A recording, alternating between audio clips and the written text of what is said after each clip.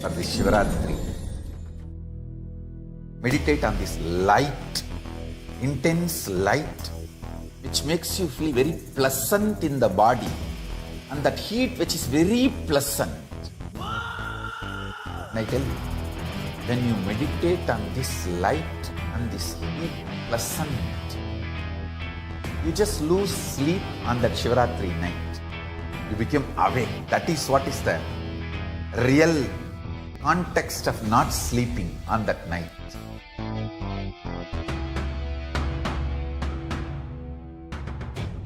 வரையிலும் வளர்ந்த ஜோதி ரூபனே, தேன் சுவை தரும் தமிழின் தலைவனே, மான் மகிழ்வினை ஏந்தி நிற்கும் ஐயனே, கைலாசம் தந்த நித்யானந்தனே.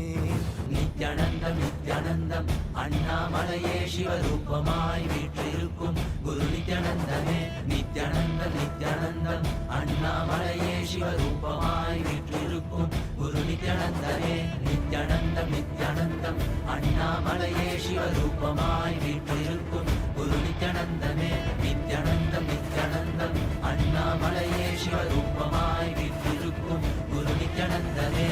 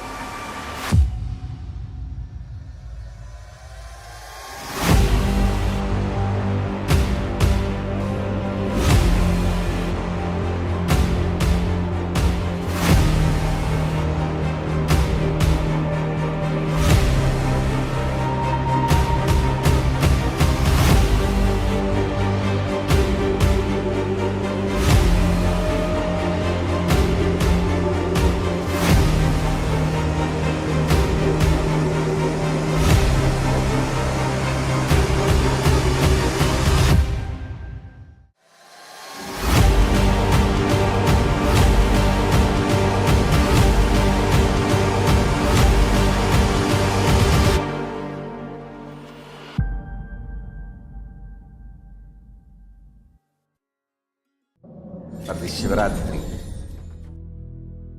meditate on this light, intense light, which makes you feel very pleasant in the body, and that heat which is very pleasant. And I tell you, when you meditate on this light and this heat pleasant, you just lose sleep on that Shivaratri night. You become awake. That is what is the real context of not sleeping on that night.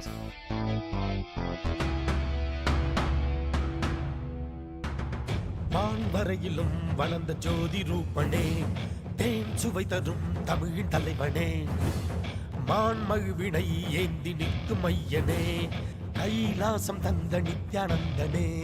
Nithyanandam Nithyanandam அண்ணாமலையே சிவரூபமாய் வீற்றிருக்கும் குரு நித்யானந்தனே. நித்யானந்தம் நித்யானந்தம் அண்ணாமலையே சிவரூபமாய் வீற்றிருக்கும் குரு நித்யானந்தனே. நித்யானந்தம் நித்யானந்தம் அண்ணாமலையே சிவரூபமாய் வீற்றிருக்கும் குரு நித்யானந்தனே. நித்யானந்தம் நித்யானந்தம் அண்ணாமலையே சிவரூபமாய் வீற்றிருக்கும் குரு நித்யானந்தனே.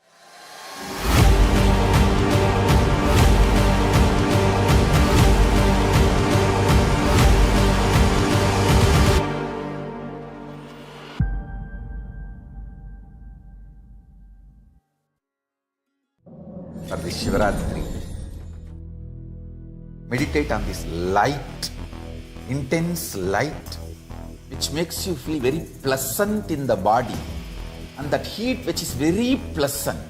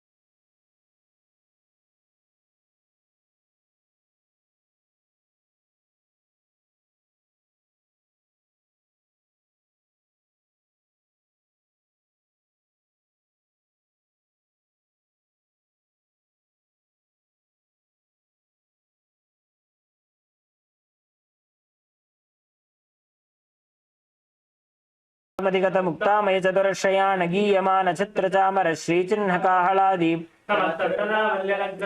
ज्ञान विज्ञान चक्रवर्ती सर्वजन संग सद्यो निर्वाण दीक्षा व्यापवर्ग वर्ष विश्राण जीमूत परमदकल्प केसरी शैव सिद्धांत स्थापनाचार्य श्रीराजाधिराज पांड्य महाराज गुरु क्षपण शाक्यादि महांधकार निवारण ज्ञान भानु वीक्षणा नरहारह ध्वजोच्छेदन पूर्वक श्रीमद् ऋषभध्वज स्थापक शैव समय कर्तृ सर्वज्ञ पीठारूढ़ श्री जगद्गुरु श्री वंदे देशिक स्वामी वागीश सुंदर माणिक्यवाचक स्वामिनाम अवतार भूत श्री ज्ञान संबंध स्वामी पुनरुद्ध श्यामला पीठ सर्वज्ञ पीठ तृणवद्युत्तर द्विशततम गुरु महासन्निधान अरुणगिरि योगीश्वर परंपरागत अरुणाचल सर्वज्ञ पीठ गुरु महासन्निधान कैलास परंपरागत कांची कैलास सर्वज्ञ पीठ त्रयस्त्रिंशदुत्तर द्विशततम गुरु महासन्निधान नित्योत्सव नित्य मंगल नित्य कल्याण नित्यरित कैलास परंपरागत आदि कैलास नित्यानंद पीठ महासंस्थान महासिंहासन पीठ कर्त्र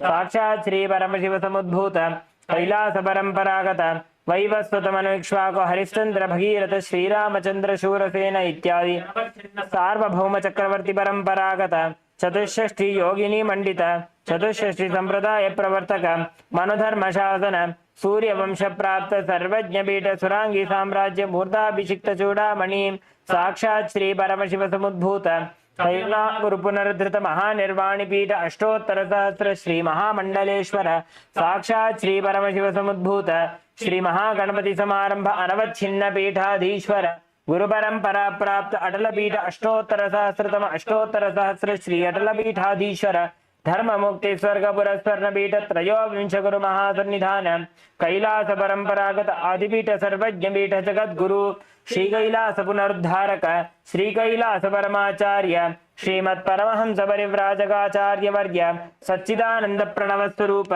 श्रोत्रिय ब्रह्मनिष्ठ श्रीमद् जगत गुरु शील श्री भगवत श्री नित्यानंद परमशिव श्री ज्ञान संबंध देशिक परमाचार्य स्वामिनां प्रीत्यर्थम तेषां पादारविन्दयोः भक्ति सिद्ध्यर्थम गुरुकृपा कटाक्ष सिद्ध्यर्थम क्षेमस्थैर्य वीर्य विजय आयुरारोग्य ऐश्वर्यानाम् अभिवृद्ध्यर्थम धर्मार्थ काम मोक्ष चतुर्विध बल पुरुषार्थ सिद्ध्यर्थम समस्त दुरितोपशान्त्यर्थम समस्त मंगल अवाप्त्यर्थम भगवत श्री नित्यानंद परमशिव प्रसादेन सकुटुम्बस्य ज्ञान वैराग्य जीवन मुक्ति प्राप्त्यर्थम पूर्ण आरोग्य युक्त दृढ़गात्र योगिक शरीर सिद्ध्यर्थम परमशिव शक्ति आविष्करणार्थम नित्यानंद योगाभ्यासं करिष्ये. Please wash your hand with an uddani of water. Om apa upasprishya.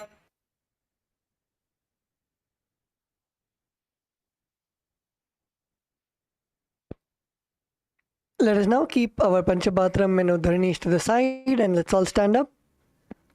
Let's stand up on our mats for the skeleton dance.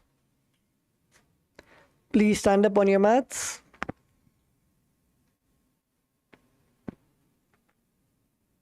Visualize yourself as a skeleton without any skin, without any flesh, just bones, and start shaking each and every joint, each and every bone in your body. Your hands, your elbows, your shoulders, your knees, your neck.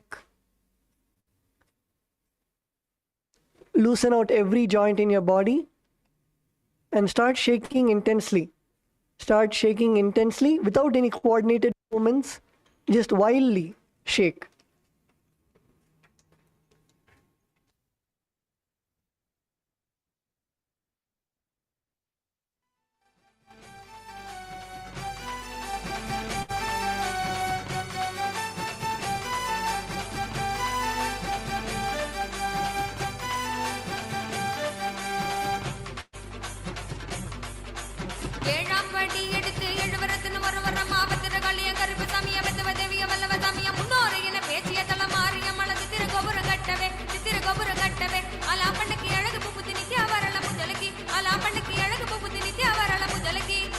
Nithyanandam, Nithyanandam, Nithyanandam, Anandam, Nithyanandam, Anandam, Nithyanandam, Nithyanandam, Nithyanandam, Anandam, Nithyanandam, Anandam.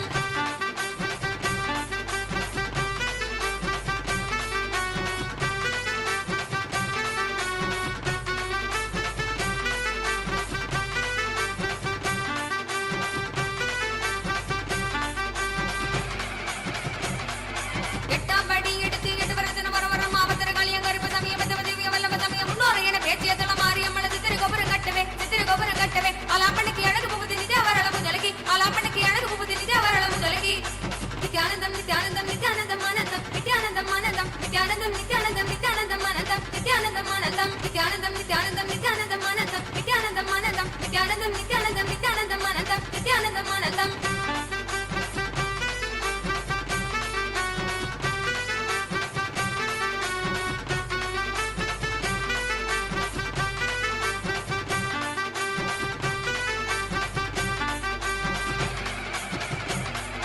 எட்டாம் படி எடுத்து எட்டு வரச்சன வரவரம் ஆவத்தர காளியம் கருப்பு சமயம் பத்தவதேவிய வல்லம சமயம் முன்னோரை என பேச்சிய தளமாரியம்மள சித்திரை கோபுரம் கட்டவே ஆலாப்பண்ணிக்கு அழகு புகுதி நித்யாவரள முதலகி ஆலாப்பண்ணிக்கு அழகு புகுதி நித்யாவரள முதலகி நித்யானந்தம் நித்யானந்தம் நித்யானந்தம் ஆனந்தம் நித்யானந்தம் ஆனந்தம் நித்யானந்தம் நித்யானந்தம் நித்யானந்தம் ஆனந்தம் நித்யானந்தம் ஆனந்தம் நித்யானந்தம் நித்யானந்தம் நித்யானந்தம் ஆனந்தம் நித்யானந்தம் ஆனந்தம் நித்யானந்தம் நித்யானந்தம் நித்யானந்தம் ஆனந்தம் நித்யானந்தம் ஆனந்தம்.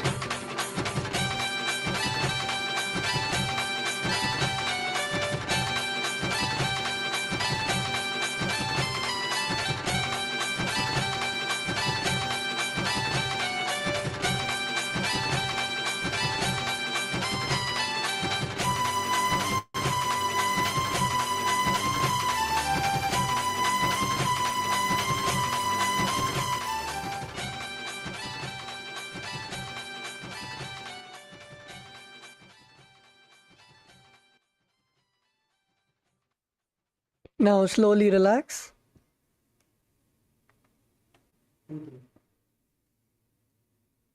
Come to a standing position. Take long and deep breaths. Inhale deeply and exhale.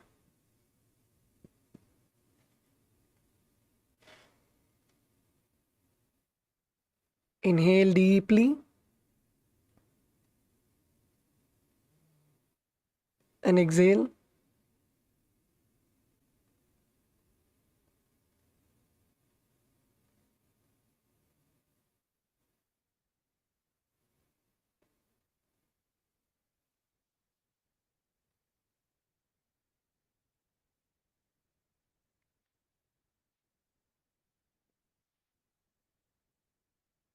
Now open your eyes. And you can now settle down on your yoga mats.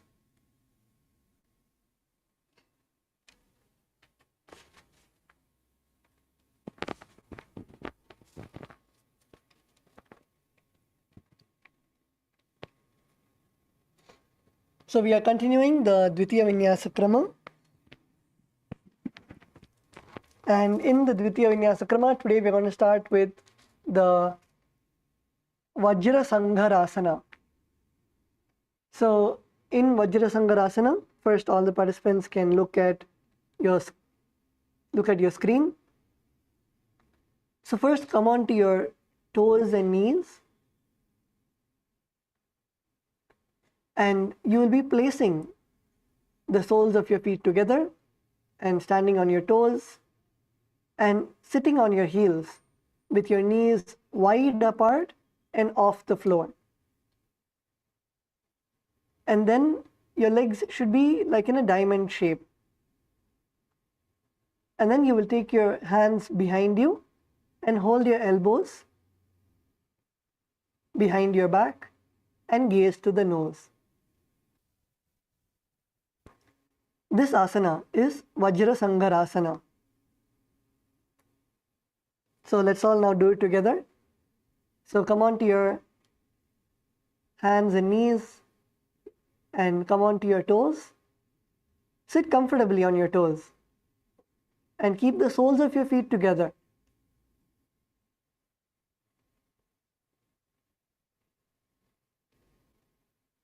Keep the soles of your feet together. And now try to widen your legs as much as possible. Widen your legs as much as possible.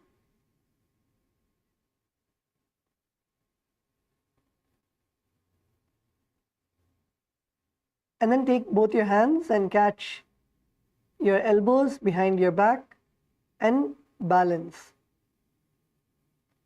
You should visualize yourself as a diamond. Embody a diamond like strength, visualizing yourself as a strength for yourself and for your Sangha.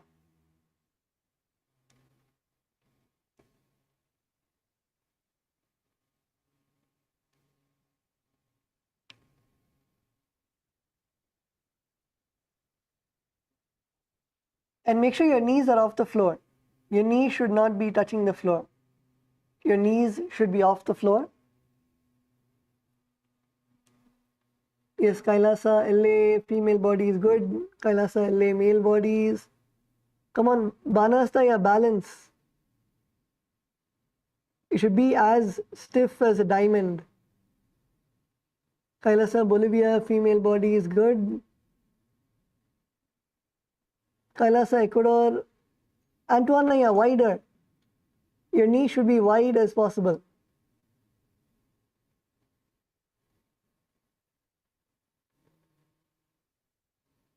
Yes, yes, feel the stretch.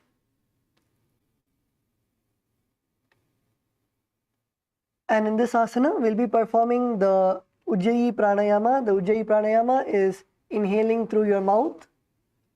Inhale deeply through your mouth and hold your breath and visualize the prana in your heart center. And then exhale. This is the Ujjayi Pranayama. And the bandha that we'll be performing is Mula Bandha, contracting the perineum, and the japa of Om Nithyananda Paramashivoham. प्रथम फणा पानी होए वैसे दोवो एड़ी गुदानी वैसे गोड़ा उभा राखे धीर आड़े वाय बसारे धीर पृष्ठ दिशि दो कर आने तिनकी जुगत ऐसे विदिटाने गह पर पसारी बुझा जुदोवु कोहन्या लगती पकरे सोबु जादो कबहू न लागे अवर फुट निजाय वज्र संघार आसन यह जो दिन रात सधाय. Now relax, you can bring your knees down. Relax your ankles.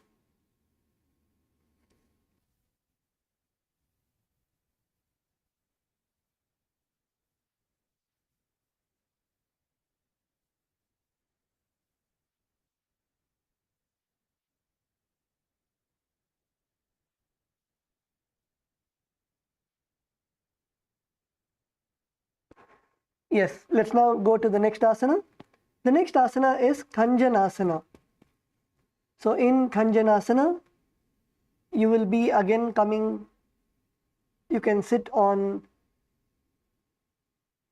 your toes and knees and keep your toes down this time. Keep your toes down and your ankles crossed behind and sit on your heels.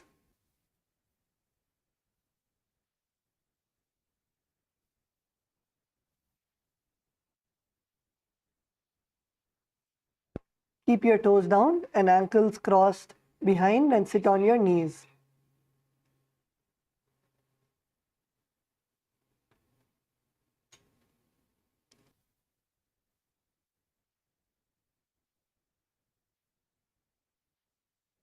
Now once you are sitting comfortably on your heels, place your palms onto the mat to your side. Once you are comfortably seated on your heels, place your palms on the mat to the sides.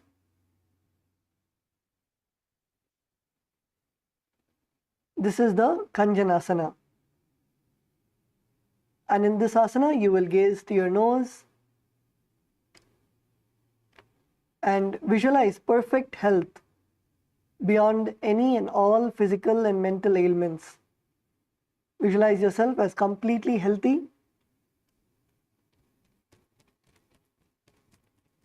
The pranayama that you'll be performing is the Ujjayi pranayama, that is inhale through your mouth as deep as possible and then hold your breath in your heart center, visualizing the prana being collected in your heart center, and then exhale. Tattva Maharaj is seeing many of the participants, you're bending forward. Don't bend forward. Your chest should actually be upright. So don't bend forward. Your chest should still be upright. It should only be that your palms are just on the ground. You don't have to go onto your palms. Your body weight should still be on your heels. Your palms are just there for support.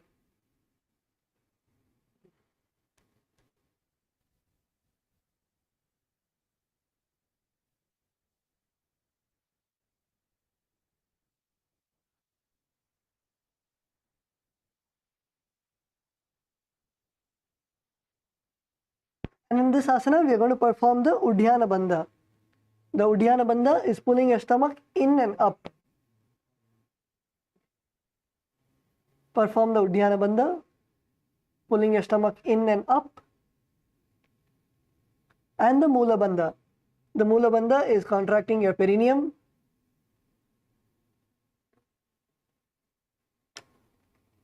And the japa of Om Nithyananda Paramashivoham. खञ्जनासनमावक्षे यत्कृत्वा सुस्थिरो भवेत् पृष्ठे पादद्वयं बद्ध्वा हस्तौ भूमौ प्रधारयेत् भूमौ हस्तद्वयं नाथ पातयित्वा नीलं पिबेत् पृष्ठे पादद्वयं बद्ध्वा खञ्जनेन जयी भवेत्.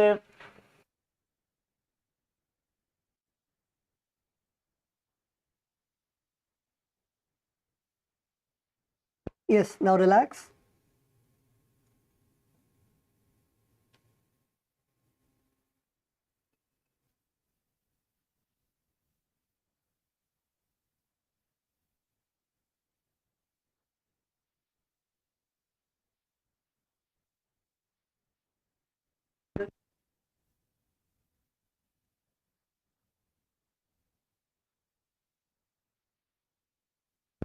The next asana is Kurmasana.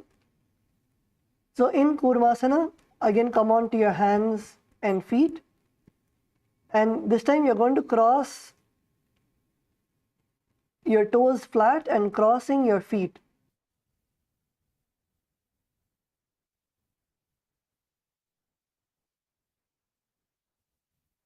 Keep your feet flat and cross your feet over each other and place your perineum on the back of the heels. Keep your feet flat and cross your feet and place your perineum on the back of your heels. And you'll be keeping your knees wide and on the floor.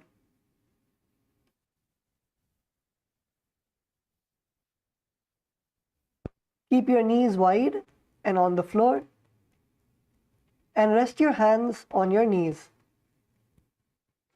Come to a comfortable position. Gaze to your nose.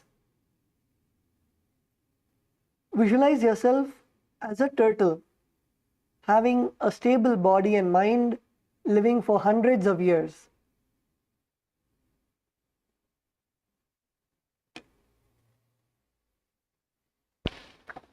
And in this asana, we are performing the Ujjayi pranayama, that is, inhale through your mouth as deep as possible and hold your breath and visualize the prana, the life energy, going to your heart center, and then exhale. Perform the Mula Bandha, that is contracting your perineum, and the japa of Om Nithyananda Paramashivoham. गुल्भौ च वृषणस्याधो व्युत्क्रमेण समाहितो ऋजुकाय शिरो ग्रीवं कूर्मासनमितीरितम्.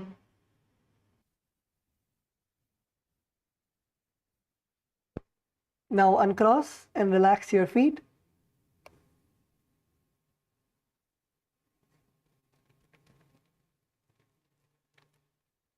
The next asana that we are going to do is Yogasana.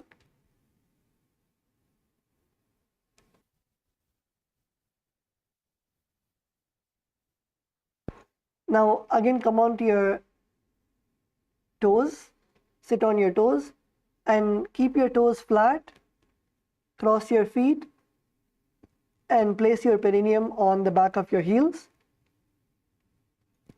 and gaze to the nose.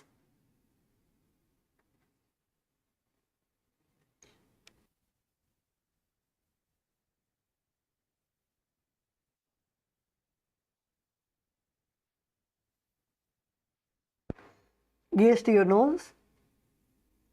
Visualize Swamiji in your inner space. In this asana, visualize Swamiji in your inner space.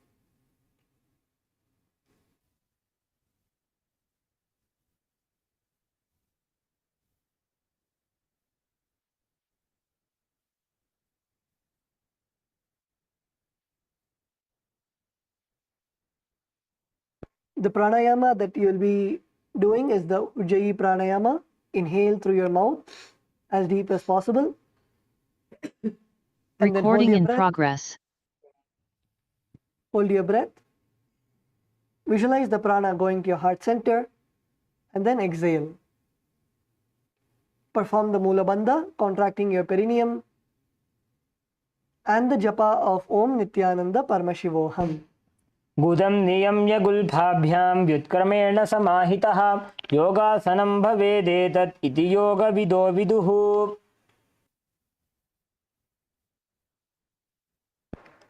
Now relax.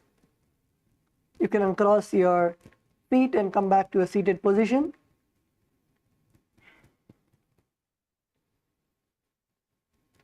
The next asana that we are going to be performing is the Vijogasana.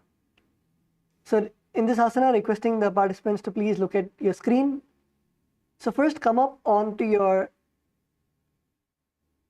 knees and toes, and once you stand on your knees, you're now going to cross your ankles behind you and bring your feet to your opposite knees. You're going to be crossing your ankles behind you and keeping your feet near your opposite knees. And now you're going to bring your hands behind and hold the calves with your fingers inside and thumb outside, and gaze to the third eye. This is the Vijogasana. So let's all do this together. Requesting all the participants to now come on to your knees.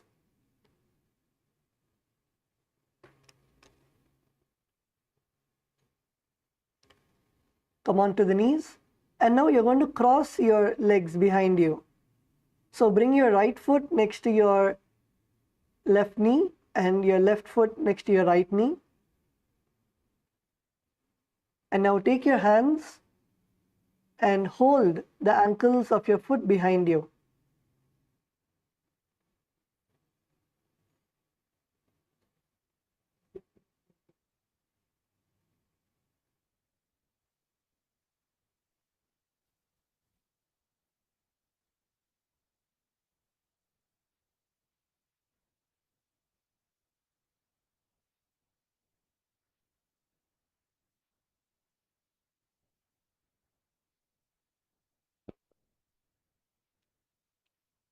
Yes, hold your ankles.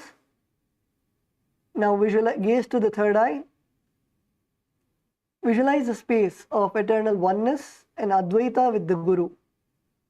In this asana, visualize a space of oneness, Advaita with the Guru, with Swamiji. And the pranayama that we'll be performing is the Ujjayi pranayama. So inhale through your mouth as deep as possible, and then hold your breath and visualize the prana in your heart center, and then exhale.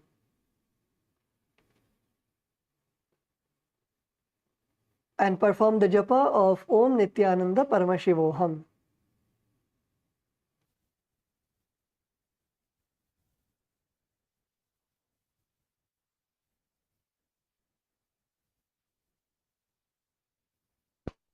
गोड़ा वामो उभो होई गोड़ा आड़ा राखे दोई दछिपाद की पानी रहावे फनो वाम गोड़ा ढिकिल्यावे कोरवारिली संधि भूटे के एडी वाम पदी संधि वे सेखे तामा ही करी बाहर आने वाम पाद को फनो भूठाने. Now relax. Continue to stay on your knees. Continue to be on your knees. The next asana is Ushtrasana. So in Ushtrasana, you can uncross your feet, but stay on your knees, uncross your feet. Your feet should be extended outwards. Now from this position, slowly bend backwards and hold your ankles with your hands. Bend backwards and hold your ankles with your hands and keep your arms straight. Keep your arms straight and push your hips forward and tilt your head back. This is the Ushtrasana.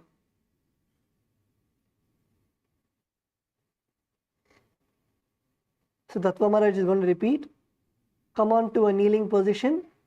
Come on to your knees. And your legs should be extended behind you. Keep your toes flat on the ground. And now bend backwards and hold the ankles with your hands. Keep your arms straight and push your hips forward and tilt your head back. This is the Ushtrasana. So come on, let's all get into the asana. Feel the nice stretch in your back. Feel the nice stretch in your back, in your thighs, in your abdominal muscles, in your chest. Feel your whole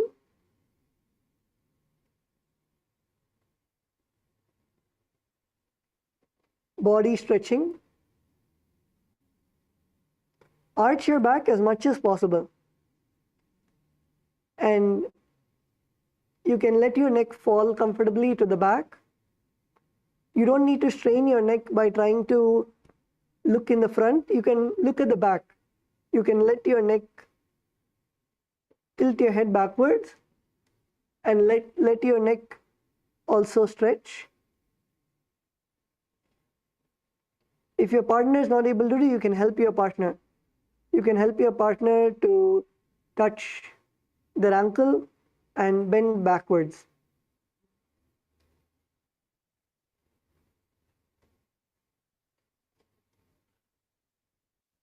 You can hold your partner's back and slowly lower your partner down and pull your partner's stomach and chest up to the air, up to the sky.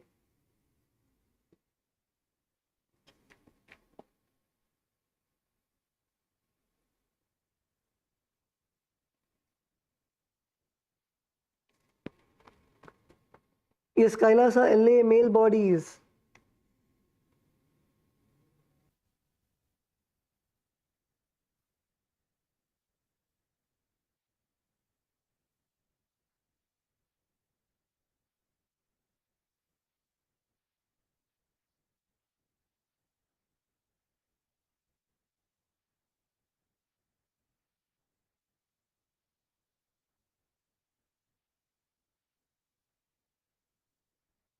Banasta, yeah, good.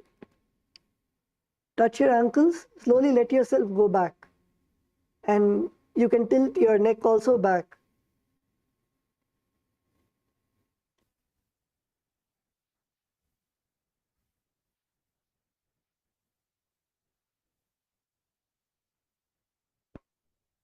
Yes, Chesa, yeah, good.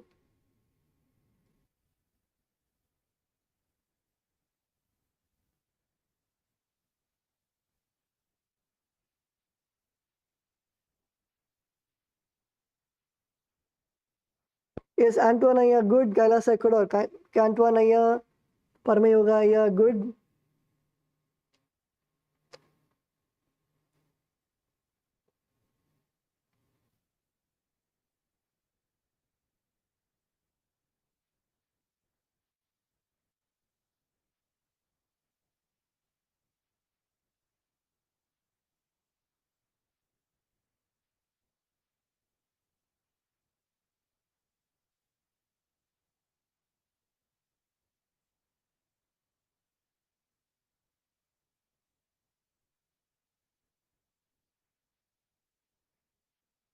Yes, in this asana, visualize yourself as a camel.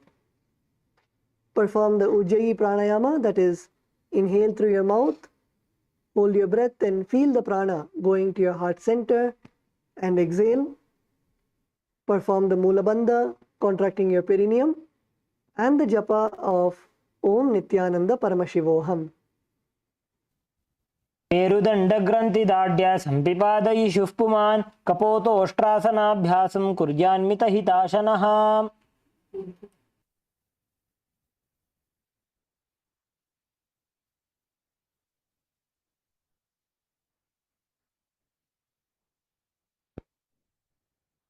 Now relax.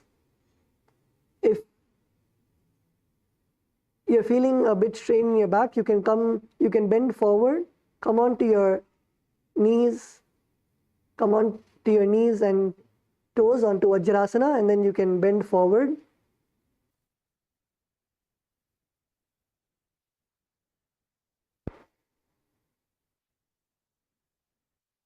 Bend forward and let your back relax.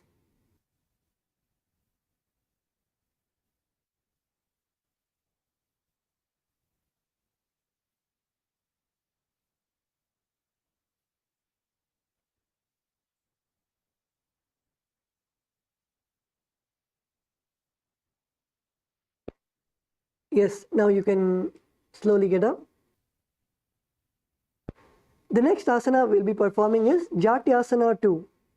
So in Jatyasana, again you'll be coming to the Ushtrasana position. So come on to a kneeling position and then slowly catch your ankles, bend back, catch your ankles, and this time you're going to bring your elbows onto the ground. So bring your elbows onto the ground, but continue to catch your ankles. Keep your hands on your ankles and then bring your head all the way back and place the crown of your head on the mat and gaze to the nose.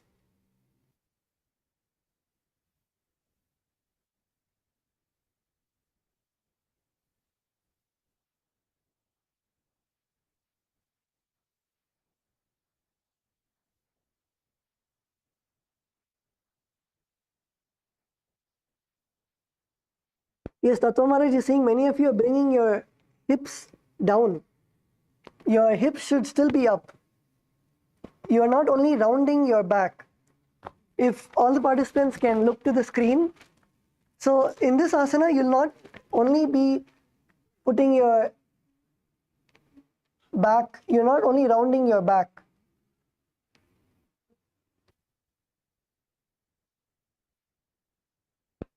In this asana, you're not just rounding your back, you're going to stretch your whole, from all the way from your knees to your elbows. So your back and your behind, your buttocks should be raised above the floor. You should not be letting your buttocks to rest. So only your knees should be on the floor and your whole body should be off the floor, and then your elbows and the crown of your head should be on the floor.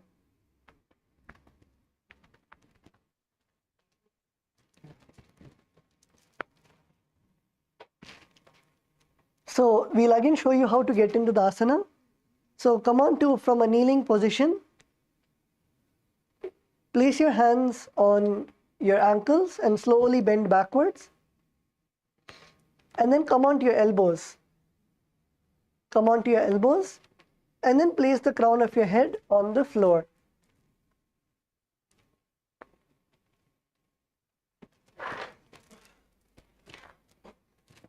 This is the Jatyasana.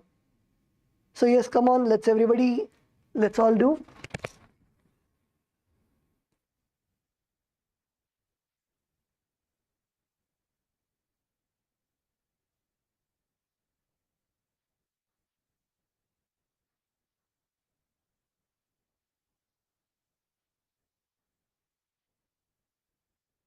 You can also help your partner.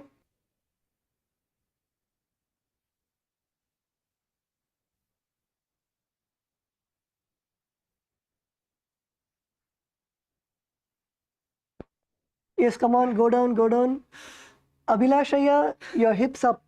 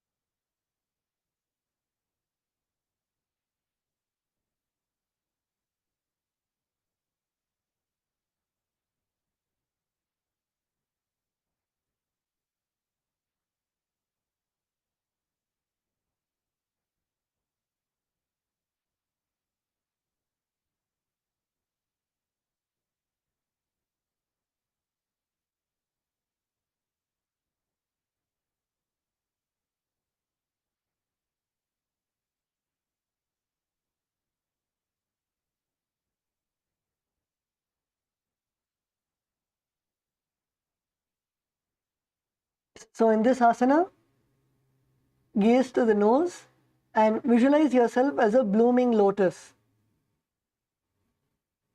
Visualize yourself as a blooming lotus.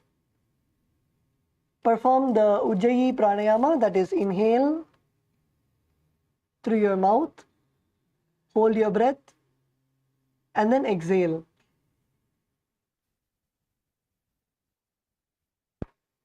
And the bandha you'll be performing is Mula Bandha, contracting your perineum, and the japa of Om Nithyananda Paramashivoham. जङ्घापृष्ठिभूमौ निधाय जङ्घोदरयोः ऊरुनि संस्थाप्य पृष्ठिवंशं वारं वारं स्पृशेत्.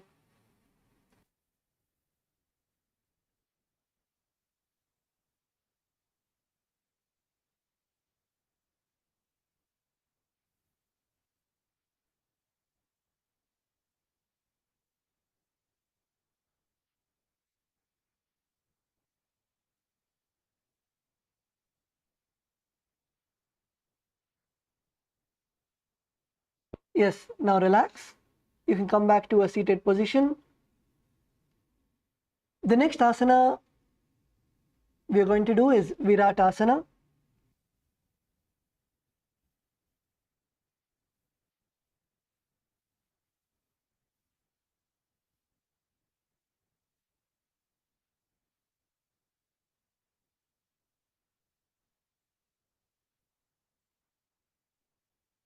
In Viratasana, again you're going to sit on your knees with your thighs and calves together. Now lean back and touch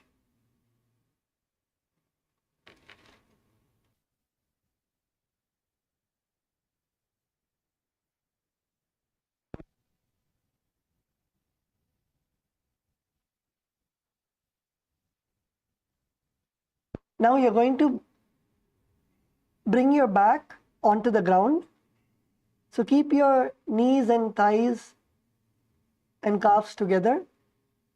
Lean back and touch your back to the ground and continue to hold your calves. And from this asana, you're going to rise up back to a seated position. And do this again and again. Try to do it without the support of your hands, but if you're not able to do it without the support of your hands, you can use your hands. So you can put your palms on the ground and you can push yourself up. Try to do it without the support of your hands, but if you're not able to do, you can use the support of your hands.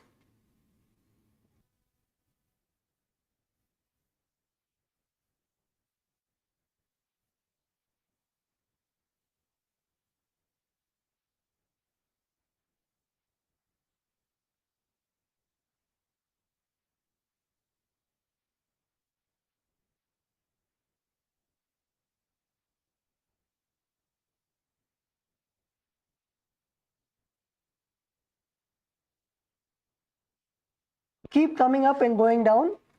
Do it again and again. Try to use your abdominal muscles and come up without the support of your hands.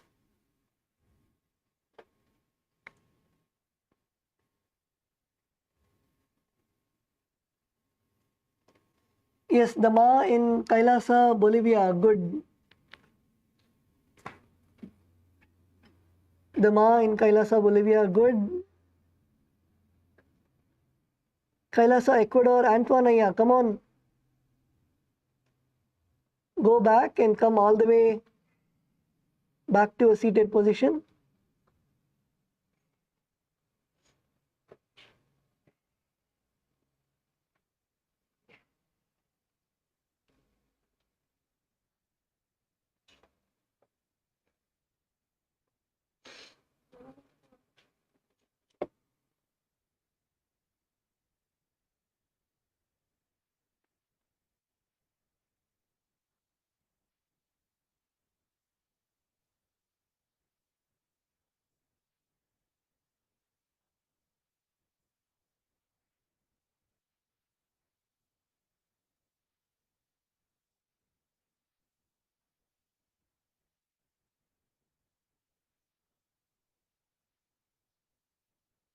In this asana, visualize the healing and liberation of all causal and subtle forms of your body. Visualize the healing in the subtle forms of your body. Perform the Ujjayi Kumbhaka, that is, inhale through your mouth. Visualize the prana going to your heart center and exhale. Perform the Mula Bandha, contracting your perineum, and the japa of Om Nithyananda Paramashivoham. जंगा पृष्ठभूमौ निधाय जंगोदरयोः ऊरुनि संस्थाप्य पृष्ठिवंशं वारं वारं स्पृशेत् विराटासनं भवति. Now relax, come to a seated position.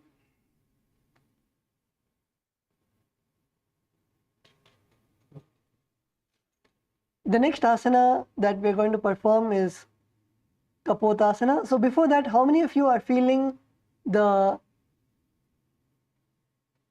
workout happening in your abdominal muscles, in your thighs, in your hip flexors? Can you raise your hands? How many of you are feeling a workout happening in your abs? Okay, that's good. So the next asana is Kapotasana. So in Kapotasana, again you will come on to your knees, come to a kneeling position, and then you'll be going all the way back, bend backward, bend all the way backward. And this time what you're going to do is you're going to try to touch the crown of your head to your toes.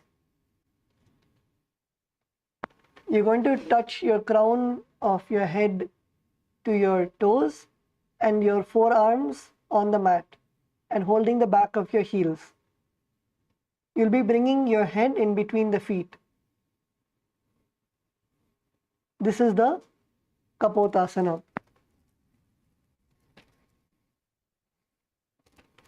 So in this asana, first come on to a kneeling position. Let's all do this together. Come to a kneeling position, and first you can begin with going as back as possible. So place your hands on the ground behind you, place your hands on your ankle, and go as much as possible behind. So if you're able to go only this much, it's fine. Feel the stretch in your back. Feel the stretch in your back, and then go more down. Try to touch your head all the way down. So you can even take the support of your partner. So your partner can hold you and lower you down as much as possible.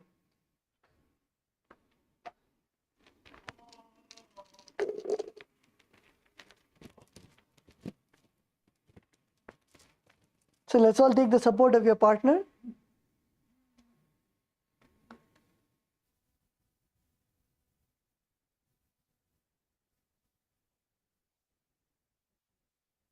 And even if you're able to do so, first you can, another way is you can bring your head onto the ground. Bring your head onto the ground and slowly walk your hands.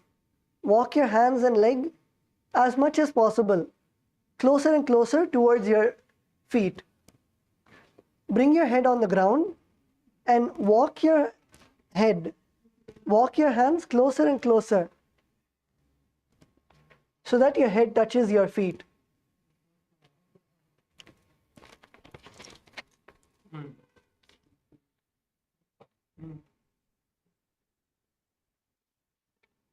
Yes, you can help your partner.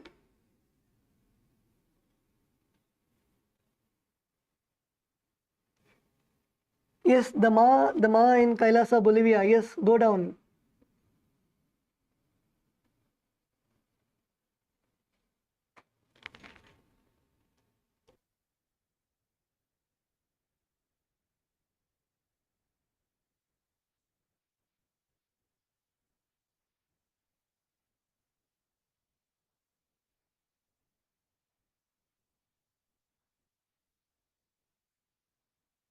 Yes, Kailasa LA. Kailasa LA female team. Let's all get into the asana. You can come together as partners. You can come together as partners and slowly help your partner go all the way down.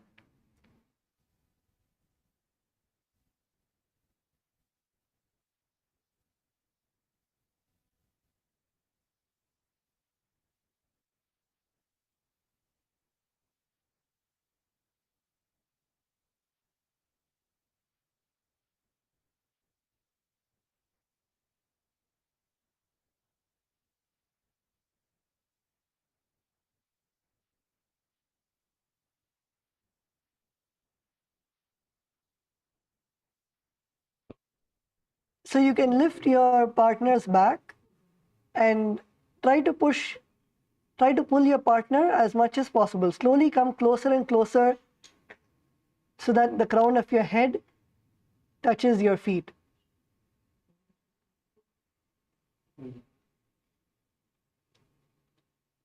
Support your partner's back. Support your partner's back and slowly arch your back as much as possible.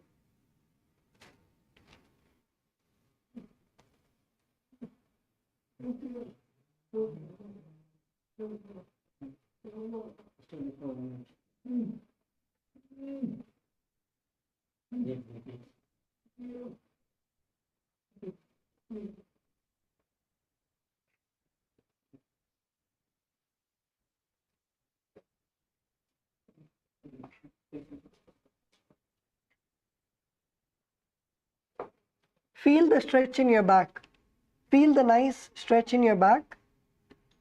Yes, the Ma in Kailasa, Bolivia on the blue mat. That's good.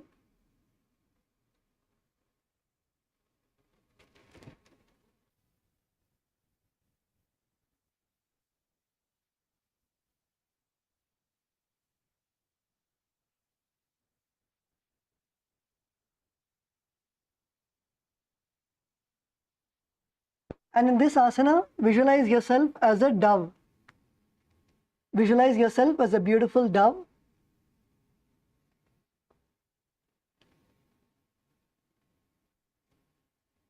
And the pranayama that you'll be performing is the Ujjayi pranayama. The Ujjayi pranayama is inhale through your mouth as deep as possible. Inhale deeply and then hold your breath. Hold your breath to your heart center and then exhale.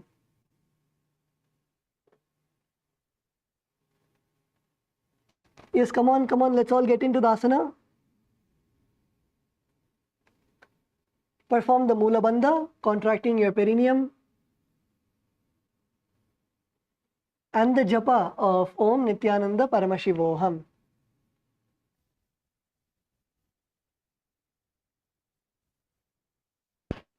मेरुदण्डग्रन्थिदाढ्य सम्पिपादयिषुः पुमान् कपोतोष्ट्रासनाभ्यास कुर्यान्मितहिताशनः.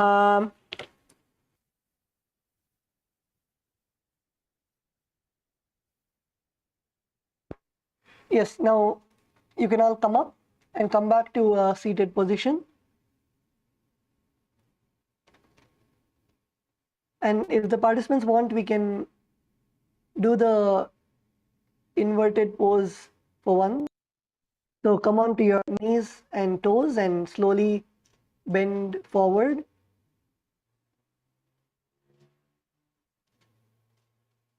Bend forward so you can release the, stretch your back.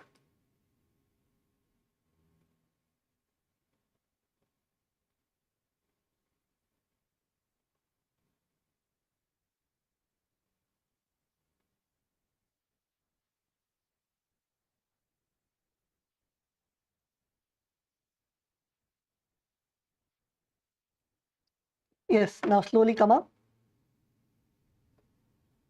The next asana that we are going to perform is the Varasana.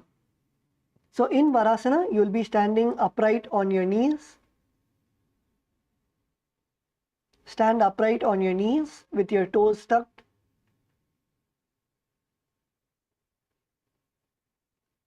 And hold your arms with your opposite hands.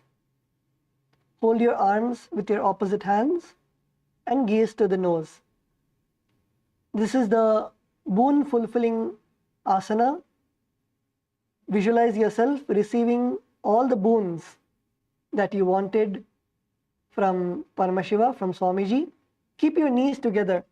Kailasa, Bolivia, the Ma on the blue mat. Keep your knees together.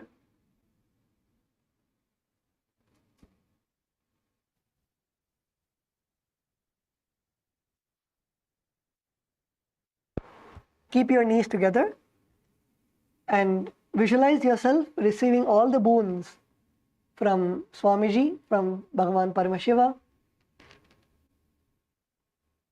And in this asana also perform the Ujjayi Pranayama. The Ujjayi Pranayama is inhale through your mouth as deep as possible. Hold your breath and visualize the prana going to your heart center. And then exhale. Perform the Mula Bandha, contracting your perineum. And the japa of Om Nithyananda Paramashivoham.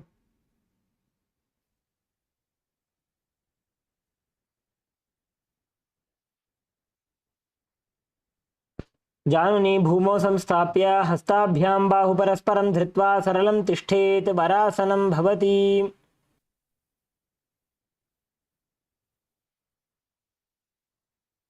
Now continue to keep your knees together and toes tucked and lean forward.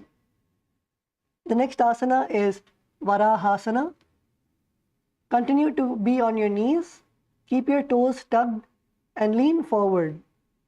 Lean forward and bring your elbows to the mat, your hands holding the head. Rest your hands on your head and place your perineum on your heels. Bring your perineum on your heels and place your head on your hands. Visualize yourself as a boar, one of the incarnations of Mahavishnu, the Varaha incarnation.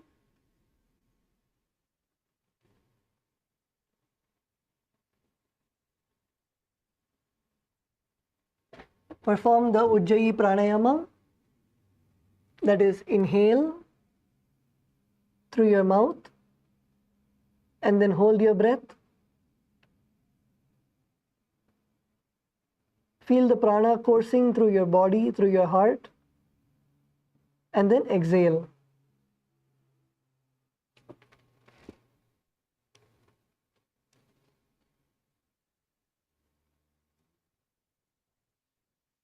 Perform the Mula Bandha and the japa of Om Nithyananda Paramashivoham. सूर्यं चन्द्रं भेदनानि आसनानि निकथ्यन्ते. ऊर्परौ भूमौ स्थापयित्वा जानुभ्याम् अवनिमवष्टभ्यां हस्तौ मस्तके संस्थाप्य पार्श्वनितम्बे संस्थाप्य तिष्ठेत् वराहासनं भवति.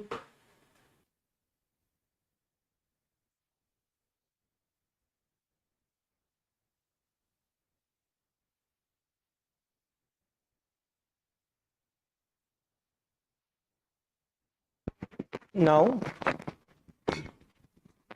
every one of you can relax. The next asana we are all going to be performing is going to be Mundasana. In Mundasana, which is going to be basically standing on our head, which is headstand. Please get yourself, your partners, please pair up. Please pair up. Pair up, pair up, pair up. LA team, Bolivia team.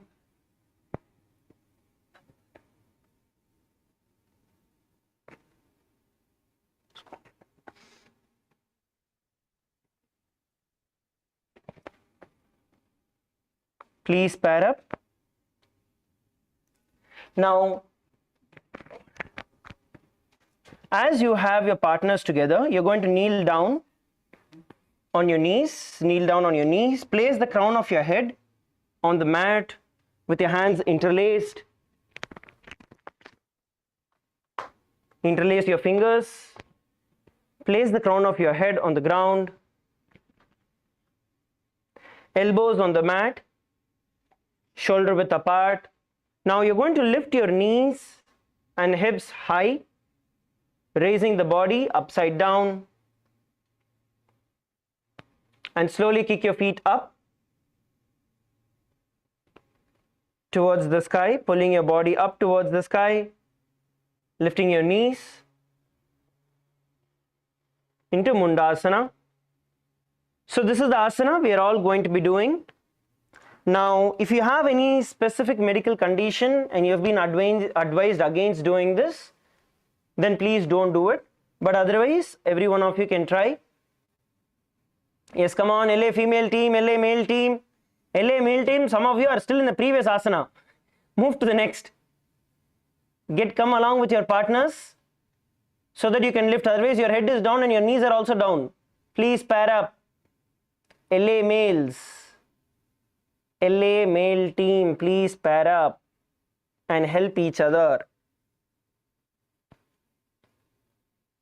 Same way, LA female team also, please pair up and help the other person by holding their foot and slowly helping them balance. See, you want to put your weight on your head, not on your forehead. So rotate your head nice and down so that your weight is on the head and not on the forehead. Do it slowly. Switch partners and do it. If you feel there is too much of strain, switch your partners and do it again, or drop your feet down and then go up again.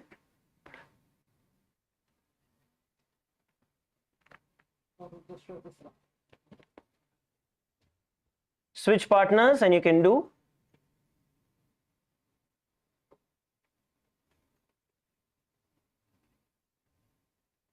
Yes, good. LA female team, that's good. You're doing a wonderful job. Even if you're supporting with two people, that is still good. Some of you doing on the walls, taking support, that is good. Please make sure that you don't have your feet pointed towards any of Swamiji's photos. That is the only thing. Please take a few more moments to practice. Bolivia female team, you're doing a wonderful job. Many of you are already up, standing on your feet. That's great. Rest of you also please perform. There are some of you seated at the back in Bolivia female team. Can you all partner up? Please pair up together and do. You can switch partners and repeat again. LA female team, some of you at the back. Yes, every one of you are seen in the camera. Let's all do it.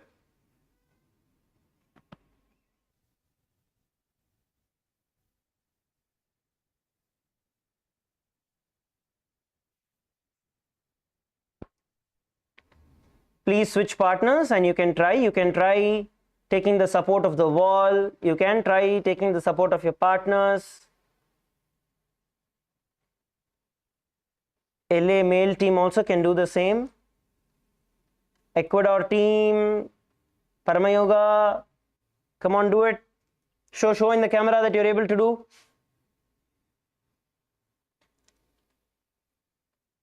Come on, Paramayoga, yes. Okay, wonderful, great. Hey, hold. I see your excitement, but you need to do it a little slowly, so you hold. Slowly go up and hold. Yes, you're doing a wonderful job. Hold and balance. Great. That's wonderful. Bolivia male team.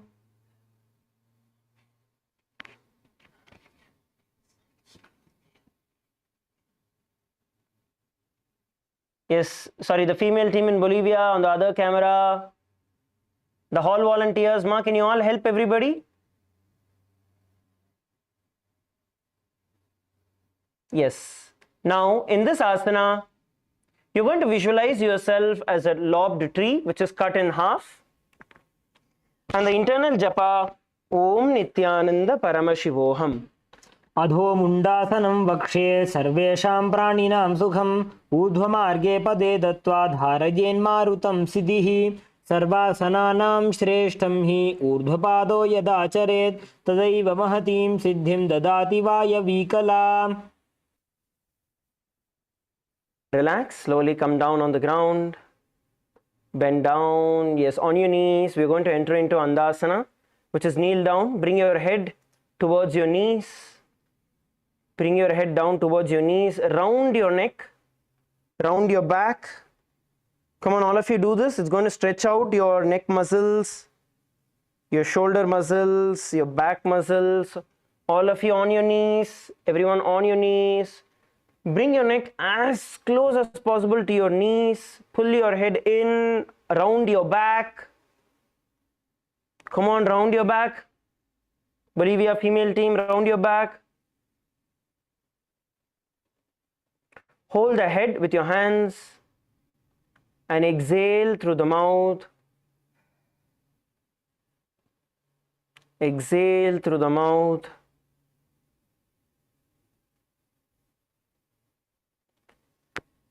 Exhale through the mouth.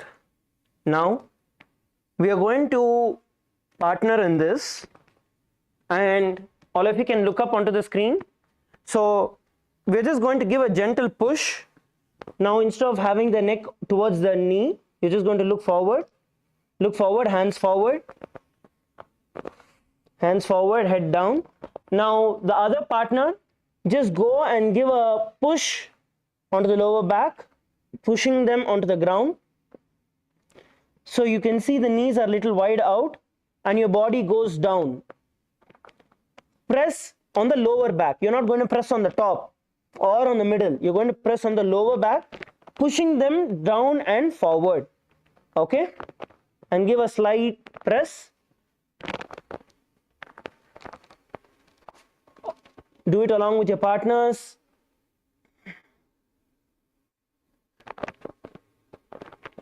And when the other partner is pressing you down, the person who is getting pressed, the one who is at the bottom, exhale. So your body relaxes and goes down. Lower back, apply pressure. If you're too gentle also, nothing will happen. You should not be too hard either. So you need to be able to assess properly and give a slight push.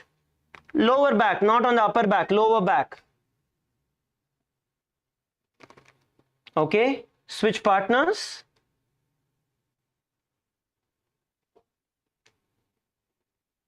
Please switch partners.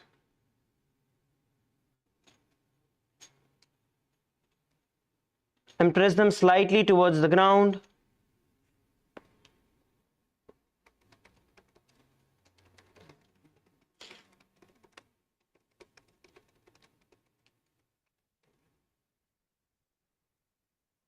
Push them slightly towards the ground, lower back.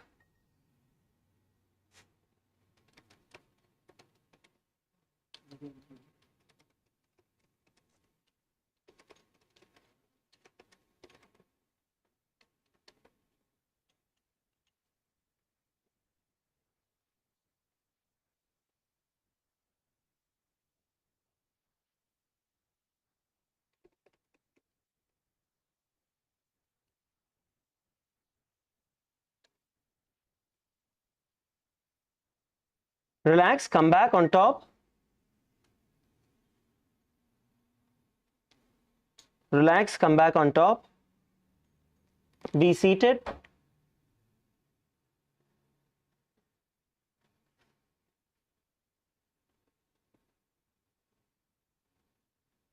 Just sit straight. Inhale and exhale. Relax your body. Rotate your neck.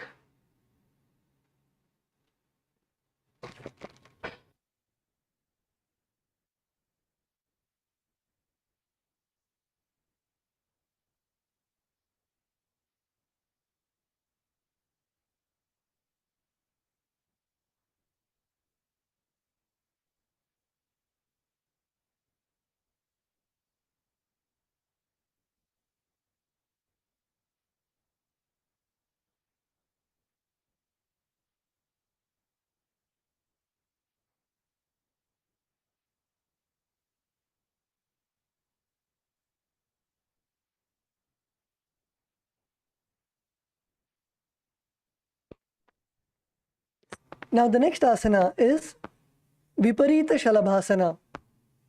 So in this asana, we are going to come on to your stomach.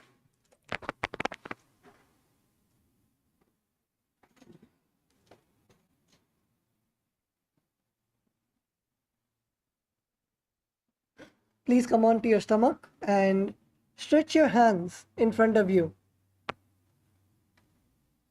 Stretch your hands in front of you.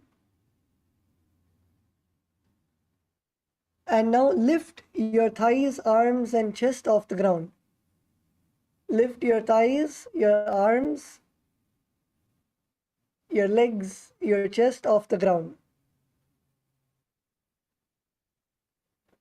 Lift, come on, lift, lift, lift, lift and hold. Let's hold together for 11 seconds.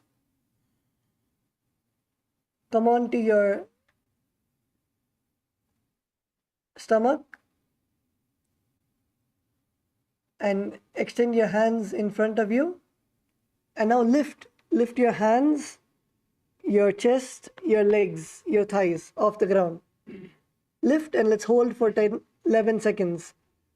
11, 10, 9, 8, 7, 6, 5, 4, 3, 2, 1. Relax.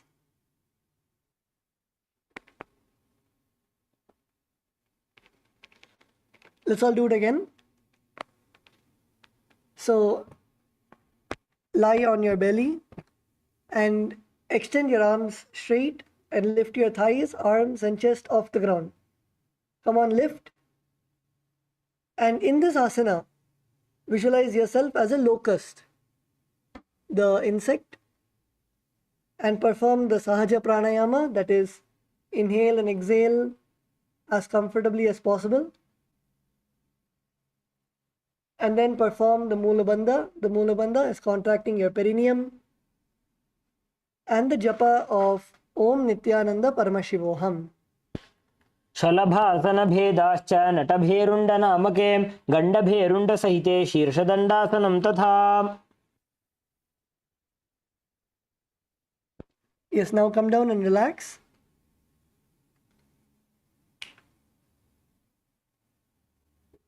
The next asana is Kapalasana.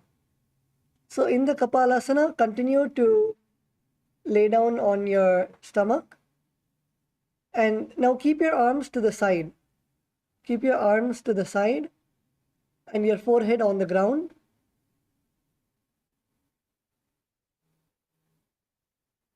And in this asana, keep your upper body on the ground.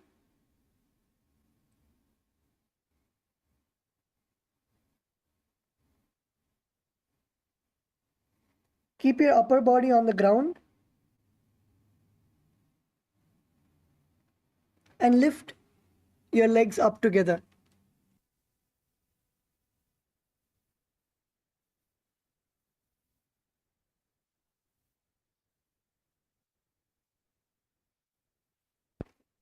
Keep your chest on the mat and lift your legs up together. lift your legs off the mat. Visualize yourself as the skull, representing the mind with purified thoughts and the strong will to attain enlightenment. Perform the pranayama of Sahaja Kumbhaka, that is, inhale and exhale comfortably. Perform the Mula Bandha, contracting your perineum, and the japa of Om Nithyananda Paramashivoham. कपालं भूमौ निधाय ऊर्ध्वं पादौ नयेत् कपालासनं भवति.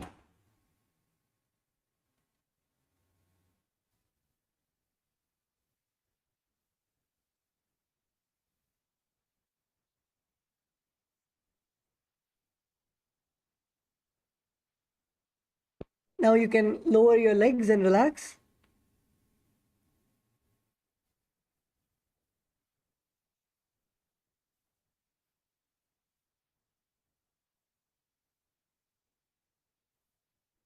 The next asana is Akasha Kapotasana. So first, requesting all the participants to look at the screen in front of you.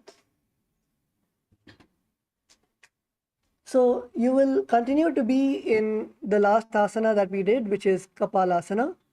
And from that asana, you're going to kick your legs up all the way up to the air and bring your legs all the way over your head and your legs, your feet all the way down.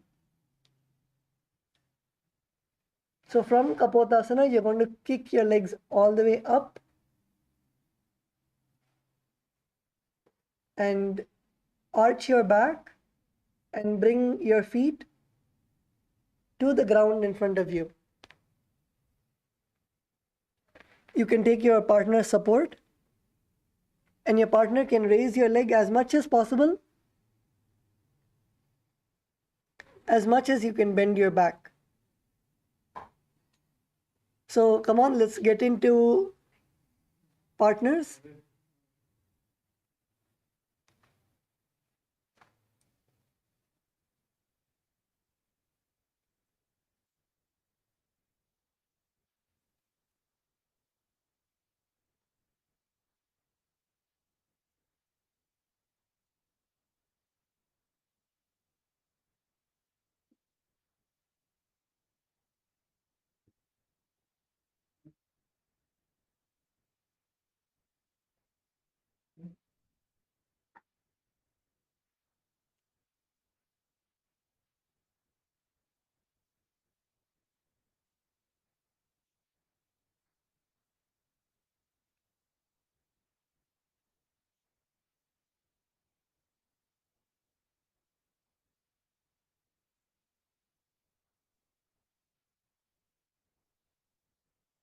So you can take the help of your partner and you can kick your legs up and slowly bend your back. Bend your back as much as possible. And as you inhale, inhale deeply and exhale. As you exhale, push your back more. Yes, come on, Kailasa LA. Female bodies in Kailasa LA. Let's get into the asana. Male bodies, come together as partners. You need to have a partner for this asana. You will not be able to push your legs by yourself. So yes, Abhilashaya, partner with someone. Banastaya, partner with someone. Chesaya, partner with someone.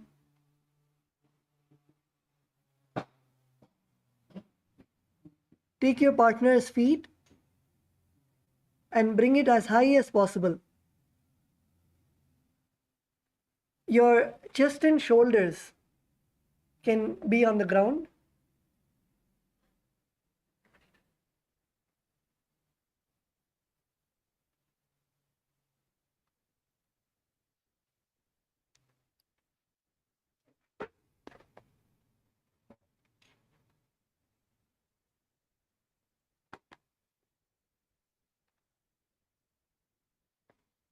Yes, Banastaya, help the person behind you. Is that Ozranaya?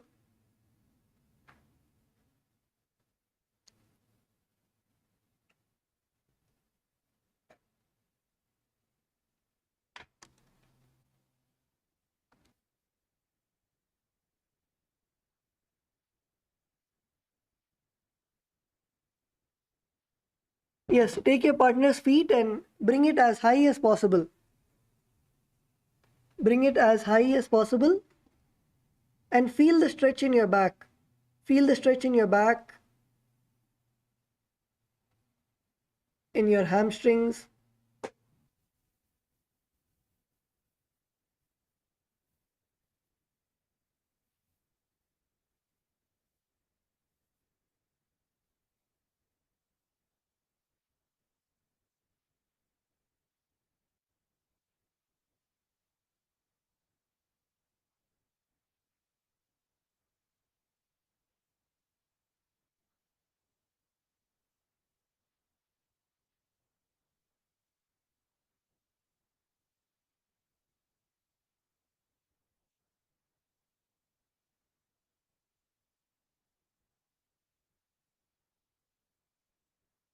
Lift your legs as high as possible and hold your partner's legs in the air and stay. Stay in there. How much ever you can go up, go up and stay. And slowly loosen the muscles in the back. Go up and stay. And slowly loosen the muscles. As you can see the Acharya on the screen.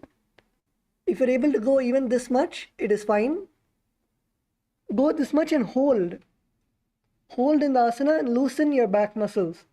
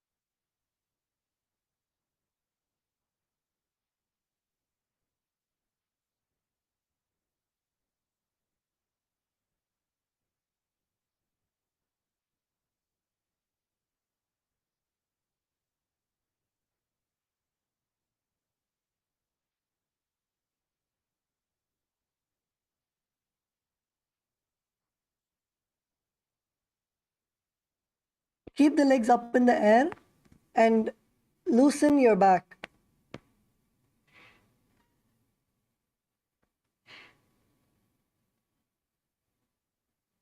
So how many of the participants are able to bring your legs up to the air at least? How many of you are able to bring it up to the air? Can you raise your hands? How many of the participants are able to bring your legs all the way up in the air?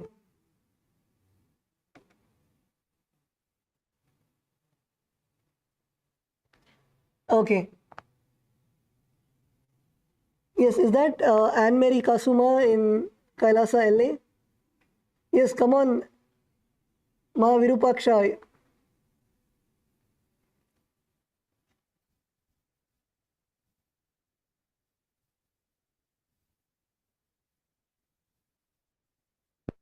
Yes, you can help Ma Virupaksha.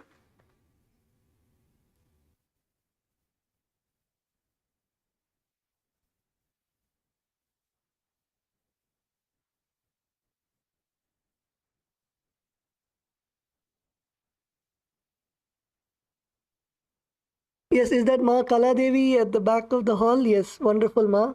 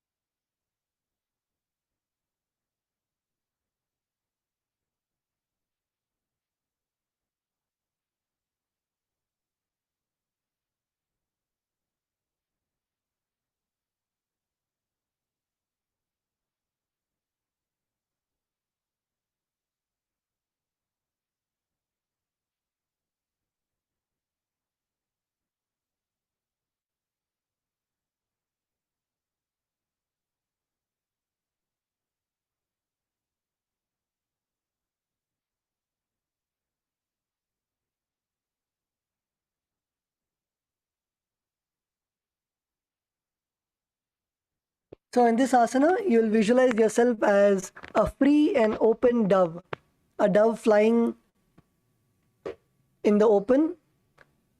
You'll perform the Sahaja Kumbhaka, that is inhale and exhale comfortably. Perform the Mula Bandha, contracting your perineum, and the japa of Om Nithyananda Paramashivoham. उष्ट्रासने स्थित्वा चरणौ भूमेरुत्थाप्य मस्तकोपरि नीत्वा पृष्ठप्रदेशेन भूमौ स्थापयेत् आकाशकपोटं भवति.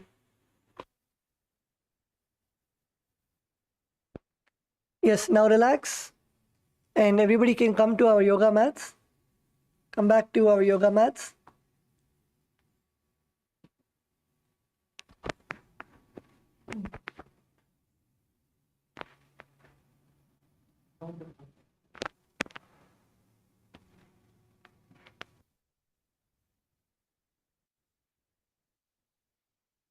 The next asana is a counter pose for this asana. So the next asana is Chatakasana. So in Chatakasana, sit on your knees and bring your chest down. Bring your chest down so your navel touches your knees. Keep your hands flat on the mat and your forearms on the ground, and be sturdy. So come on to your knees and then bring your chest down, bend forward so your navel touches your knees. Keep your hands flat on the mat and your forearms also to the ground, and sit in a sturdy position. This is the Chatakasana. And in this asana, visualize yourself as a sparrow. Visualize yourself as a sparrow bird.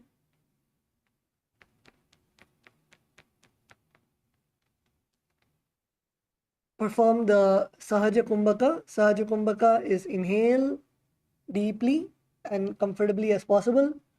Hold your breath as comfortably as possible and exhale as comfortably as possible. Perform the Mula Bandha. The Mula Bandha is your perineum, and the japa of Om Nithyananda Paramashivoham. पूर्वपर्यन्तौ हस्तौ धरामवष्टभ्य जानुनी नाभौ संकुञ्च्य तिष्ठेत् चटकासनं भवति.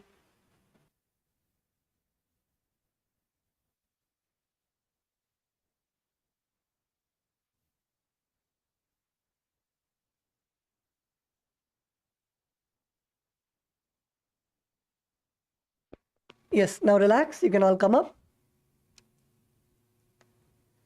The next asana is Vrishchikasana. This is again a very interesting asana. So please look at the Acharya in front of you.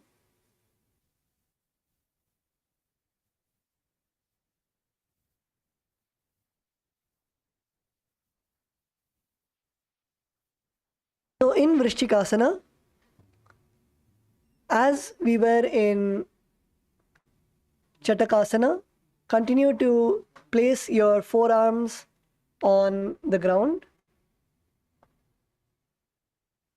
And now lift your hips up. Come on to your toes and lift your hips up. And what you're going to do is slowly walk your toes closer and closer. And then you're going to kick your legs up to the sky. You're going to kick your legs up to the sky and then bend your knees and bring your feet to touch your head. Bend your back and make sure that your feet is touching your head, and lift your chin and hold in this asana. This is the Vrishchikasana.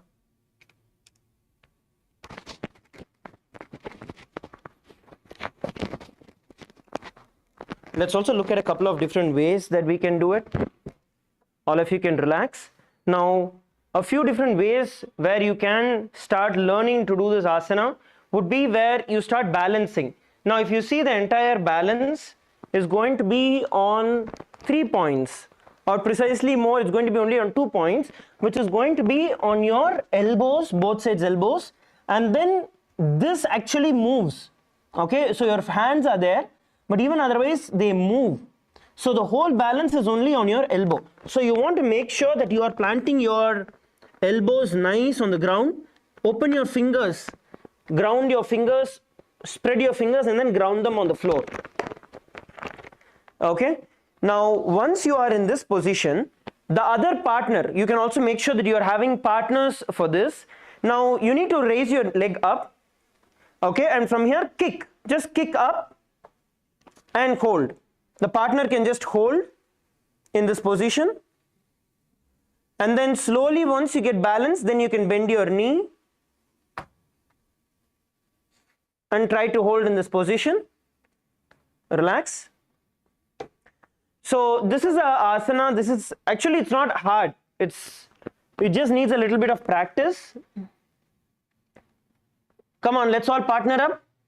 See, even if you don't bend your back in the first position, it's okay. Even if your back is straight, it's okay. Even if you place your forehead on the ground, it is okay. But place your hands in the position. Come on, LA female team, partner up. LA male team, partner up.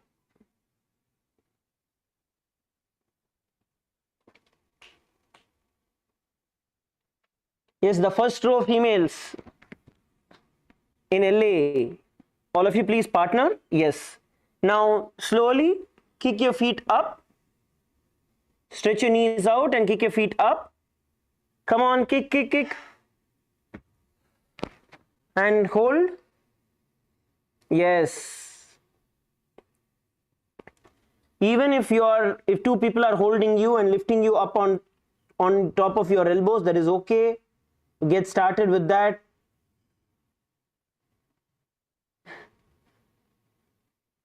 Yes, Bolivia female team, I see some of you are doing, some of you are standing.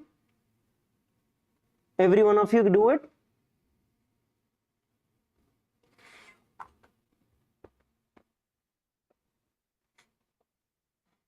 Yes, let's all perform the Vrishchikasana. LA male team. LA male team, please partner. Chesaya and Abhilashaya, yes, both of you are partners. Same way, can others also partner up? Rest of the people also who are there, LA males, please partner up. You can switch partners and do.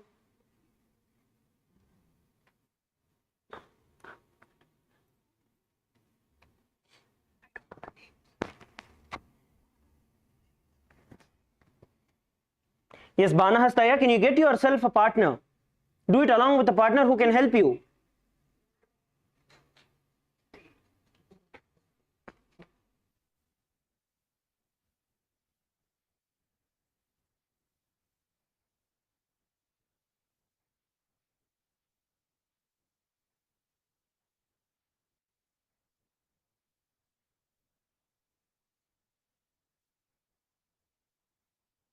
Yes, come on.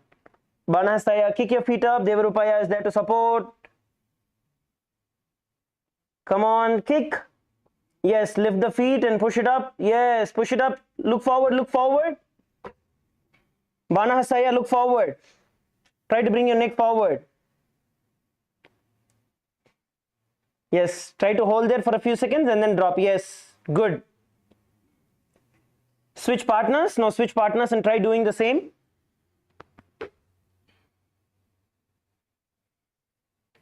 All right, every one of you can relax.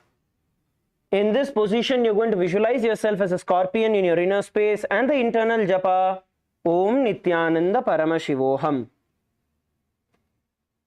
विच्छेव पुच्छ प्रतिमाङ्घ्रिपार्ष्णे धृत्वा स्वशीर्षे चिबुकं विधार्यको यत्रेति सन्तिष्ठति साधकस्त्वं विशावहं वृश्चिकसंयमासनम्.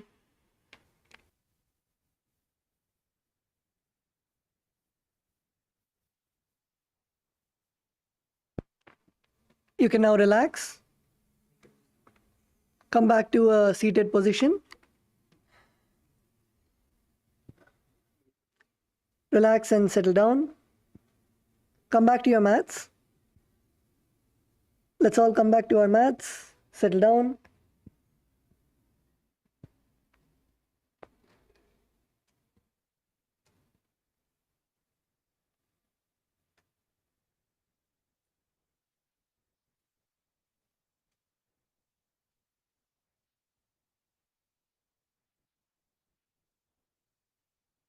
Yes.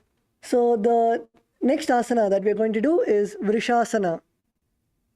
So in Vrishasana, we're actually going to come on to our hands and legs. So come on and sit on your heels and place your perineum on your right heel. Place your perineum on your right heel and your left leg, place it outside your hip. Your ankle to the side. Sit on your right heel.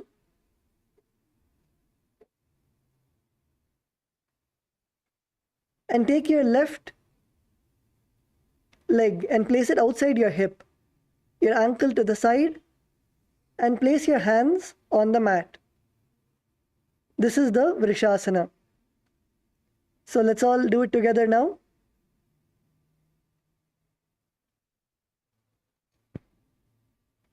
Yes, come on, sit on your heel. Sit on your right heel.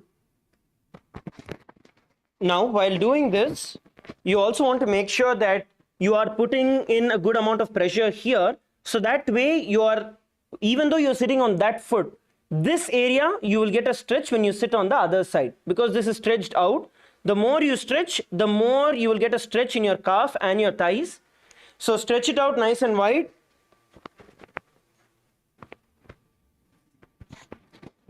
And sit in the position.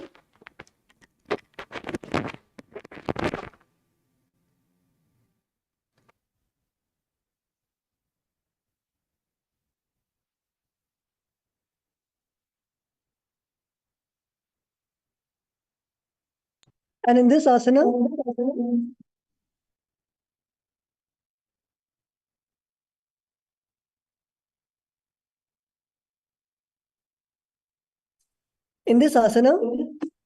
visualize yourself as a bull.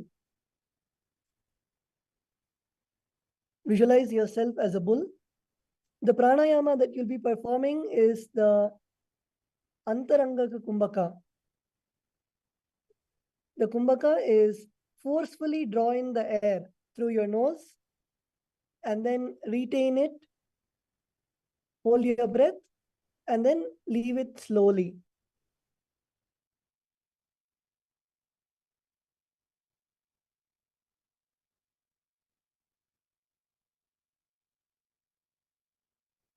Inhale forcefully through your nostrils and then hold your breath as long as possible and then exhale slowly through your nose. Perform the Mula Bandha and the japa of Om Nithyananda Paramashivoham. याम्यगुल्फे पादमूले वामभागे पदेतरं विपरीतं स्पृशेत् भूमिं वृषासनमिदं भवेत्.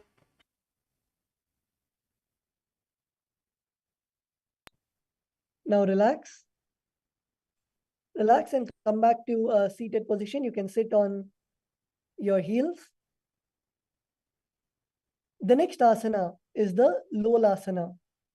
So in Lolasana, first requesting all the participants to look at the screen in front of you. So come to a kneeling position.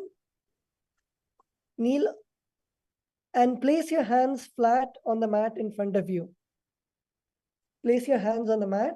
And now you're going to lift your knees. Lift your knees off the floor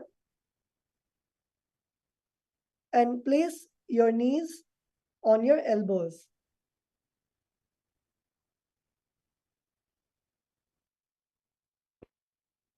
So this is asana. This is actually Lolasana. In Lolasana, there are a couple of different variations that you're going to do. Basically, what you're going to do is, while you are seated in the Vajrasana, which is on your knees, you're going to lift your feet up and cross it. That is what you're going to do. What you can do for it to be easier is get your hands as close as possible to the knees. So get your hands as close as possible to the knees. Come on, all of you, get on top of your feet. Get your hands as close as possible to the knees. So your knees are supported with your hands. Now slowly bend forward, lift one leg off the ground, and then just quickly lift the other one and hold and relax. Let's all perform the Lolasana together. All of you get on top of your heels. Okay? All of you on top of your toes, sitting on your knees. Now get your hands close to each other. Get your hands close to each other and hold on to the knees. Okay? So your knees are close to your hands. Okay? Now as you tighten this together, slowly move your body weight forward and lift your feet off the ground and relax. We'll show you the side angle as well. Okay? Now you are seeing that your hand gets supported by your knees. So this becomes a little more easier. Let's all perform the Lolasana together. Try to lift one leg off the ground. Even if you're able to lift one leg off the ground, that is good. Try to lift one leg off the ground and hold the position. Even if you're lifting and dropping, that is okay. Try to lift one leg off the ground and switch the sides. If you're lifting one leg off, lift the other side. Yes, Kailasa, Bolivia, female team. Good. Lift your toes off the floor.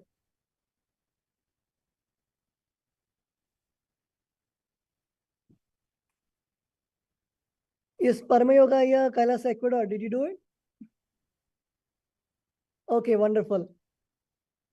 Put one foot on top of each other. This time we're going to put the left foot on top of your right foot. So cross your feet.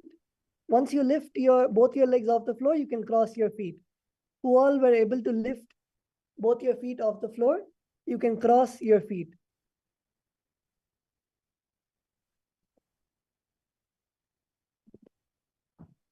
And in this asana, visualize Swamiji in your inner space. And you'll be performing the same pranayama as last asana, that is the Antaranga Kumbhaka. So inhale forcefully through your nostrils. Inhale forcefully and hold your breath as long as possible. And then exhale slowly. Perform the Mula Bandha. Contract your perineum. And the japa of Om Nithyananda Paramashivoham. लोलासनं सदा कुर्यात् वायुलोलापघातनात् स्थिरवायुप्रसादेन स्थिरचेता भवेत् धृतम्. Relax, all of you relax. Now come back to a seated position. You're going to be interlocking your hands and you're going to stretch your hands out in front of you. Stretch your hands out in front of you. Move it to the left, move it to the right, up and stretch, giving your shoulder muscles a good shake. And you can also do it at the back. Interlock your hands at the back and stretch it out. All of you stretch it out because this asana will put a lot of stress on your shoulder. So your shoulder muscles need to be strong to be able to perform this. So stretch out your shoulders.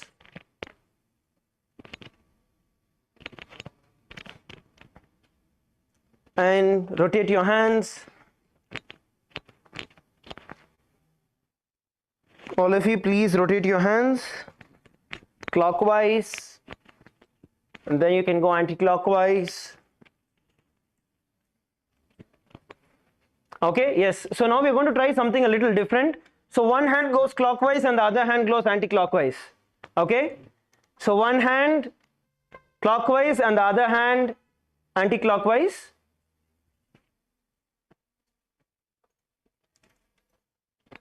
Come on, let's see how many of you are able to do one hand clockwise and the other hand anti-clockwise. This basically utilizes your whole brain.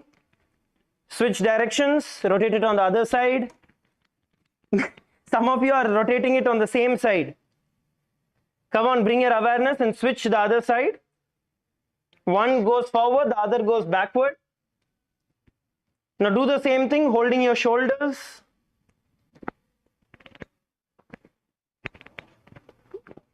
Hold on to your shoulders. No, some of you are paddling. Some of you are doing both in the same direction. Bring your awareness and do one forward and the other backward. Yes. Relax, do it the other direction. Come on, bring your awareness and do it properly. All right, good. Now press your shoulders, massage your shoulders, your arms. Press them nice and hard. Your shoulder muscles are those which take a lot of stress. In general itself, they carry a lot of stress. So you don't need to be gentle with your own muscles. Give them as hard as possible, press them. As tight as possible, press them. It will only relax your muscles. Do it one at a time, one side at a time. Press nicely. Just shake your shoulders out. Rotate your necks. Yes, good. Okay, so today let's take a couple of questions. Let's take a few questions. If any of you have any questions, you can ask. We have another 10 minutes to go. So let's ask, let's take some questions. If any of you want to share anything, you can share.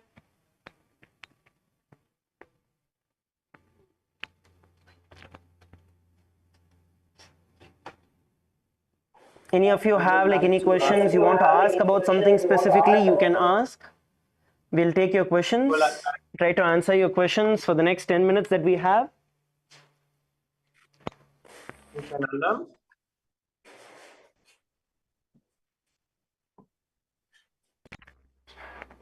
Can you hear me? Nithyananda? Yes, just a moment.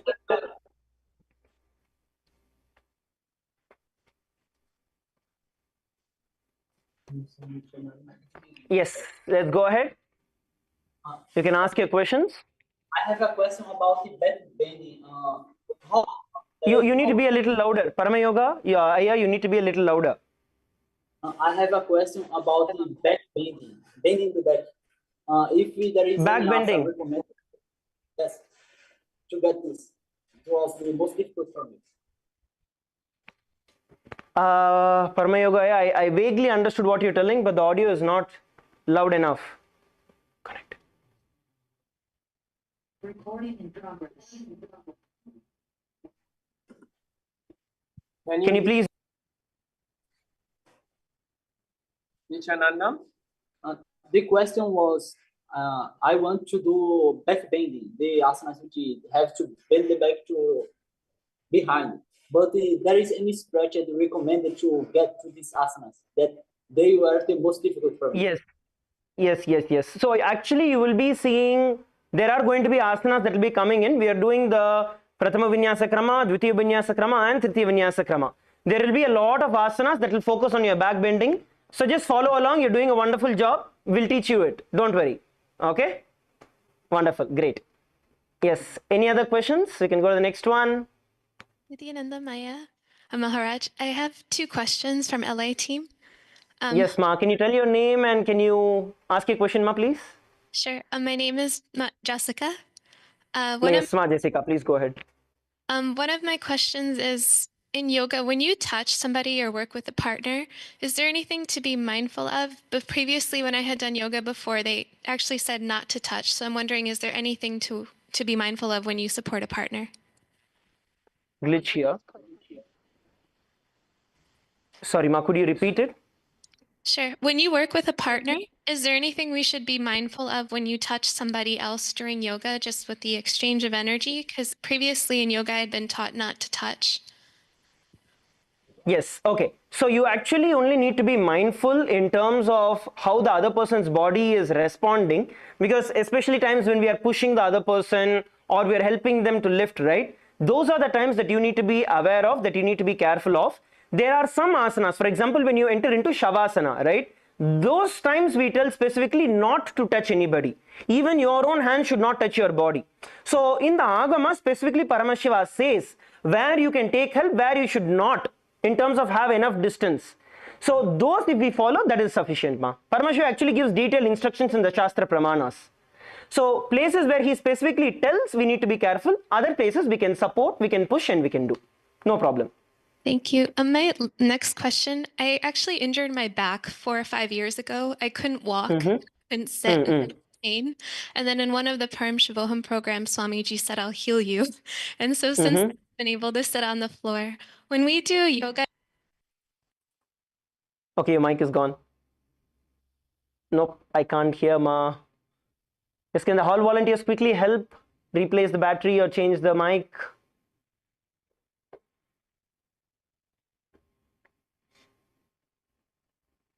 And as Ma is quickly running and getting the mic fixed, okay, this is for every one of you also, right?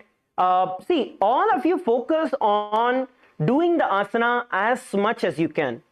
There are limitations which are there with every one of us, but the more and more we are actually able to focus, hold ourselves in certain asanas where it is difficult, we will actually start moving through. Okay? So, and same way, even when others ask questions, pay attention to it, listen to them, because a lot of your questions would get clarified. In fact, the entire asana, the whole yoga time that we are doing, we are actually stretching it slowly, focusing on different things, helping relax. In fact, you know what? The actual yoga starts only after all of this is done. Right now, we are only looking at how to get comfortable with the asanas, which is the posture. But the real experience of the oneness will start happening when you enter into the subtle components, which is the breathing, the pranayama, the bandha, the visualization. But if you do not have comfort in the posture, then you will not be able to focus on those. So that is the reason in the initial phase, we are working a lot in terms of giving the techniques, helping each other to become comfortable in the posture. How many of you are understanding this? Can you all raise your hands if you're understanding this? Yes, that's great. And Nithyananda, and really wonderful. The microphone is working. So Go ahead, Ma. The question is, before when I had the back injury, I was very aware, and I realized only with this program that I kept reinforcing I have a herniated disc, and that's why this is happening.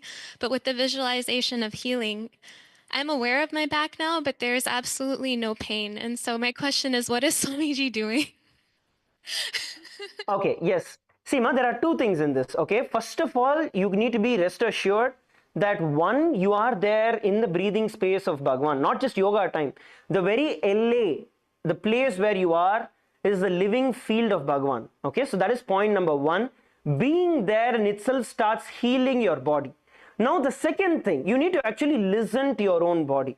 Now, for example, I'll give you my own practical example, okay? This was what I shared in the previous time also, like the previous batch. So recently, probably about few months back, I was doing something, I slipped and I fell, and I think sprained my feet a little more harder. So I couldn't actually sit in Padmasana. The leg would just not get into Padmasana, causing a lot of pain, especially at the ankle joint. Now, whenever satsangs would happen, I'll tell you what I did, okay? Whenever satsangs would happen, whenever Swamiji is there, right? I will consciously bring my foot, keep it in Padmasana. Initially, probably for 30 seconds I could keep before it would hurt a lot, and then relax. Now, as time passed by, it's not overnight, but as time passed by, days to weeks, weeks to months, the pain, I forgot that I had pain at that point in time. So this comes by listening to your body. When you have an injury right at your back, you will see there is a certain threshold that is there that you can do, which would be uncomfortable. It's not that it will be comfortable. It is uncomfortable, but it does not hurt. You see, there's a difference between it enters the hurting range and as long as it stays in the uncomfortable range. So you want to hold yourself in that uncomfortable range as much as you can and relax. And by the end of the program, For example, a certain asana, even just sitting straight was hurting your back. Probably before the program started, you would have been able to sit there, let's say for a minute. By the end of program, you'll be able to sit there, let's say for 10 minutes, 20 minutes. Now that is what makes the difference. The moment you know this technique, even after you go back home, you can just repeat it. And this is for all the asanas, and this is for every one of you also. Any medical condition that is there, it's not that you're going to go all out and hurt yourself. No, that's not the point here. But we need to understand there is an uncomfortable range and then there's a hurting range. How many of you are understanding the difference between the discomfort and the hurt? Because it's very, very important. If you listen to your body, you will understand it. It's not a very big thing. Okay? So you want to keep yourself in the discomfort range, bring awareness to that place, and just see the pain, source of discomfort that is coming. You will see that it starts healing. Jessica ma, are you understanding ma? So you just have to listen to yourself, and from there, if you keep pushing, you will actually get healed out of it completely. Yeah, the healing is amazing. Thank you. Thank you, Maharaj. Wonderful ma, great. All right. I think it's 59. Tomorrow also we're going to take more questions. Yes, go ahead ma. LA, go ahead. I think one last question we can take before it's time. Go ahead ma. Yeah, my name is Shubhada, and Yes ma. I just wanted to know the difference between the Shirsasana and the Mundasana we did today. Yes. So actually ma, the visualization is different. The pranayama is also different. But we have not gotten into those details yet. See, that is the reason when I mentioned earlier, right? We need to get comfortable with the posture. Even though externally it looks same, but it is different. The pranayama is different, the visualization is different. Okay. All right, ma. Actually, many of these things you will see like that. Many things you will be sitting in Padmasana only. They will have different names. But pranayama will be different, gaze will be different, mudra will be different, bandha will be different. It is these things. Okay, wonderful. As in certain asanas which we are comfortable, there we will emphasize on the pranayama, bandha and visualization. Other asanas where we need to get a little more comfortable, we will focus on the technique. But by the end of the entire Paramashiva Sena program that all of you are attending, you will have a complete different understanding of what yoga we have been doing. I know many of us have been doing morning yoga as part of the routine, but it changes a whole different perspective about what yoga is. Wonderful. Are you all enjoying yoga? If yes, can you all raise both your hands, wave both your hands? Okay. Yes, that's wonderful. Great. So I think it's time. Tomorrow, let's spend a little more time, probably half an hour and 40 minutes in terms of taking questions, answering questions and all of that. And for now, let's conclude with the Purna Mantra. All of you please sit straight with your head, neck and spine in a straight line. Bring your awareness to your Ananda Gandha. Visualize Swamiji in your inner space. And let's chant the Purna Mantra. Om Purnamadav Purnamidam Purnat Purnamudachyate Purnasya Purnamadaya Purnamevavashishyate. Om Shanti Shanti Shanti Hari Om Tat Sat. Sarvam Bhagavat Shri Nithyananda Paramashiva Padukarpanamastu. Om Nithyanandam. Thank you everybody. Let's have a 15-minute quick break.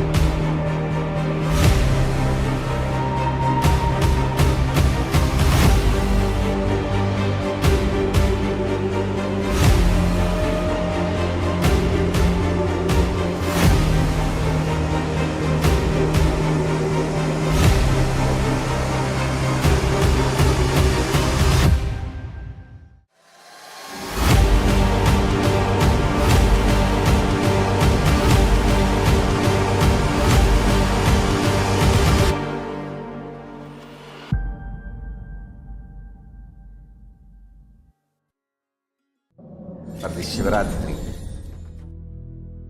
Meditate on this light, intense light, which makes you feel very pleasant in the body, and that heat which is very pleasant. And I tell you, when you meditate on this light and this heat pleasant, you just lose sleep on that Shivaratri night. You become awake. That is what is the real context of not sleeping on that night.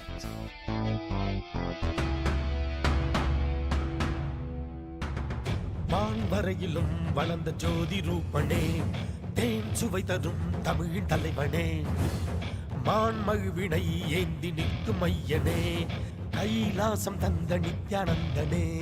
Nithyanandam Nithyanandam அண்ணாமலையே சிவரூபமாய் வீற்றிருக்கும் குரு நித்யானந்தமே.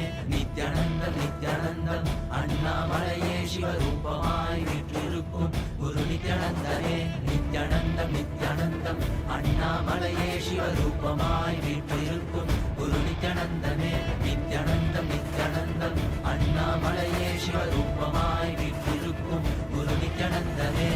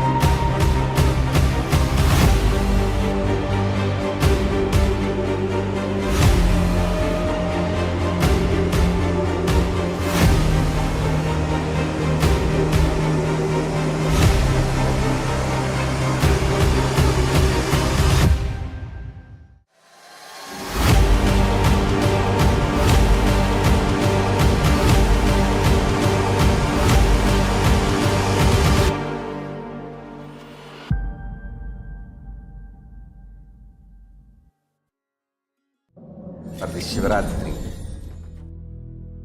meditate on this light, intense light, which makes you feel very pleasant in the body, and that heat which is very pleasant. And I tell you, when you meditate on this light and this heat pleasant, you just lose sleep on that Shivaratri night. You become awake. That is what is the real context of not sleeping on that night.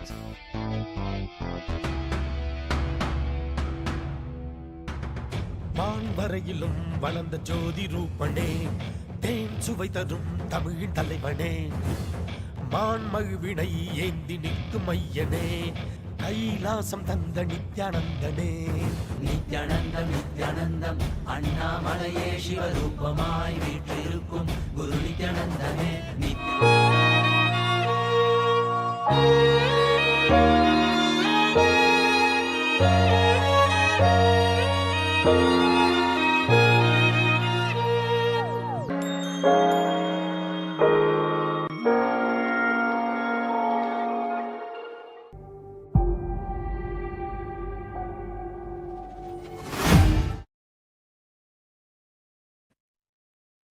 नित्यानन्दं परमसुखदं केवलं ज्ञानमूर्तिं द्वन्द्वातीतं गगनसदृशं तत्त्वमस्यादिलक्ष्यम् एकं नित्यं विमलमचलं सर्वधी साक्षिभूतं भावातीतं त्रिगुणरहितं सद्गुरुं तं Namami.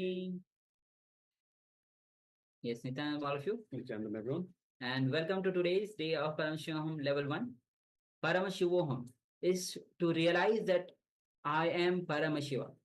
This is the way Swamiji has designed this program, the Paramashivoham. So, welcome all of you. And this, of course, today is day 12 of the Paramashivoham. So, it has been almost in the mid of this journey of the Paramashivoham. Swamiji, when reveals throughout this Paramashivoham the great truths, the powerful truths, to instill in you, so that you get filled with the truth. Nothing else remains, just the truth. And that's how you realize the Paramadvaita, that Paramashivoham. I am Paramashiva. So we just finished 108 asana sequence, Pratham Vinyasa Krama. Let's take a moment and share your experience of yoga and let us know how the yoga itself is reflecting in your life. Because Swami says, the moment you share, when you start sharing, you will know others start causing when you start sharing causing others reality, your reality get caused. So please take a moment and share. Meanwhile, also let's get ready to manifest the powers of third eye. So let's get ready. You can have the blindfold ready with you to cover your two eyes as we are manifesting the powers of third eye. Meanwhile, let's enter into the SUPREME, which is a scriptural reference for manifesting the powers of third eye. Kapalantarmano yasya tishtanmilitalochanaha kramena manasodharyat lakshaye lakshyamutamam. The translation of this verse goes as, by fixing the mind on the inner space within the crown center and sitting stably without any movement, having the eyes closed in succession, by that stability of the mind and the inner space, through the power of third eye, one directly sees the ultimate goal, Laksham, by having the vision beyond the sight that reveals any object or place, attaining the space of oneness with the source Paramashiva. So with this, let's get ready to manifest the powers of third eye. Yes, so let us sit comfortably with the head, neck, and spine. Let us put on the eye bands if we haven't already done so. Or if you don't have an eye band, any cloth would do, anything that covers the eyes such that you don't see through the cloth itself. So it's important that we use a piece of cloth or an eye band such that we don't get tempted to look. If we hear a noise, if we get a disturbance, that we don't get tempted to look and we accidentally see the picture that we will be displaying for you. So now let us sit comfortably with the head, neck, and spine in a straight line. And let us just unclutch from everything, unclutch from anything the mind brings to you. So any thoughts, any worries, any distractions at all. Let us just unclutch anything, any phone messages, any disturbances at all. We'll just continuously unclutch again and again and again.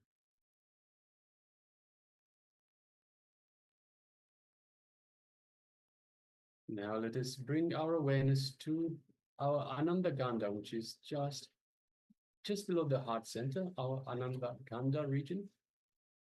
Let us bring our awareness to our inner space. And let us visualize Swamiji in our inner space.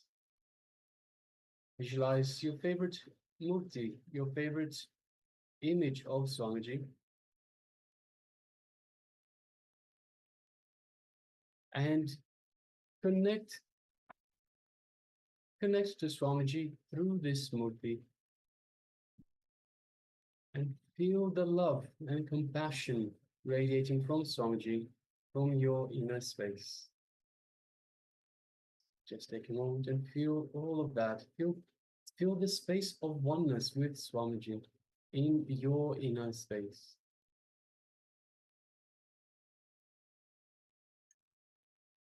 Now let us move our awareness to the third eye, just between the eyebrows, the Anya chakra. And let us visualize Swamiji in our third eye. And through the third eye, just gently, don't strain yourself, just gently look into Swamiji's third eye. As you do so, you feel a connection, an energetic connection from Swamiji's third eye into your third eye, awakening and energizing your third eye, activating your Anya chakra. Just take a moment and feel that in your third eye.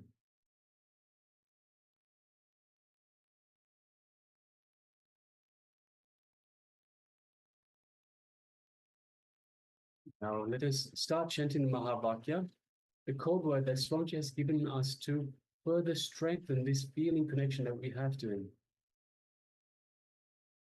Om Nithyananda Paramashivoham. Om Nithyananda Paramashivoham. Om Nithyananda Paramashivoham. Yes, continue chanting the Mahavakya. And from this space of oneness with Swamiji, let us start manifesting this power of third eye vision, seeing images blindfolded just through the third eye only. The image is being displayed for you now. Let us begin. Nithyananda Paramashivoham.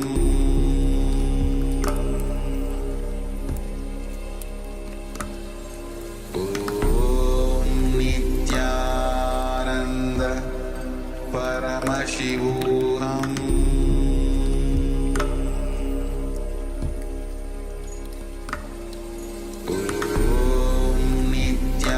Nithyananda Paramashivoham.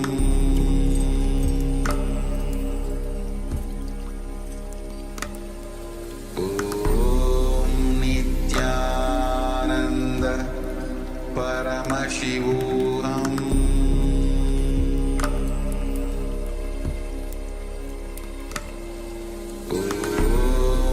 Nithyananda Paramashivoham.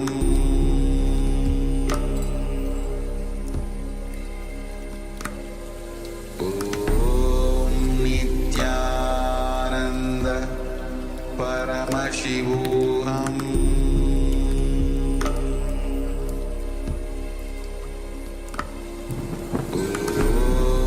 Nithyananda Paramashivoham.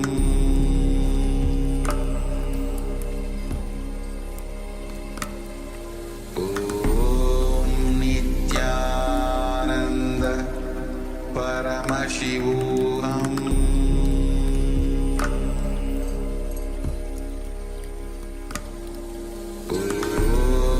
Nithyananda Paramashivoham. Nithyananda Paramashivoham.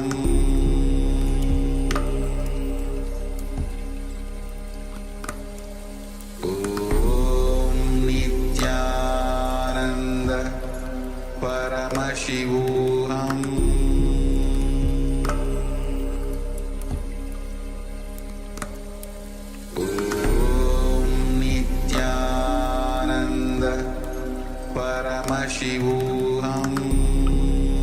Nithyananda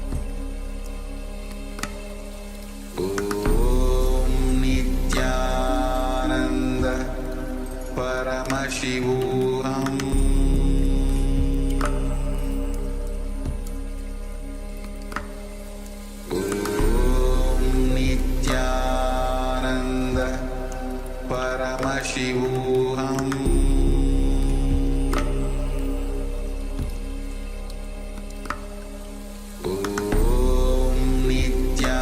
Nithyananda Paramashivoham.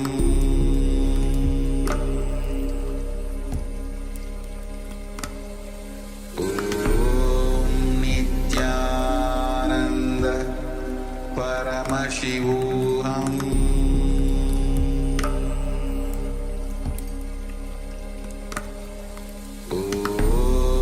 Nithyananda Paramashivoham.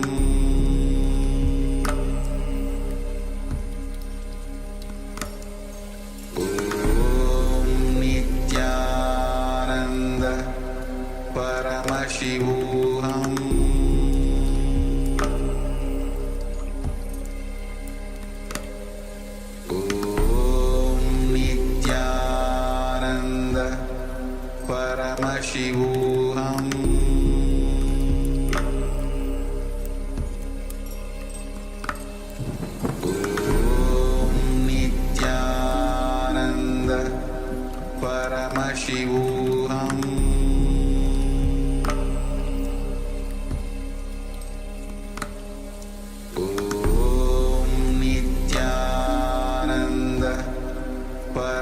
Paramashivoham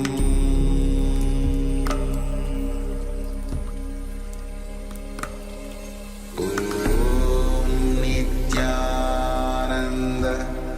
Paramashivoham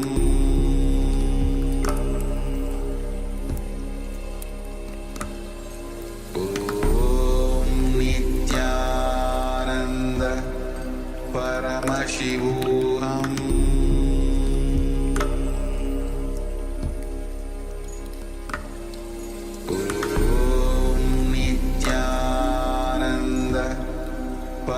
Paramashivoham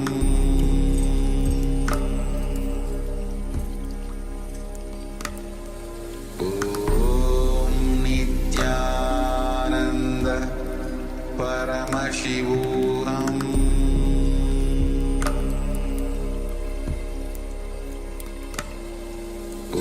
Om Nithyananda Paramashivoham Paramashivoham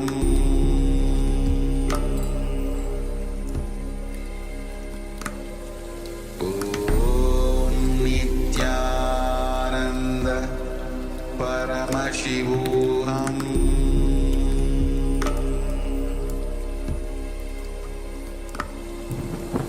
Om Nithyananda Paramashivoham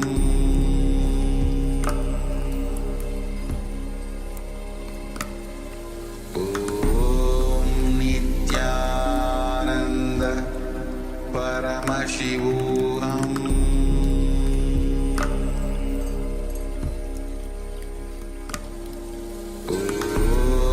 Nithyananda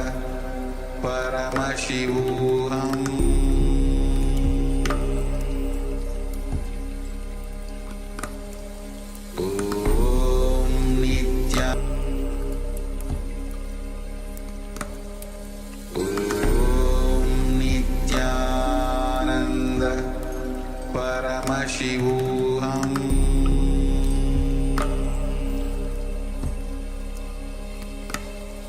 Om Nithyananda Paramashivoham Om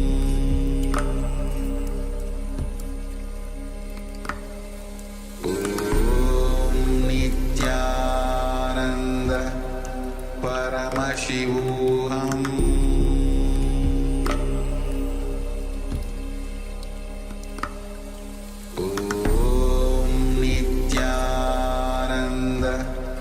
Paramashivoham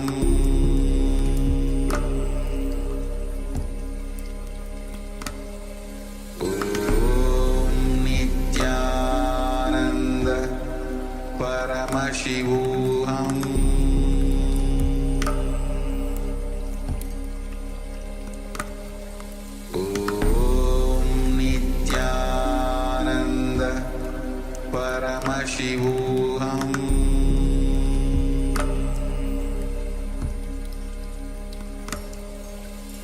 Om Nithyananda Paramashivoham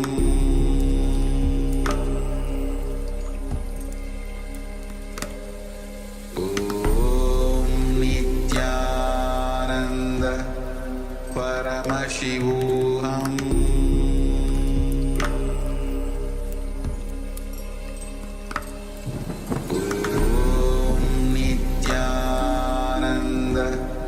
Paramashivoham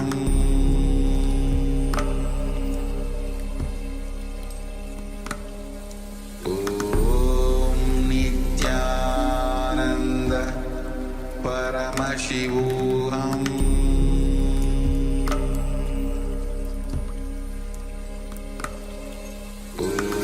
Om Nithyananda Paramashivoham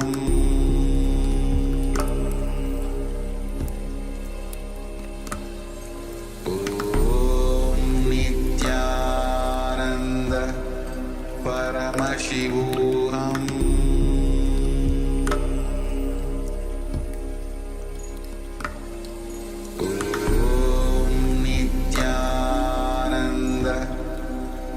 Paramashivoham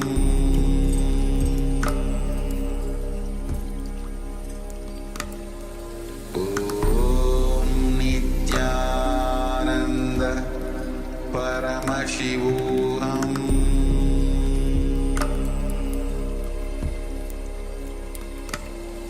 Om Nithyananda Paramashivoham.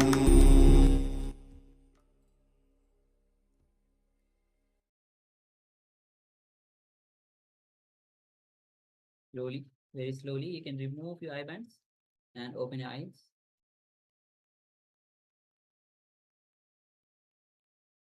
Yes, you can open your eyes and take a moment to share what was revealed to you with that deep feeling connection with Bhagwan, with the Supreme Pontiff of Hinduism. Understand it is through your deep connection with Bhagwan that you start manifesting the powers of third eye. And also we have sharing on YouTube. Shane Naidu shares, I did perfect teleportation powers manifestation today. Yes, congratulations here. And actually yesterday we had the power of teleportation. So today I have actually successfully done the power manifestation. So very good, yeah. And if you have actually recorded your power manifestation, whether even through the photo or you had recorded your video, you can share with us, so that not only it's an inspiration for others, it's inspiration for you, but inspiration for others as well. So yes, awesome. Thank you, Aya. Thank you for sharing. All right. So as we move, yes. So take a moment about this power manifestation. The power of manifesting, seeing picture blindfolded. So take a moment and share. See, understand that it is irrespective of whether you are connected to Swamiji, whether one day before, few years before, or many years before. The moment you have that deep feeling connection with Bhagwan, you manifest the powers just like that. So, because when you connect to Swamiji, you allow Swamiji to manifest through you. He just manifests through you. So please go ahead and share.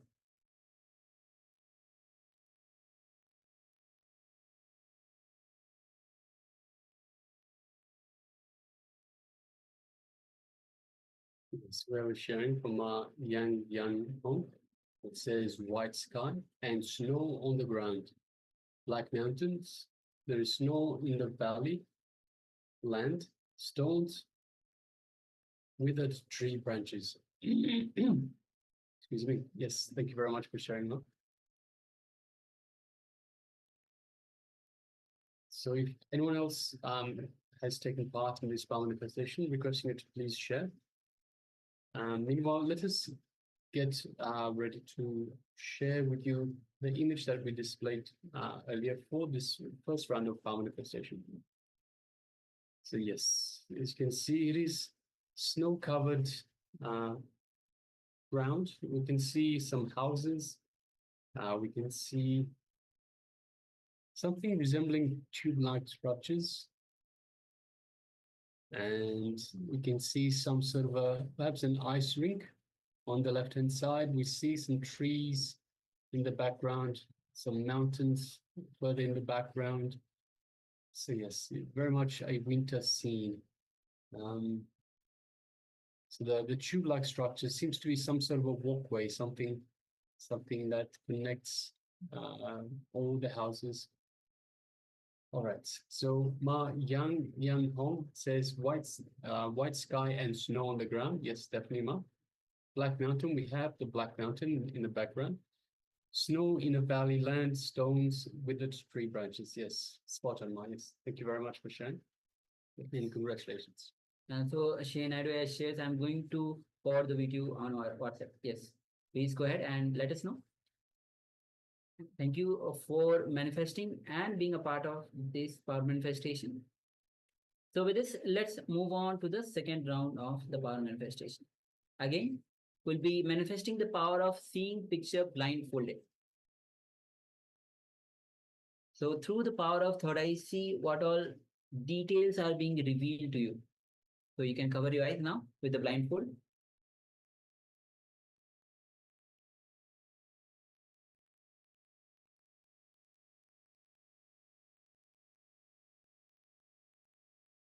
And once you have covered your eyes with the blindfold,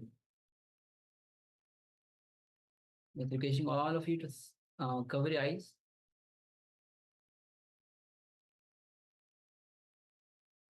And visualize Swamiji in your inner space. Feel his deep love, his compassion overflowing through you.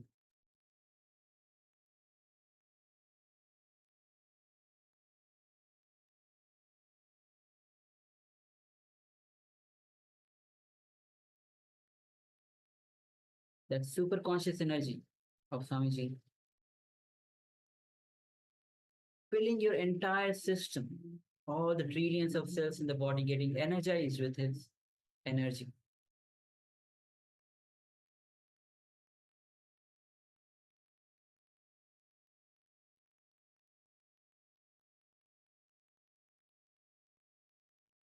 Yes, please go ahead and cover your eyes if you haven't covered your eyes.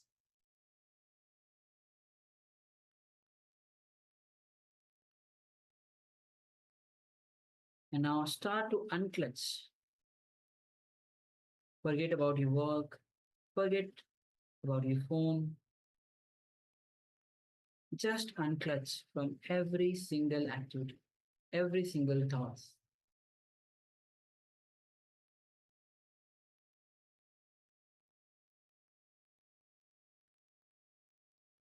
And from that pure oneness, with a deep feeling connection with Bhagwan, let's start chanting the Mahavakya.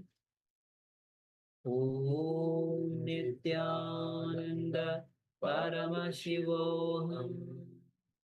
Om Nithyananda Paramashivoham. Om Nithyananda Paramashivoham. With that deep feeling connection with Bhagwan, let's enter into the power manifestation. Seeing picture blindfolded. The image is now being projected on screen. Let's begin. Ananda Paramashivoham.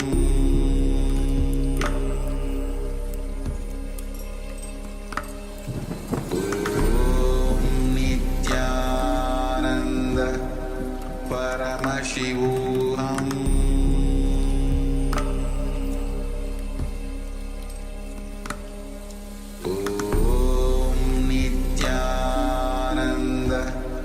Paramashivoham. Om Nithyananda Paramashivoham. Om Nithyananda Paramashivoham.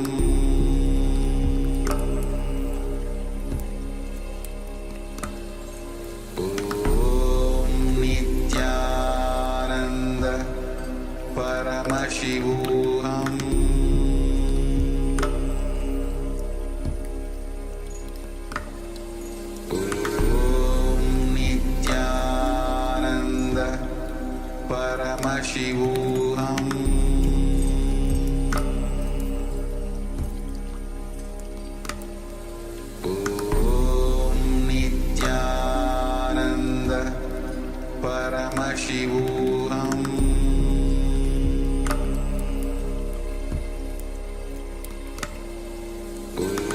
Om Nithyananda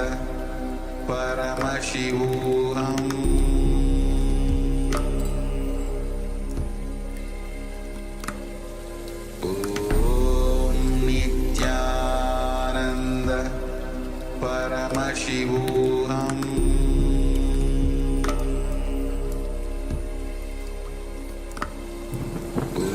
Om Nithyananda Paramashivoham.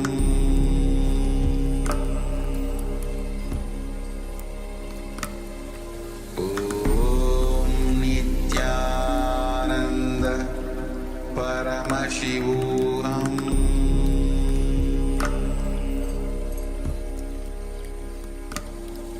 Om Nithyananda Paramashivoham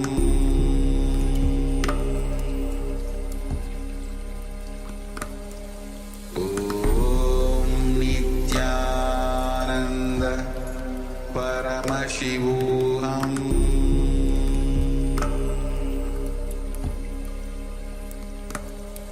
Om Nithyananda Paramashivoham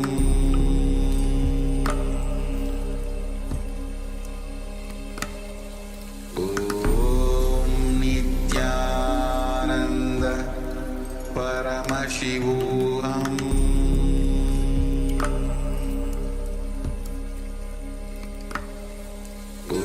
Om Nithyananda Paramashivoham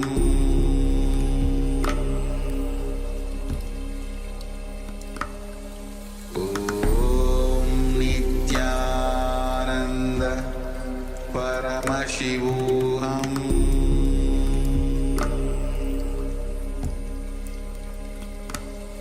Om Nithyananda Paramashivoham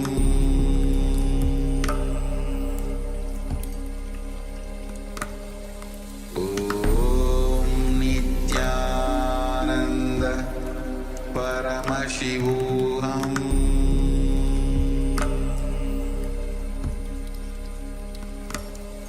Om Nithyananda Paramashivoham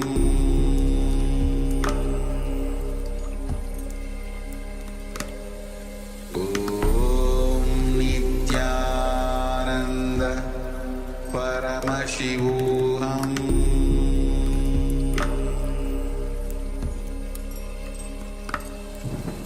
Om Nithyananda Paramashivoham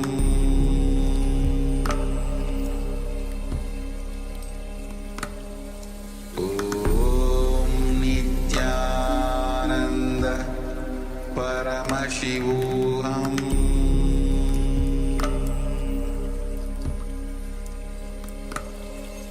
Om Nithyananda Paramashivoham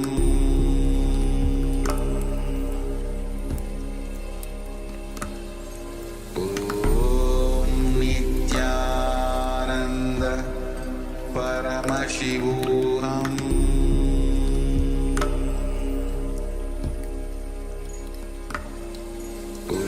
Om Nithyananda Paramashivoham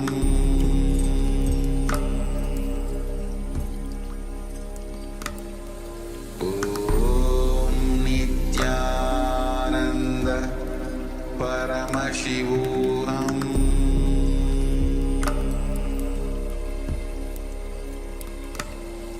Om Nithyananda Paramashivoham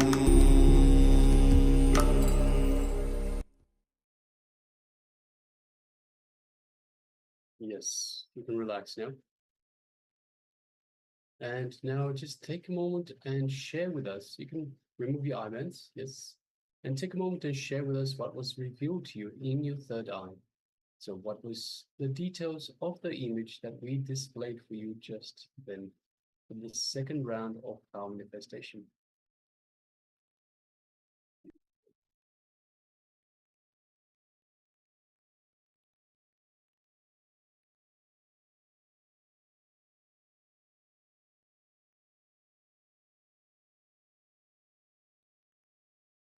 So please take a moment to share. So whether you're following us on YouTube or on Zoom on two-way, you can let us know either way on in the chat provided. Let us know how you went for this power manifestation, the power of third eye vision, seeing image blindfolded.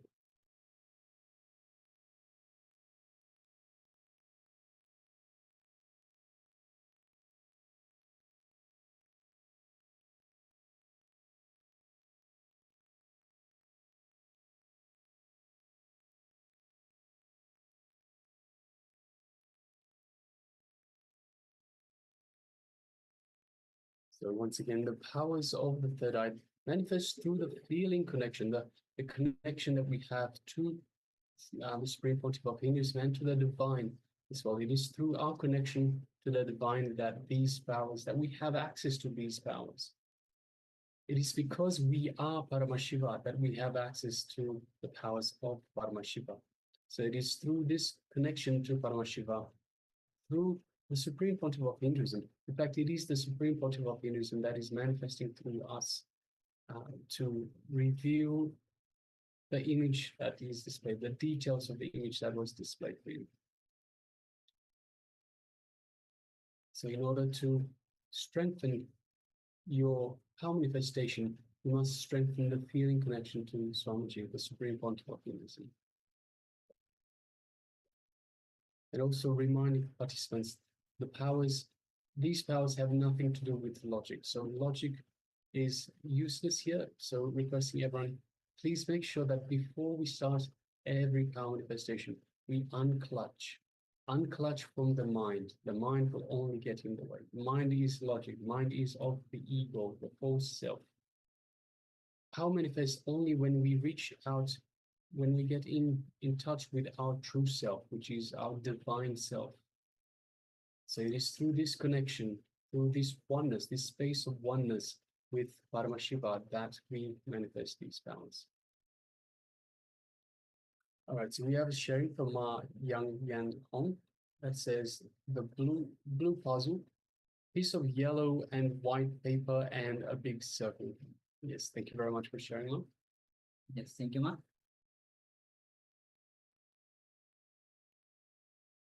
All right, so let us share with you the image that we displayed just earlier for verification. So yes, you can see it is some sort of a puzzle in concentric circles. So you can see the circles around the central point getting bigger and bigger. And we have one piece of the puzzle that is removed just to show a bright light underneath. So it's a very bright golden light underneath. So yes, Ma Yang Yan Hong shared the blue puzzle. So yes, it is blue in color. Piece of yellow and white paper. So we have the golden light that is underneath. So yes, Ma. And big circle. Yes, we have the puzzle itself is in concentric circles as such, getting bigger and bigger as it goes. So yes, thank you very much for sharing, Ma. Thank you. Yes, thank you, Ma.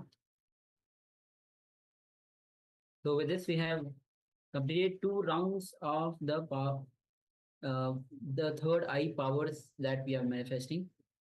So this will be entering into today's theme itself, and today we'll be having sessions on Arogya Spurana. Heal yourself and heal the cosmos. So today, Samaji will be gracing us as Jwar Bhagnamurti.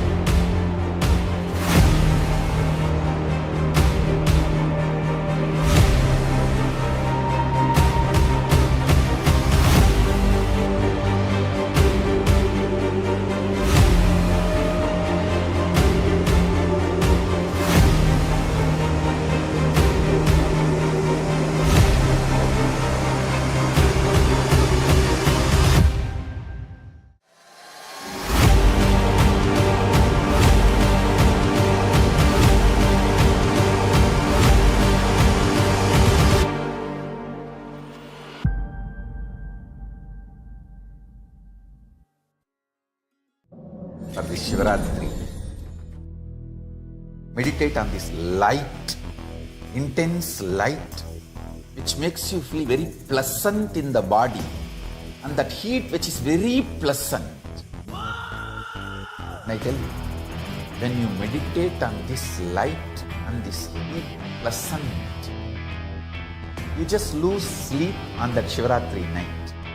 You become awake. That is what is the real context of not sleeping on that night.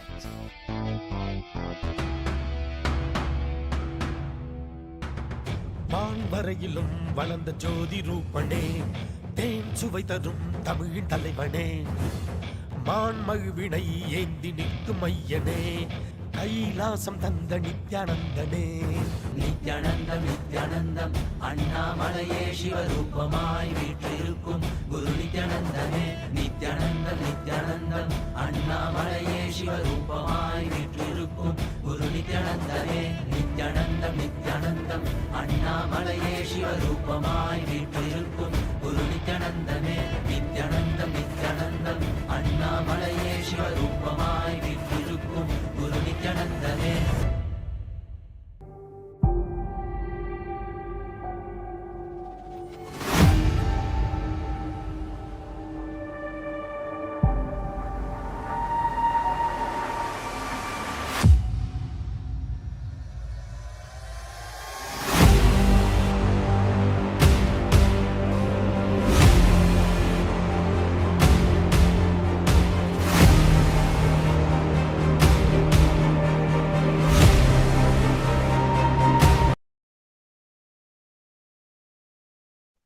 Yes, Nithyananda. Yes, welcome back. So we just had the power manifestation, and as we mentioned, today's session will be on Arogya Spurana, health and well-being. So Arogya itself means the health, or the Sanskrit term is swastha, and it's not just the term swastha in Sanskrit is not just the physical health or mental health. It is the spiritual health. Moment you are healthy at physical, mental, and spiritual as a whole. So we'll be having throughout the day, we'll be having sessions on Arogya Spurana. We'll be having the glimpses of the principles of the doshas, including which are part of the Ayurveda, various techniques. Swamiji will be guiding us through. So let's get ready to enter into today's session. So before that, we'll like to welcome Thamasya. We have Thamasya here, Nithyananda Thamasya. Nithyananda, good to have you with us. And we also have Ma Paramashiva. Nithyananda, Ma Paramashiva, good to have you with us. Yes. All right. So with this, now let's enter into the session itself. Understand what is health as per Hinduism.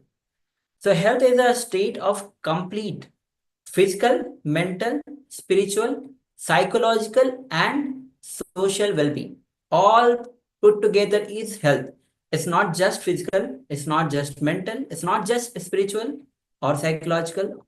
It's including everything, including the social well-being. So being healthy means being complete. When you are complete, whether physically, mentally, with others, achieving our wholeness, reaching the complete fulfillment, which is the self-realization.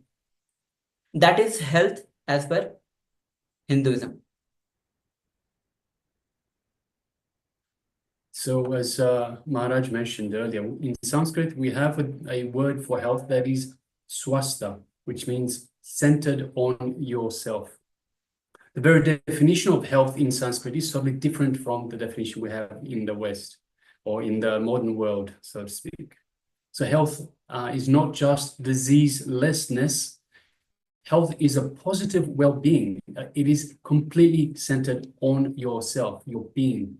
So by focusing on ourselves, we bring in more clarity to our thoughts and to our actions. We befriend our body. We connect to our breath.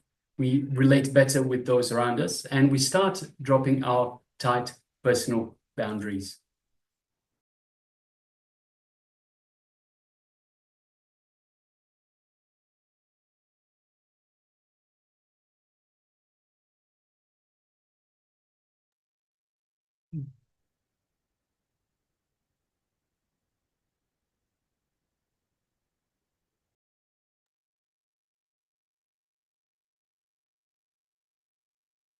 All right.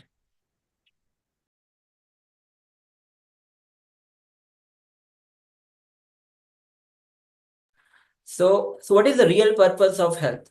real purpose of health is not just the absence of disease. So understand, nobody wants disease in any form, whether it is physical disease or mental disease or in any kind of disease. Nobody wants it.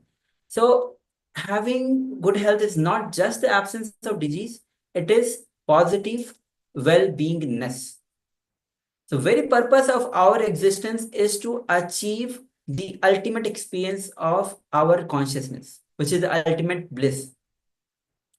And to feel the bliss continuously inside us and to float with blissful lightness is what is called as Arogya or good health. So when you feel that bliss, that continuously inside you, it's not just a few moments you had the bliss. When you are continuously in that bliss and you're floating with that blissful lightness, then you are in good health.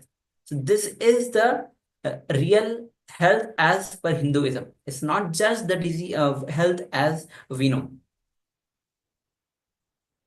So what has modern medicine missed?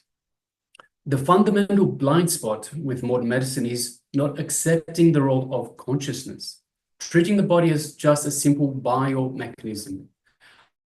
Our body is pure intelligence. It's not just a biomechanism. It is pure intelligence. It is force plus intelligence. It can respond to every single thought of our minds.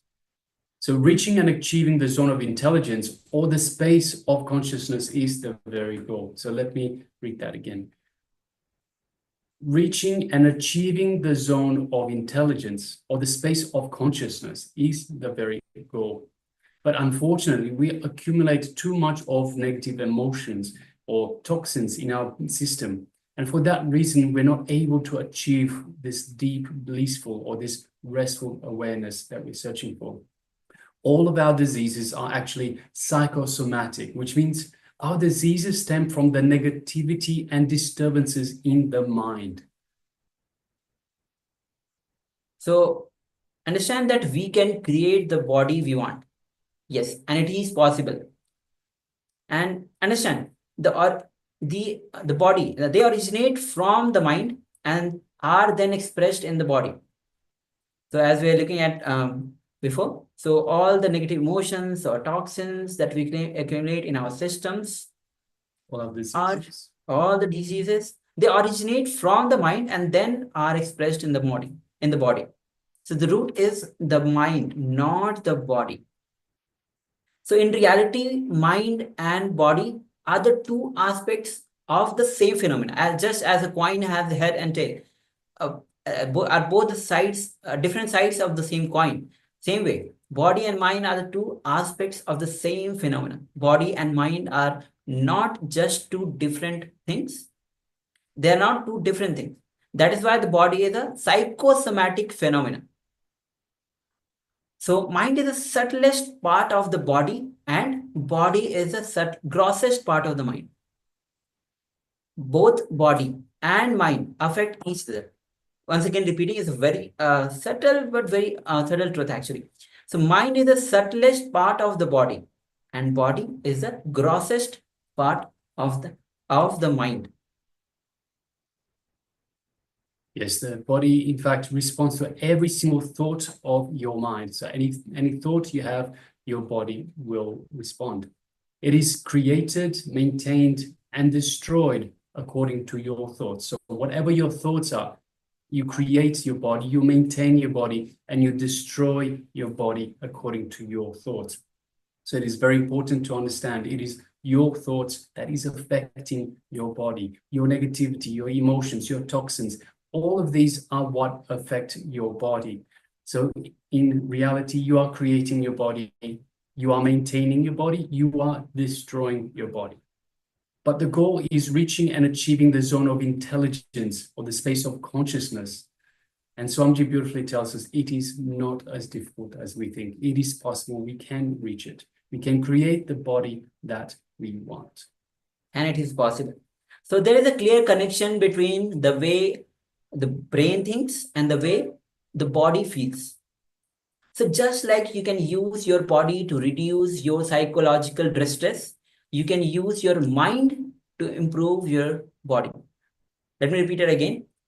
Just like you can use your body to reduce your psychological distress, you can use your mind to improve your body.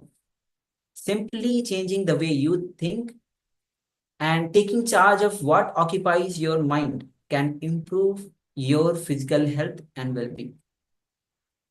That's why throughout the Paramashivoham, you are not only given the powerful cognitions which take charge of what occupies your mind, which is the cosmic truth. The moment you are filled with the cosmic truth, the health is automatically flows through. That's why attending the Paramashivoham program and cognizing the powerful truth that Swamiji is revealing is important for your health as well. So while positive thinking won't cure anything, a healthy mindset is a key component to a healthy body itself.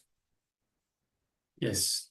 So it is important that we understand this. The body can hold energy. It can hold our thoughts, our memories. It can hold these energies. So our thoughts, memories, these are also energies, and our body can hold these. The unconscious zone. So once again, the unconscious zone that we have is filled with negative memories and restlessness. So filled with negative memories and restlessness. All our past memories, all our samskaras, all our past thought patterns are stored in this unconscious zone as files. Psychologists use a word called engram to describe these deeply engraved memories. They are the cause for our mental and physical suffering, these engrams that are stored. These engrams that are stored in our body, the engraved memories. So these are the cause for our mental and physical suffering. So pain is only the alarm system in our body. Our pain is nothing but our body is asking for our attention, space, and energy. See, understand, when you are healthy, I will just have a little a memory, a reminder. When you are healthy, you don't remember the part of the body. When you are actually blissful, you feel your body is very light. You don't feel any pain. You don't feel that any part of the body is asking for attention or energy. It's just bubbling by itself. You are like living in the body and blissfully. But when there's a pain, when there's that part of the body is actually asking for the attention and space. It's asking for the energy. So if we give attention to our body, all our problems will go away. Only when we don't give attention, we have disease. So understand again, when we don't give enough attention, we have disease. And so the moment we pay attention to our body, all the problems will go away. Yes, denial of the body is not going to lead us anywhere other than the graveyard. So it's important we don't deny the body. So denial of the body is not spirituality.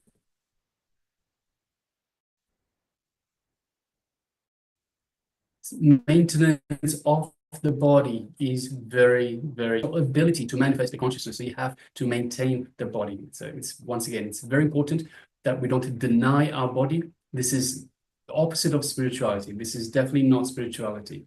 We need the body. So we are not the body. We are not just the body, but that doesn't mean we deny the body. So that doesn't mean that we should say, I don't like my body. I'm going to ignore it. I'm going to deny it. So don't deny your body. This is not spirituality. Maintain that we manifest the consciousness. And once again, the aim of our very existence is to manifest the highest state of consciousness. And this is, of course, done through the body.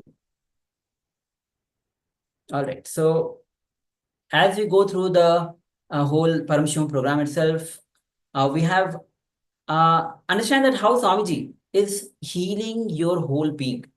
The first is detoxification. Detoxification means removing the toxins and restoring the chemical balance of the body. As we just looked at, as we go through life, we accumulate so much of toxins through the way, lifestyle or food or various other ways, we gather so much of toxins. So removing the toxins and restoring the chemical balance of the body is called detoxification. We'll be going through various detoxification. Actually, we have already been introduced to few of the detox process as we have started with the glimpses of Paramashivoham. The next is deep programming. Understand all the wrong mental program, the social conditioning or various other sources. Removing that wrong mental program of the mind is deprogramming. Then it's deconditioning. Removal of the social conditioning. Actually, yes. So here is all the social conditioning that you have gathered,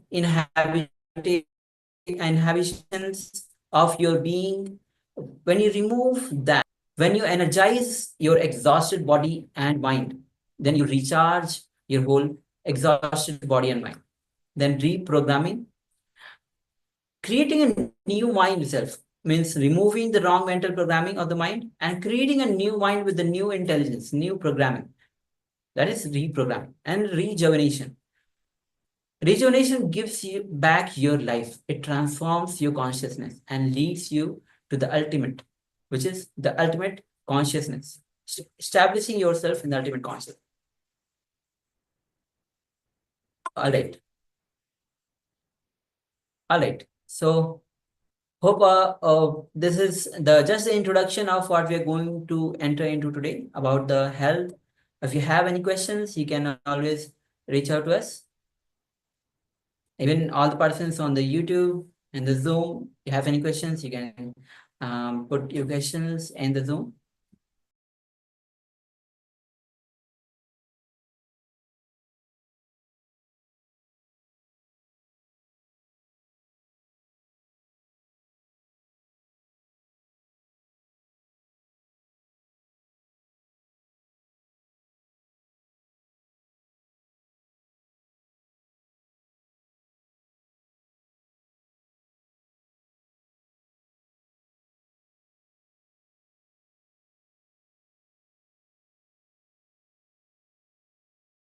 Yes, so we have Jeremiah who says, can bio-memory be deleted, changed? Wrong memories, memories, the memories which are engraved in your bio-memory can be changed. So yes, throughout this Paramashivoham, that's why it's important to attend the whole Paramashivoham program. As right now we are going through the glimpses. A few more days, couple of days, we have the glimpses. Then on Shivratri day itself, the program, the PSM program, Paramashivoham program will be starting. Attend 21 full days of program sincerely. Give your 100%. You will see your biomemory just changes. So understand the whole, everything that Swamiji is giving, the powerful cognition, detox process, yoga, power manifestation, various kinds of detox. And before taking Haritaki in the night, doing enema, nostril cleansing, eye cleansing, everything. You cannot leave anything. It's every aspect is very important part of this whole transformation program itself.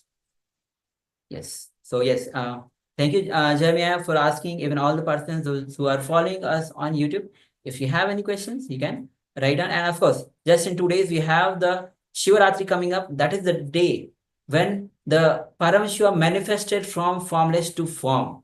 So this is the night of awakening. So this is the best time to offer your gratitude to the Supreme Pontiff of Hinduism. There are various sevas, alankaram sevas are going on. So you can reach out to us if you are if you want to show your gratitude to the Supreme Pontiff of Hinduism. All right. So with this, now we'll be entering into one of the detox, as we just mentioned about the detoxification. So we'll be entering into one of the detox now. Detox with the natural herbs. So understand, the more and more you go on detoxing, the more blissful you feel. Yes, so we'll be looking at, it's called the Katta Arogya Pana, which is durva grass juice. So durva grass is the most sacred herb in Hinduism. Durva grass is used for worshipping gods, especially Lord Ganesha, and it has a lot of spiritual as well as medicinal benefits. So we'll be going through some of these benefits shortly. So the word Durga itself, it can be broken into two parts, Duhu and Avam, which means that which brings that which is far away closer. So that which brings that which is far away closer. So that is the meaning of the Durva grass itself. So few of the benefits we'll be looking at about the Durva grass. So understand it. The Durva grass has a very cooling effect. It's a sweet, fresh, and green effect on your body. It balances your kapha and pitta. In a just few moment, we'll be entering into looking into what is vata, pitta, and kapha. So Durva grass helps in balancing the kapha and pitta component of your body, of the doshas, the forces which is a part of your system. So, and it also helps to fulfill the thirst. So whenever you are feeling thirsty, not only you can take drink water or any juices, you can take Durva grass itself. It helps to fulfill your thirst. It's not just quenches your thirst, it fulfills your thirst. There are two different things. Yes, some other benefits of Durva grass is, and these are quite, there's quite a few, so just bear with me. So it's anti-inflammatory, antiviral, antifungal, hypoglycemic. It is also diuretic, antilytic, a hypotensive, coagulant, anti-diabetic, antibiotic, and anti-cancer. So there's quite a few there. It can also be used as a drink and also for external applications. So if you have any issues with the skin, any perhaps cuts or anything like that as well, you can also apply it externally. It is also a very good alkalizer. So it contains 65% chlorophyll. And further still, it enriches the blood with oxygen and helps enrich the blood with oxygen. And further benefits, according to Ayurveda, our body is comprised of three primary forces. As we were mentioning about the three prime forces, which is Vayu, Pitta, and Kapha, which are termed as doshas. So when these three primary forces are in the state of equilibrium, so when the state of equilibrium between these doshas is perceived as a state of health, so when these three are in equilibrium, you are in the state of health. A state of, when there is an imbalance in these three, or even one, there is a disease. So each dosha represents the characteristics derived from the 5 elements, which are space, fire, air, water, and earth. So each of these doshas, which is Vayu, Pitta, and Kapha, represents the characteristics derived from these 5 elements. And herbs are used to heal the diseases of the mind and the body to foster longevity. Yes, so we'll display a slide for you just shortly. So going into a little bit more detail on more information on these doshas. So we mentioned Vayu, Pitta, and Kapha. Vayu is also known as Vata. So you can take a moment, take a pen and write this down. So Vata is responsible for all movements and sensations, including motor actions inside the body. Pitta is responsible for all the physiochemical activities of the body in the form of metabolism, production of heat, and energy. And Kapha is the substance which maintains compactness in the body, but by providing the fluid matrix to it. So all the fluid matrix inside the body is the Kapha. So once again, Vata is the motor actions, the movements and sensations in the body.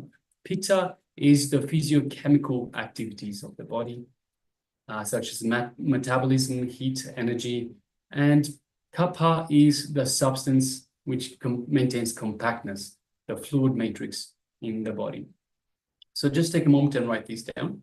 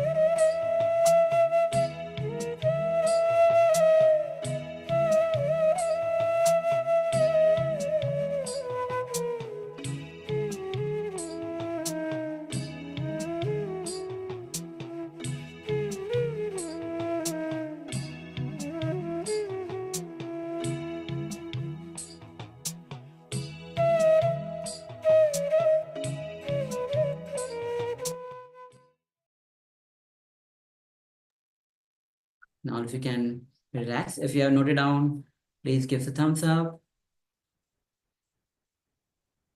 Yes, and we also welcome Luan Pacheco, Aya, Nithyananda, Nithyananda, good to have you with us, Nithyananda.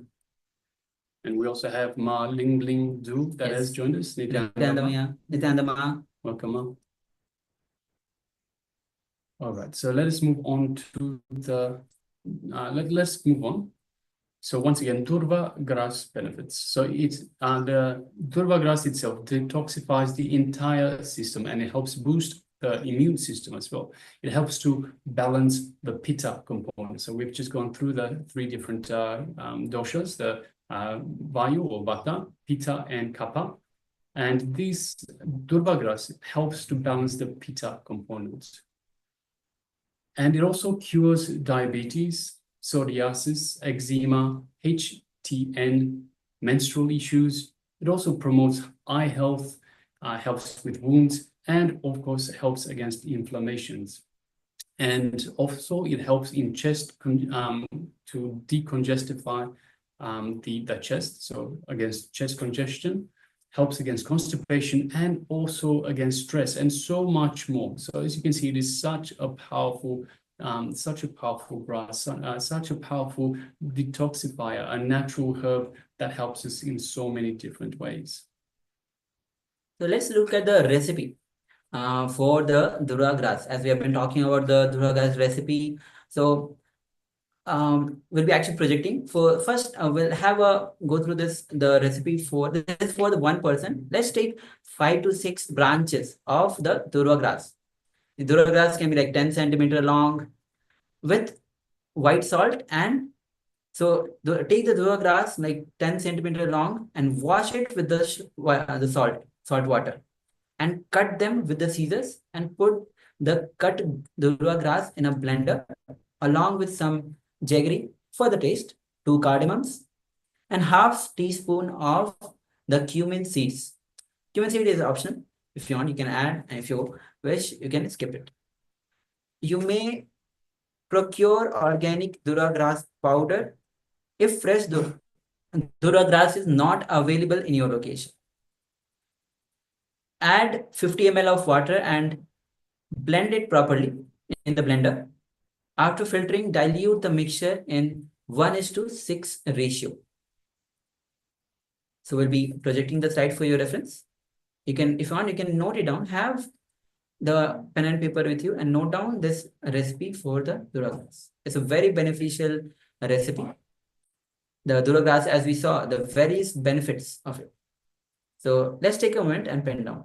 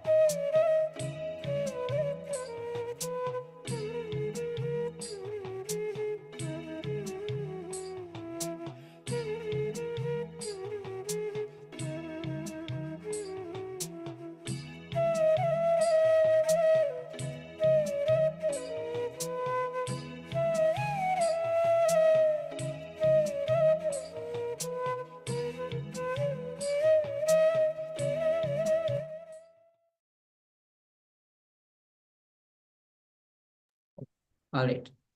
So once you have penned down the recipe, understand that Dhruva grass has, as we saw, so various benefits at the mental level, at the health, physical level, at the being level.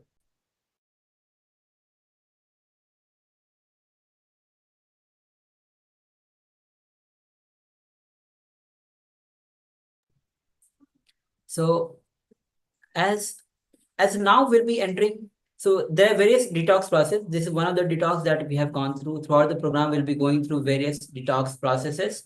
And now we'll be entering into the introduction to Arogya Spurana itself. This is a revelation by Swamiji himself on the Arogya Spurana, introduction to Arogya Spurana. As we just saw, Arogya means health. The correct word or the Sanskrit word for it is Swastha. So let's get ready to enter into understanding what is health and Throughout the day, stay tuned. Will be going through various techniques to cleanse or balance the Vata, Pitta, Kapha and understanding each of the components, various components in us to be in that space of ultimate bliss. So let's get ready. Please come to the space of listening and let's enter into this revelation by Swamiji on introduction.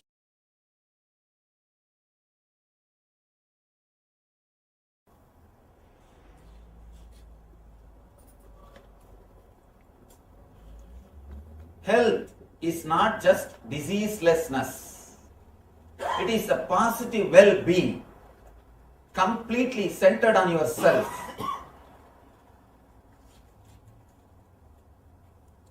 Swa-asta means centered on yourself. A different kind of positive well-being. Here, I am trying to express the whole spirituality centered on health, well-being, because you understand whether it is a meditation or spirituality or anything based on what you feel inside your body. Please understand, as on now, all we have is only one thing, body.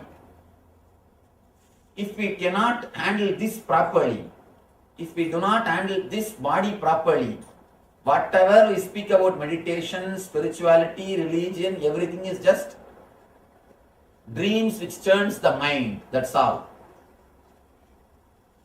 As on now, you do not know anything more than body. For example, you say, I slept well. How? By remembering the feeling which you are having, which you had in the body. Which you had and which you are having. Only based on that feeling, you claim you slept well. Same way, oh, I felt in that meditation so peaceful, so blissful. How? Based on the feeling which you have inside the body, which you had or which you are having. So as on now, even your spirituality will be measured only based on the body. You do not know anything except body. All we know is only one thing, that is body. First thing we need to work is body. Then the meditation or spirituality, yoga or religion or God, Atman, Nirvana, anything can come. Everything can come later on. The first thing which we need to work, first thing which we need to understand is body. Because all we have is only body. Usually, there are two kinds of maintenance in mechanical engineering. They say that breakdown maintenance and preventive maintenance. Whether you believe it or not, we are all doing only breakdown maintenance. We are all doing with as far as it is our body concerned. When it comes to our body, we are all doing only breakdown maintenance. As long as it runs, it runs. Neither we care about preventive maintenance, nor we learn about preventive maintenance. Here, these 2 days, I am going to completely concentrate on this preventive maintenance and breakdown maintenance. As on now, there are many people who are in the breakdown level, where maintenance is necessary. Not only necessary, it's an emergency.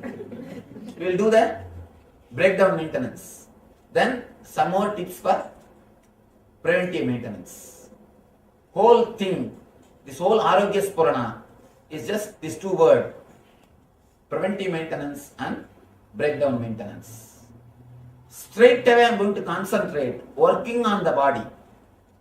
Please understand, these 2 days you will not receive many concepts, theories, intellectual ideas. Usually, all our meditation camps, at least there will be 1.5 hours, 2 hours lecture, then I present a meditation technique. But here, straight away I am going to work on the body. Straight away I am going to work on the body. I will present the concept behind that meditation. Then we will enter into the meditation.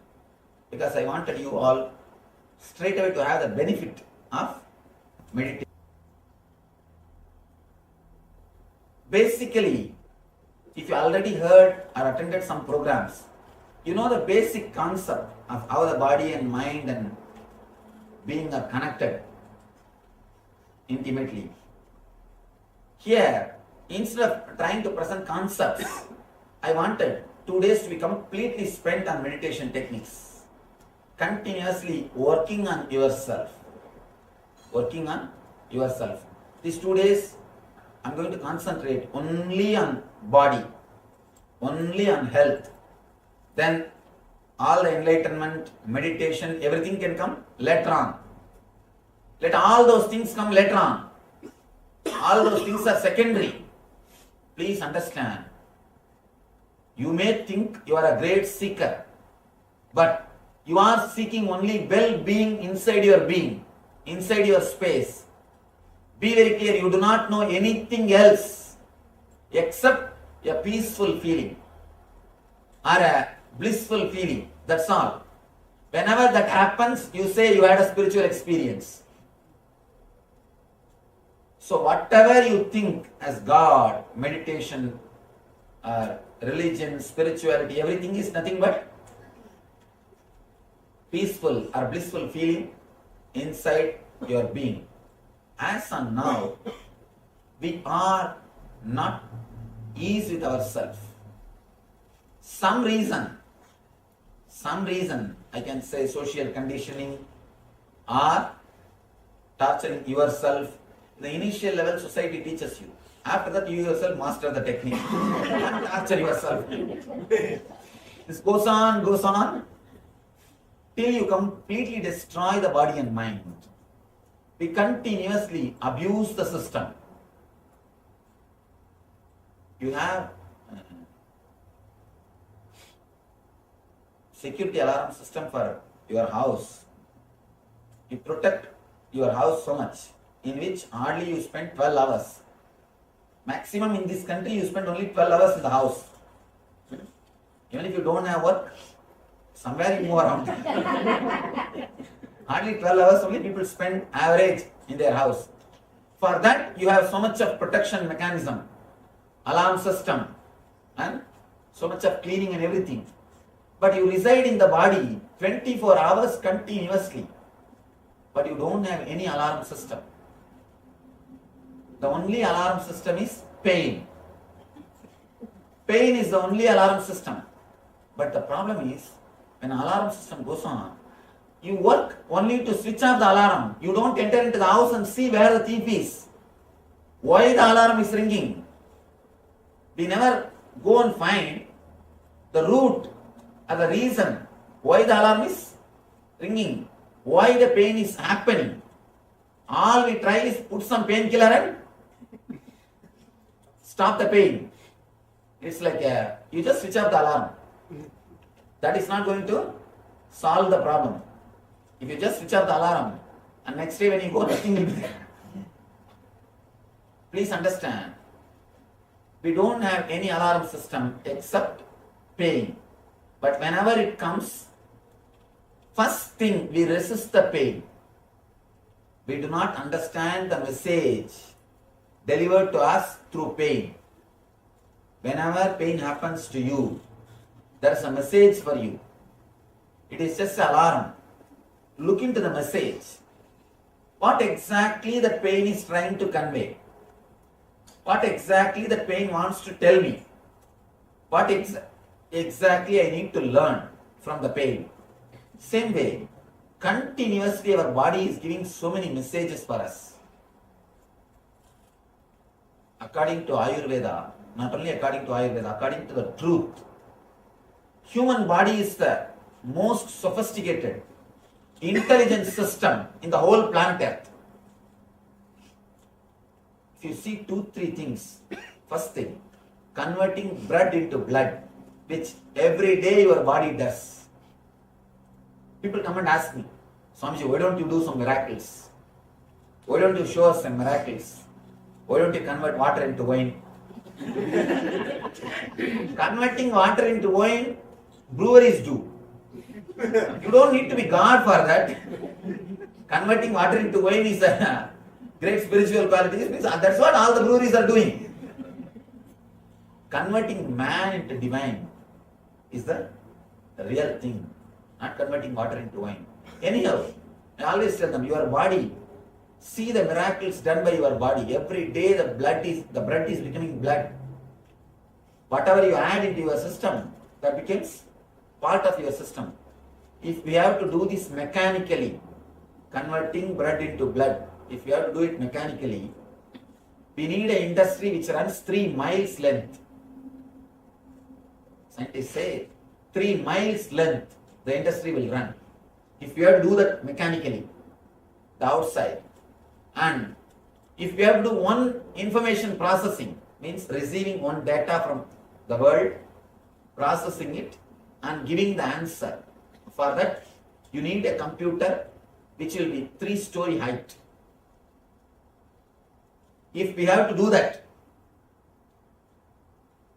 for example, now you are seeing me. This scene goes inside and you process it. First you do that neti process. This is not a tree, this is not a animal, this is not this. You do the excluding process. Then you start identifying. This is it. Then all your past memory comes. Your past memory with me. Then you decide. Sit here, listen attentively. For this simple process to happen, you store so much of data, so much of information. If we have to do this mechanically, we need a computer which will be 3-story height. People come and ask me, Swamiji, my mind is too noisy. I wanted to silence my mind. I wanted to experience silence. I tell them, never say, for the amount of work which your mind does, your mind is not too noisy. It is completely silent. The amount of work which goes on, for that surely it is silent. Now,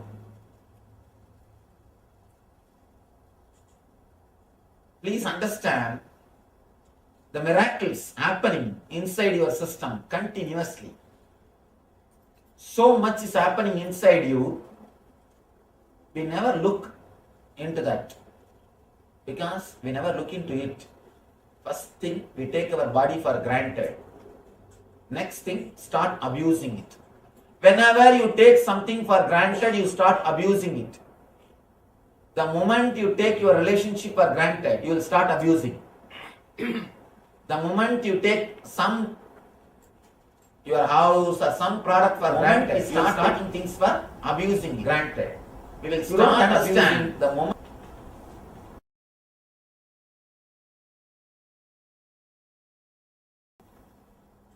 The body completely, how much is happening, and moreover, these people, I have seen many times, these people who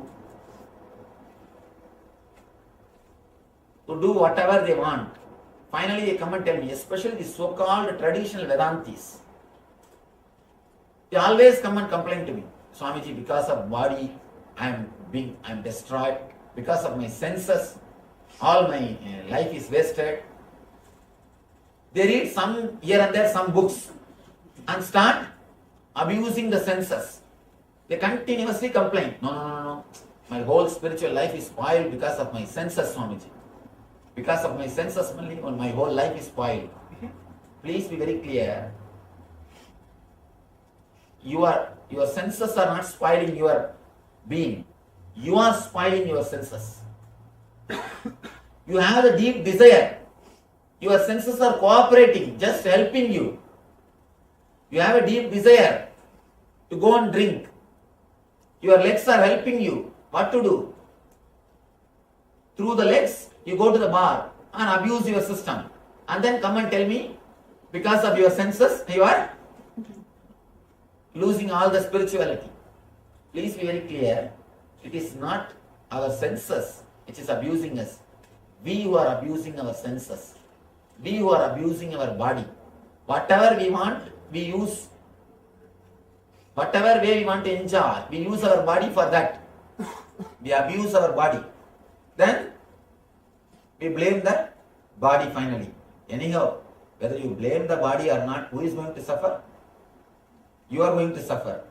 Now, instead of doing this blaming game, he is the reason. See, after that, Katrina, each one is blaming one person. See, these guys can do the blame game later on. But who are suffering? So now, we don't have time to do the blaming game. Blaming this person, blaming that person. Let us find out the root and start healing it. Let us find out the root and start healing it. Never, never, never abuse the senses. Never, never, never abuse the body. Never disrespect the temple in which you are staying. First thing, we don't have respect for ourselves. That is why we go on disrespecting the body. If you have respect for yourself, you know you are staying in this body. Naturally, you will start respecting it. I have expressed so many thoughts, so many ideas to maintain the body and the mind with a deep easiness, the deep connected feeling. Now, of course, I have expressed this in different places, in different discourses, different camps, different ways.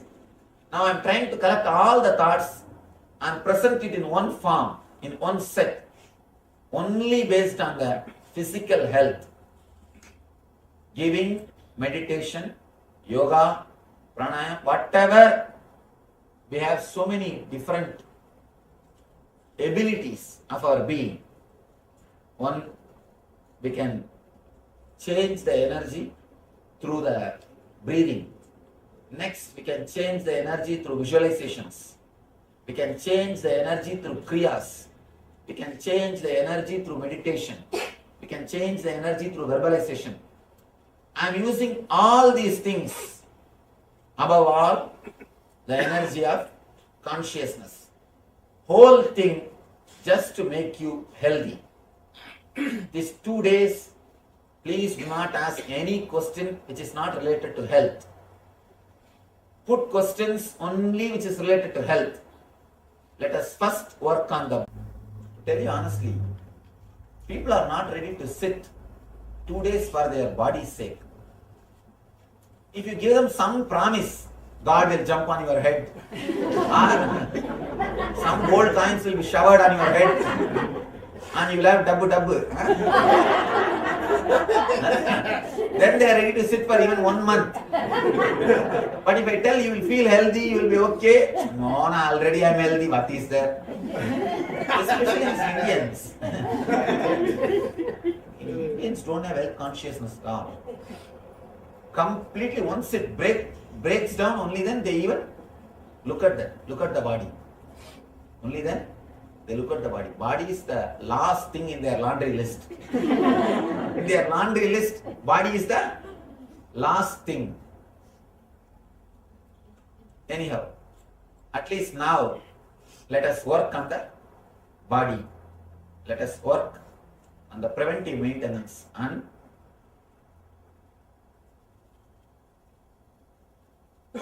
breakdown maintenance. Please understand, I am not teaching any morality. I am not teaching any spirituality. I am not giving you any experience of spiritual things.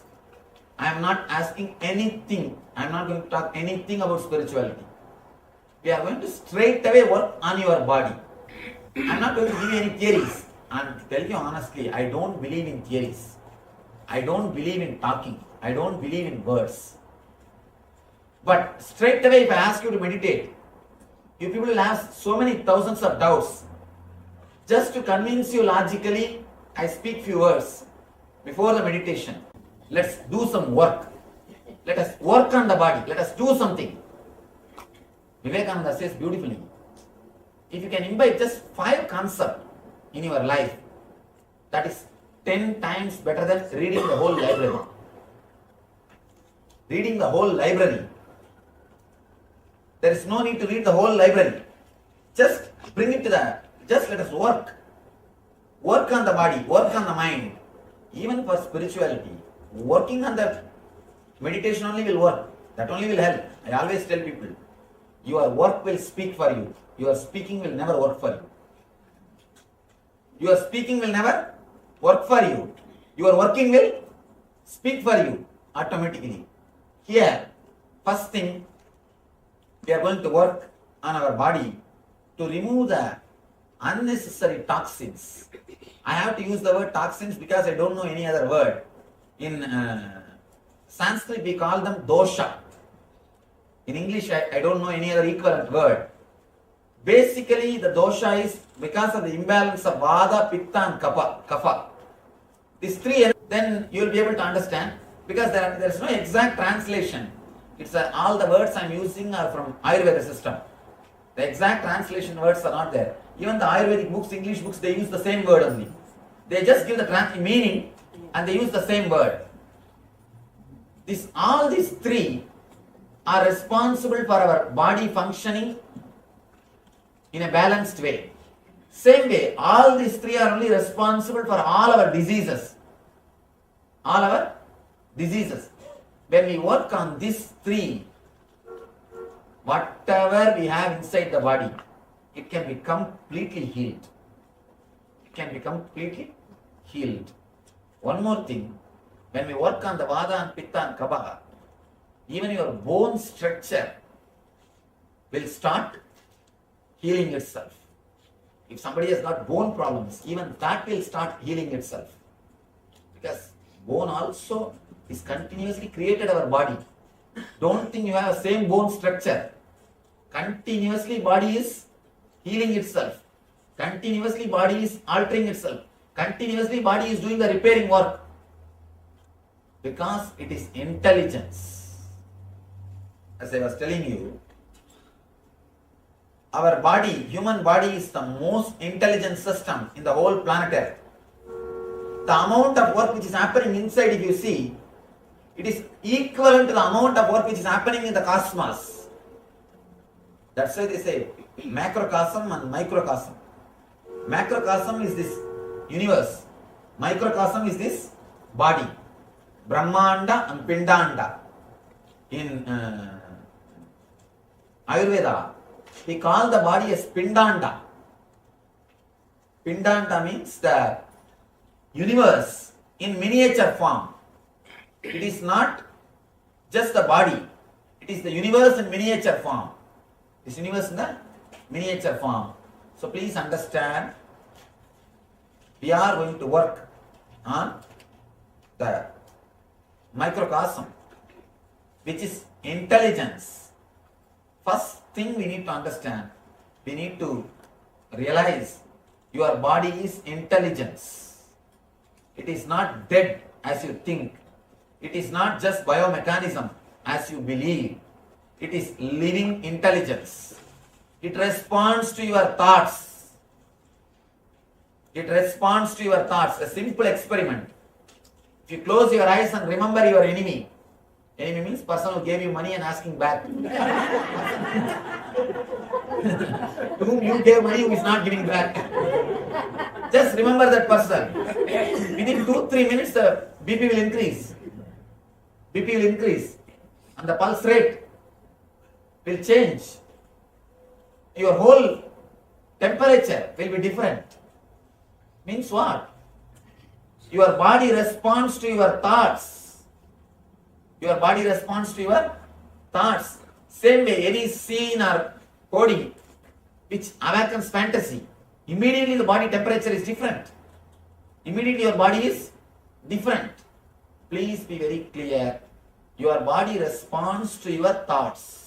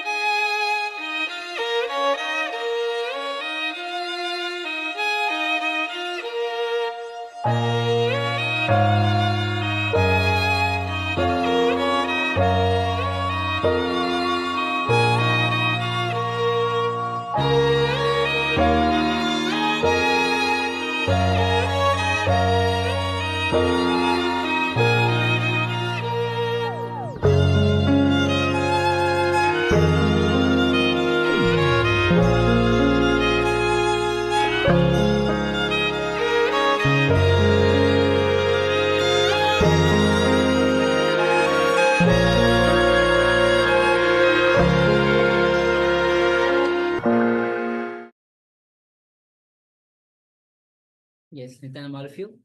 The Swami shares about the Arogya Spurana, how this body is the miniature of the cosmos. So Swami says that we are going to work on the microcosm, which is the body. But Swami says very beautiful, body is intelligence.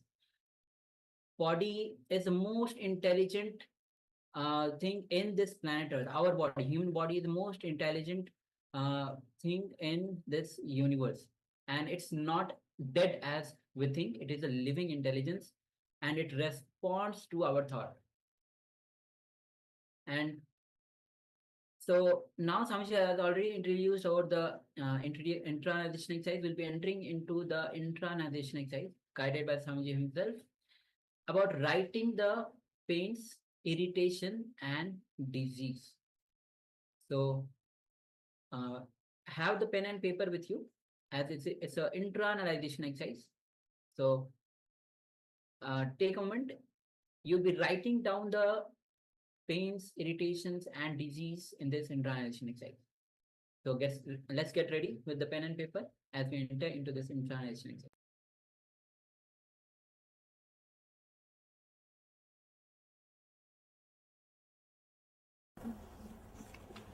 Please understand. 3-level pains, superficial, irritations like a ulcer or wheezing, that type of things. Third, diseases. This 3-level, all 3-level, please write whatever you have. Even if you suspect the little slight symptoms you are having, please write it down.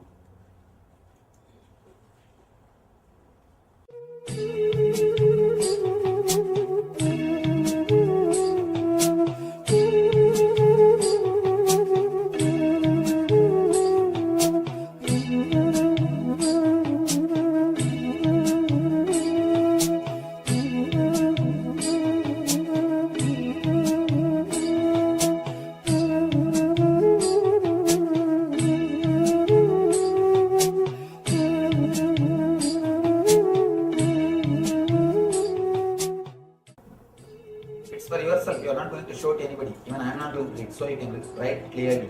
And it is for yourself.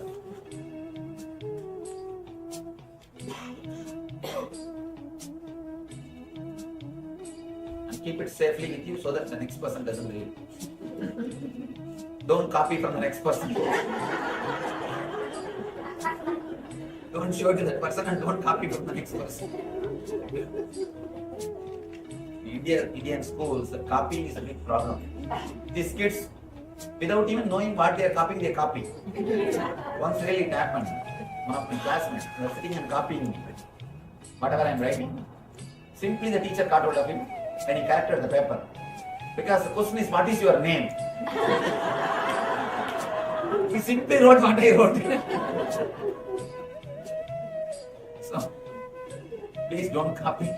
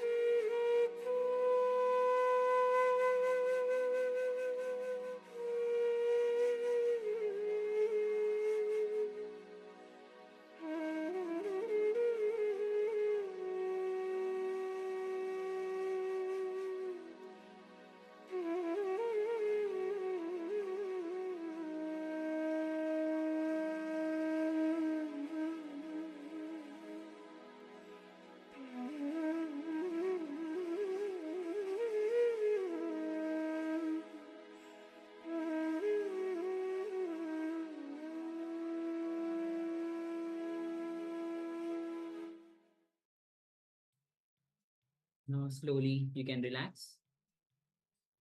Yes. So this was the internalization exercise to write down all the pains, irritation, disease that you have. So next we'll be moving on to body preparation meditation. As Swamiji has said very clearly that whether you might be seeking enlightenment, you might be a great seeker, but all you are looking for is that complete health. And so next we'll be entering into a body preparation meditation. So this is going to be kriyas to clean the toxins in the body. So this is going to be a 3-step process, 3-step meditation. It's a guided meditation by Swamiji himself.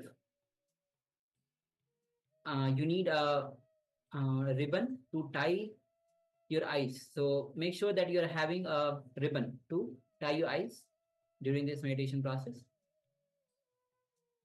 Okay, so let's enter into this meditation by Swamiji and make sure, because it's a meditation, make sure that you are having enough space for yourself to comfortably perform this meditation, and where nobody will disturb you, or you have also enough space for yourself to comfortably perform this meditation. So please come to the space of listening as we enter into this meditation.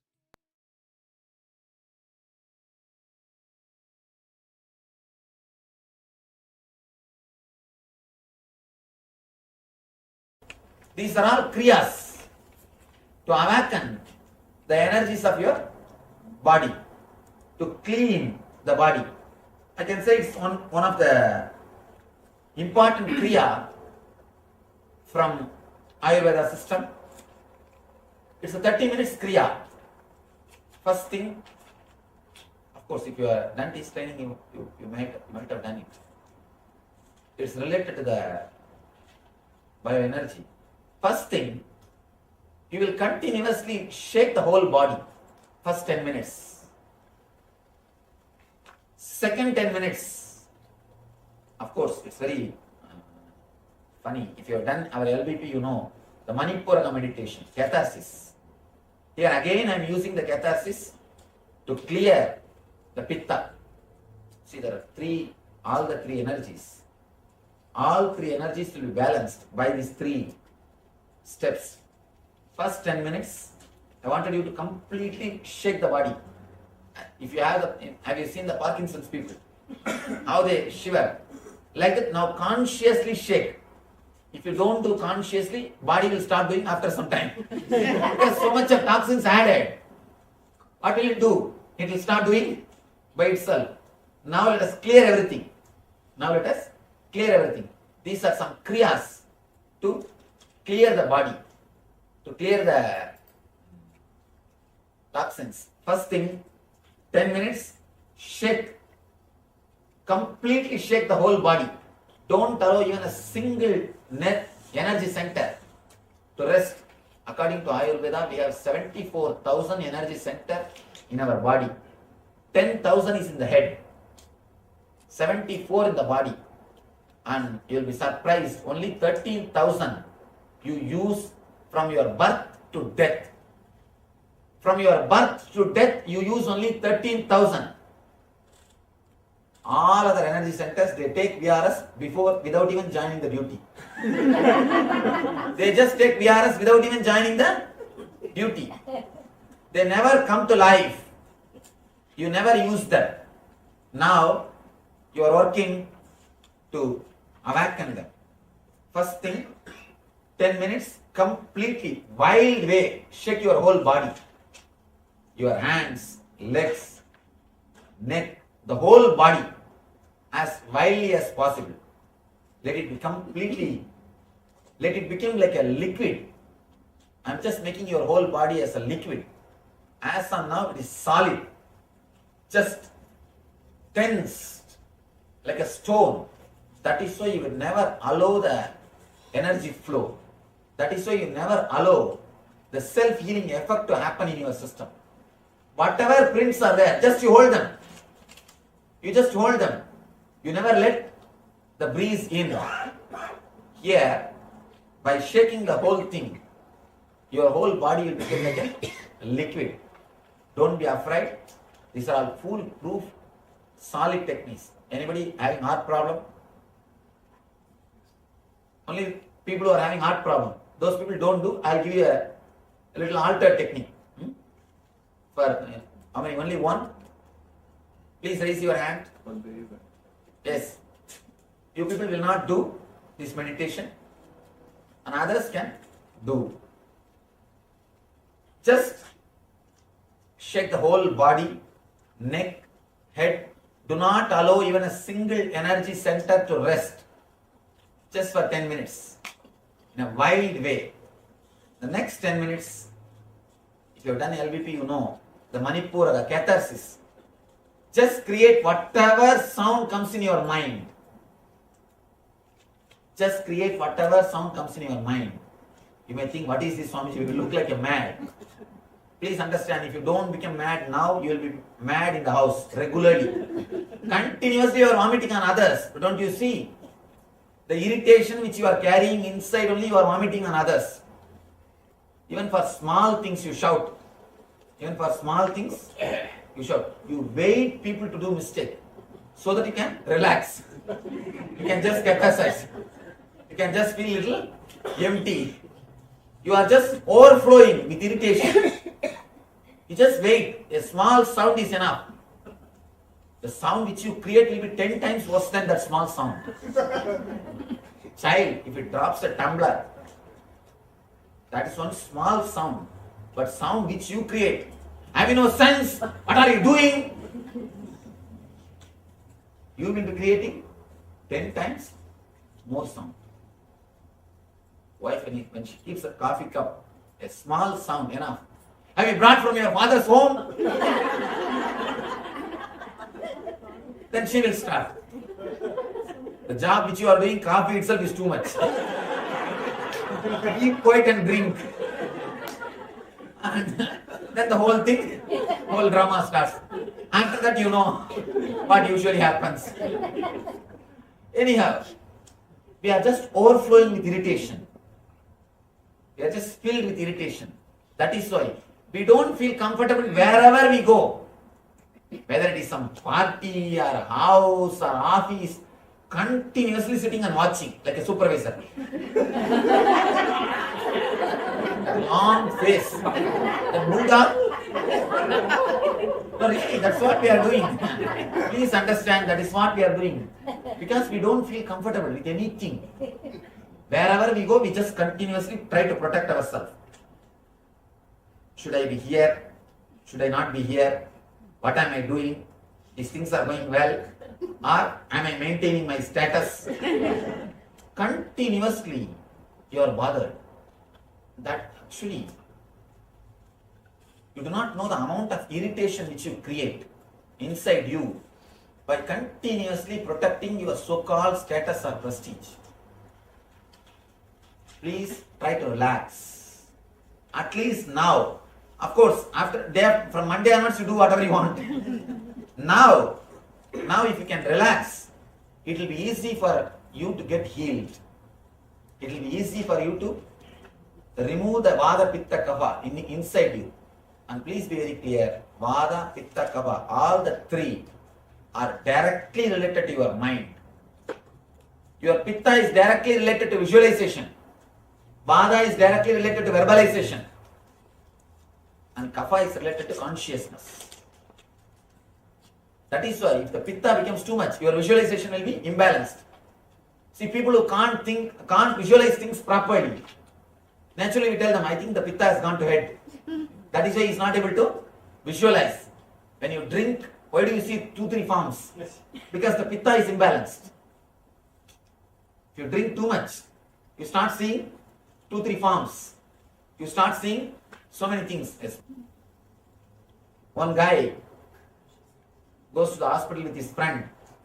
The friend is fully drunk and is lying.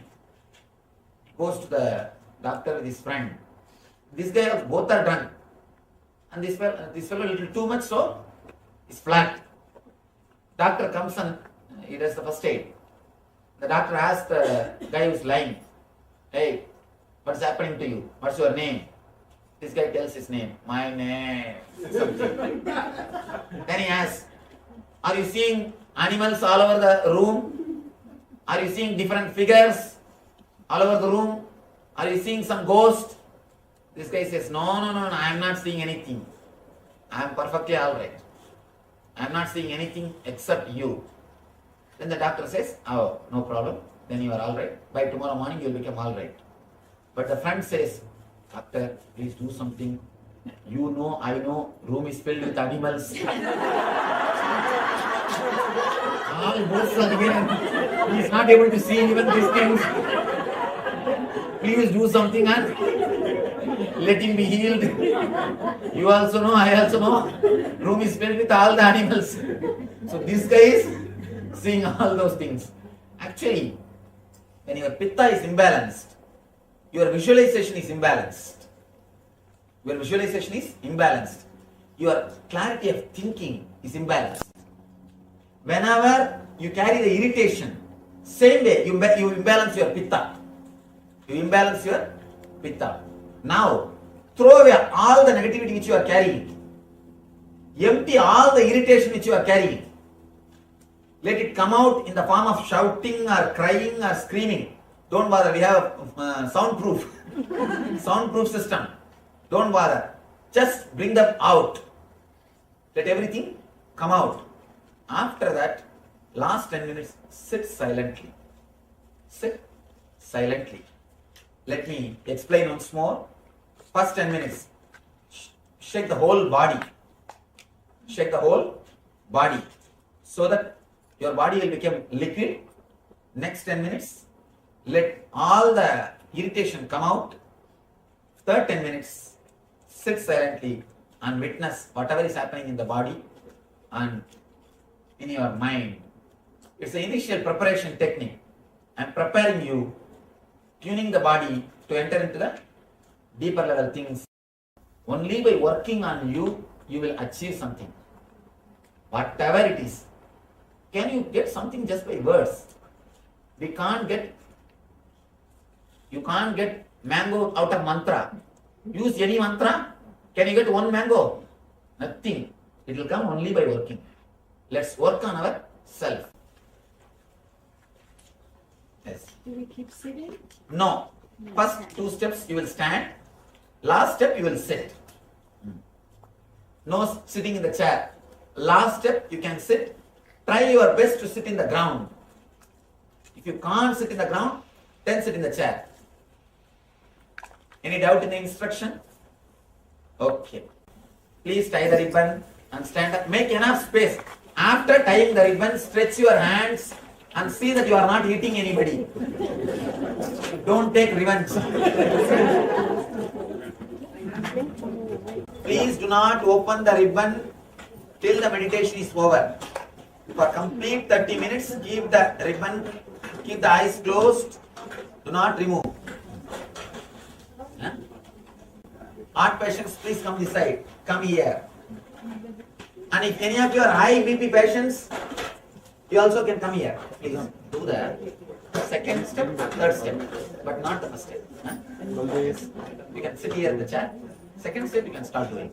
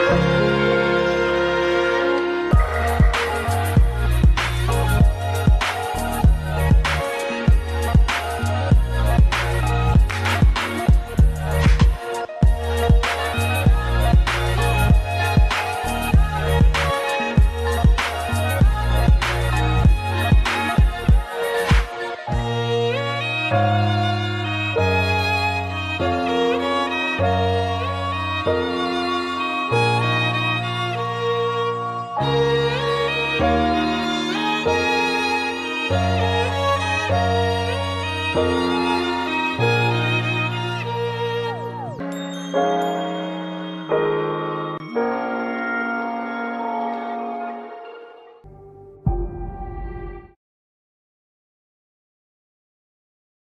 Nithyananda, all of you. So you can relax from this meditation. I hope this body preparation meditation where you shake the body intensely. Swami says very beautifully, now itself go mad, otherwise you will go mad by yourself. Anyways, so with this, let's move on to the power manifestation. And today we are doing the power of body scanning, as today the session itself is on health and wellness. Yes, so let us get comfortable. Let's get ready for this first round of power manifestation of body scanning. We'll be scanning the health of your internal organs. So it is very important to understand, as Swamiji beautifully tells us, when we pay attention to our body, when we bring awareness to our body, we allow our body to heal itself by removing ourselves from the cognition that we are the body. We are also the body. We are not the body. We are also the body. We are using this body. See, we've gone through earlier in the sessions today, saying that the body has its own intelligence to heal itself, but it can only do that if we allow it to.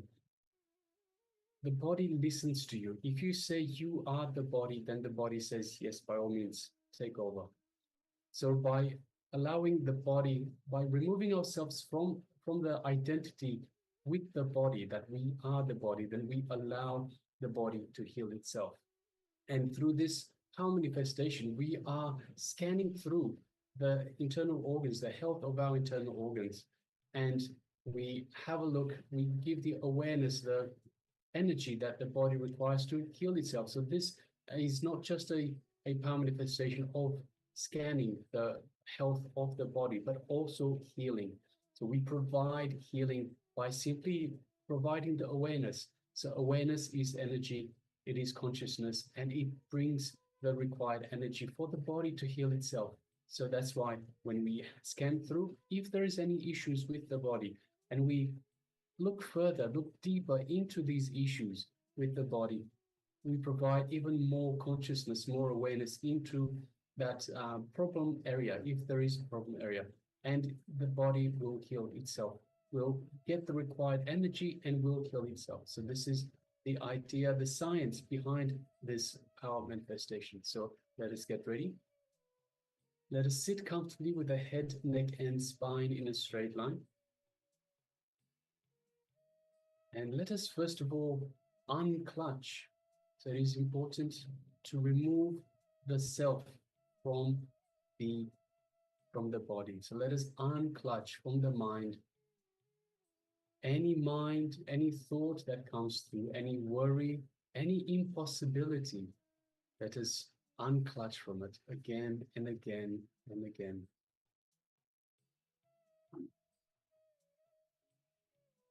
By unclutching more and more, we come closer to the space of restful awareness, the space between two thoughts getting wider and wider, the space where we connect with Paramashiva. We feel the space of oneness with Paramashiva. So again and again, any self-doubt, any judgment, any thoughts, distractions, any worries, anything comes up, let us just unclutch from it. Become a witness and just unclutch from all of these.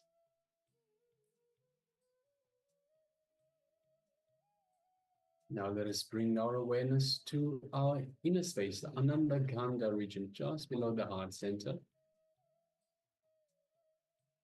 And let us visualize Swamiji in our Ananda Ganga, in our inner space. Let's reach out and connect to Swamiji in our inner space. Just the mere remembrance of Swamiji brings the Master, makes the Master available to you in your inner space. Feel that feeling connection, strengthen that feeling connection to Swamiji in your inner space. Feel the love the compassion, the infinite grace that's radiating from Swamiji, the Supreme Pontiff of Hinduism, from your inner space.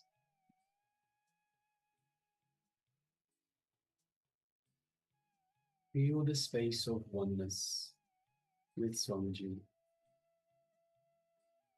in your inner space.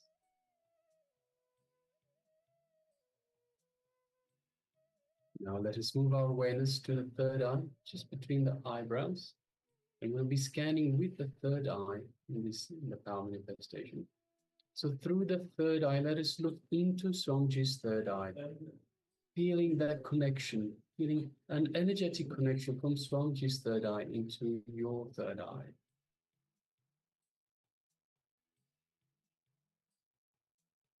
Just feel that energy in your third eye, your Anya chakra, just between the eyebrows.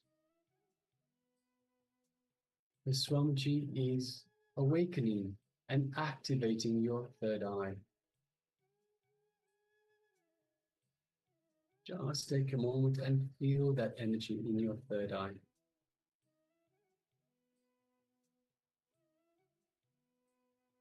Now let us start chanting the Mahavakya to further connect to Swamiji, to strengthen that feeling connection.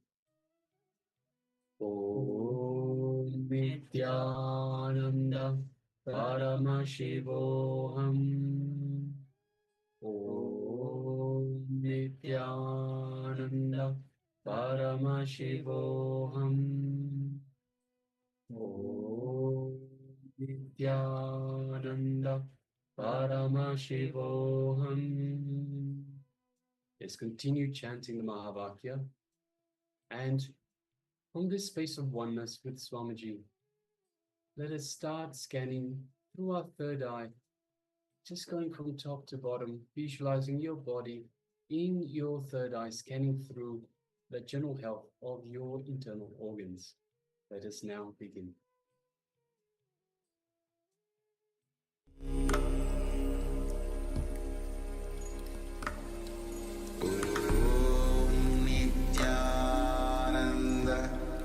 Paramashivoham.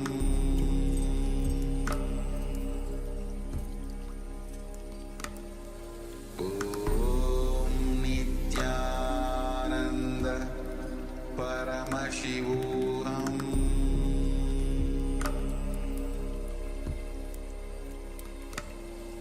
Om Nithyananda Paramashivoham. Paramashivoham. Om Nithyananda Paramashivoham.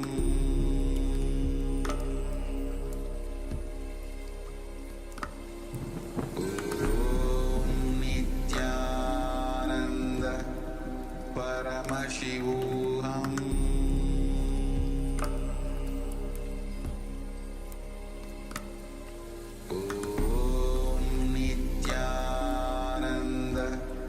Paramashivoham.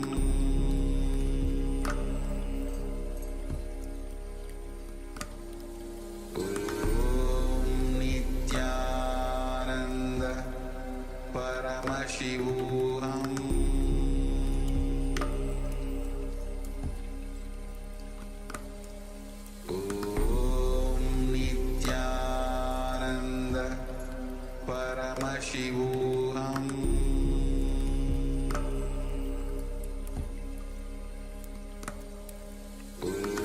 Om Nithyananda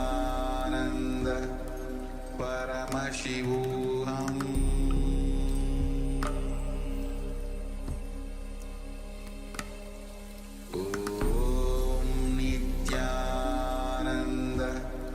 Paramashivoham.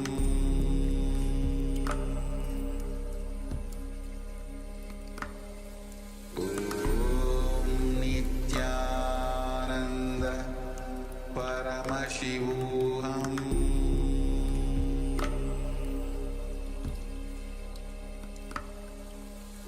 Om Nithyananda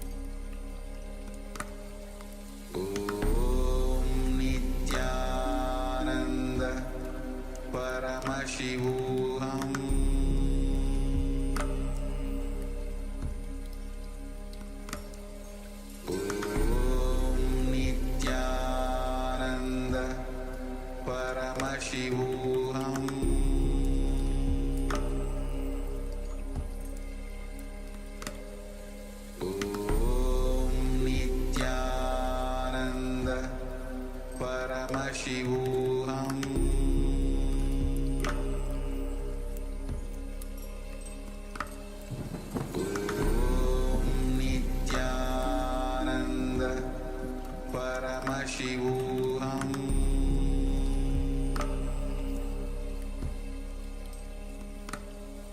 Om Nithyananda Paramashivoham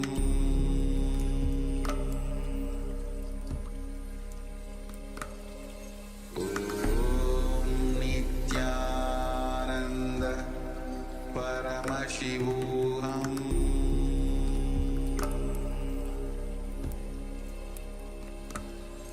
Om Nithyananda Paramashivoham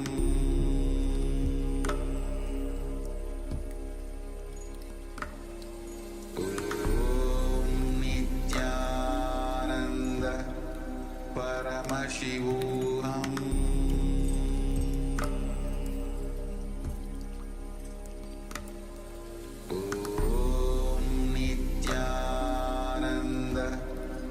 Paramashivoham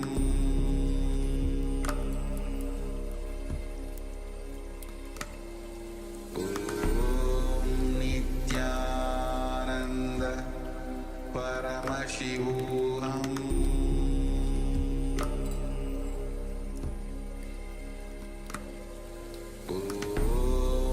Nithyananda Paramashivoham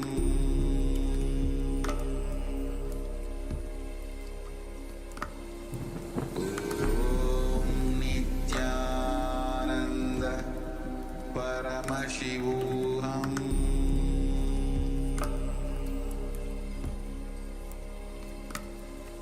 Om Nithyananda Paramashivoham Om Nithyananda Paramashivoham Om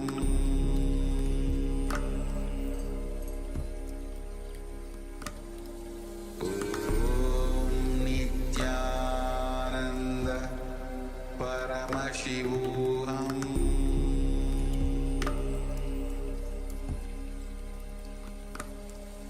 Om Nithyananda Paramashivoham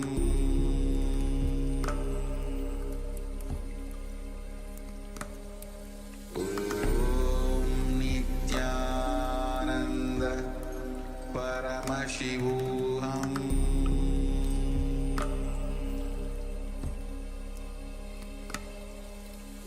Om Nithyananda Paramashivoham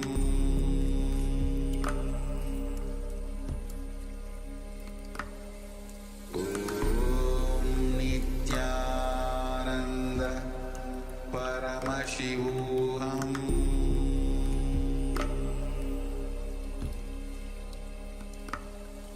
Om Nithyananda Paramashivoham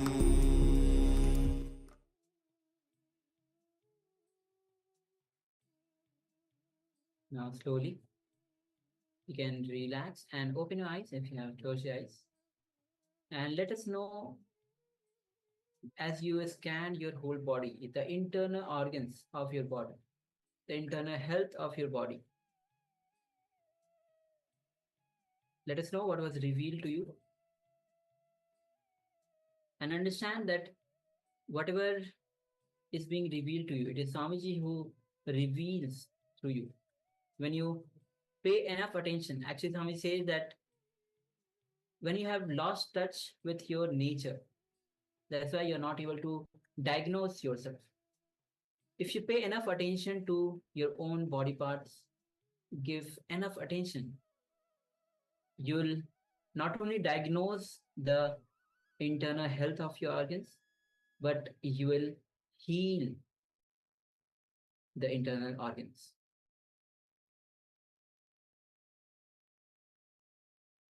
So please take a moment and share what was revealed to you as you scan the inner health of your internal organs.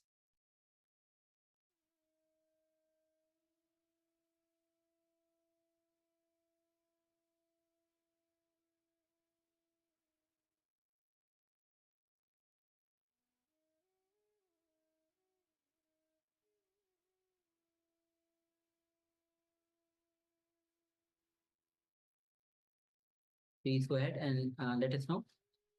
And also with this, let's get ready for the next session and next segment of this whole day. And today, next is going to be working on visualization.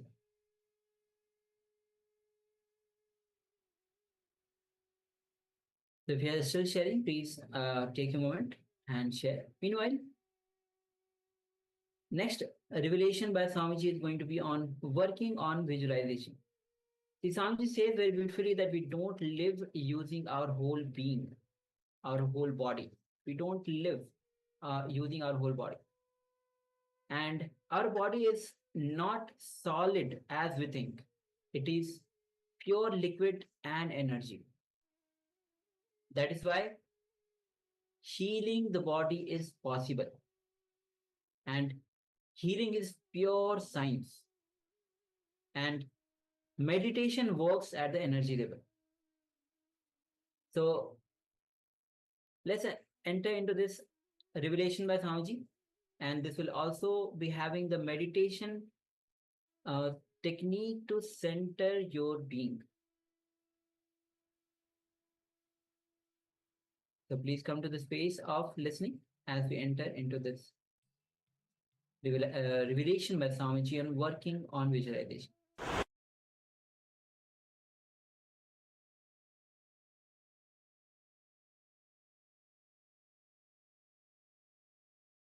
Concepts which I am expressing, all you must have heard if you attended Gita, or if you attended any other discourses.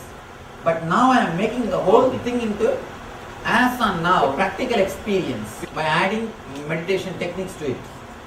I am making the whole thing into technology.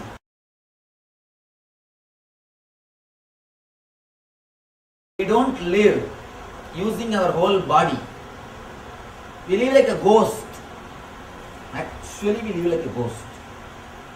A small example.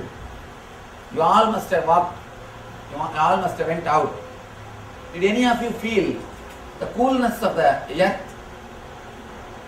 Now after me telling, you will remember. When you walk, you don't feel. You became insensitive to some parts of your body. Same way, if somebody touches ear, you will know. But if somebody touches ear, you don't have the same sensitivity. You don't have the same sensitivity.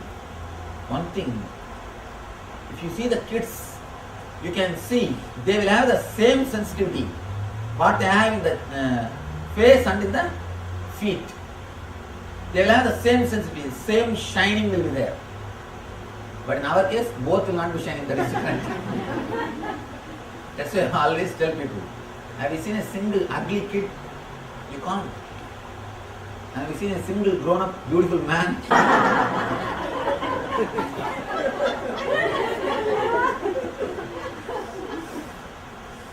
The grace is lost when you start choosing one part of body, when you start rejecting other part of the body, the grace is lost.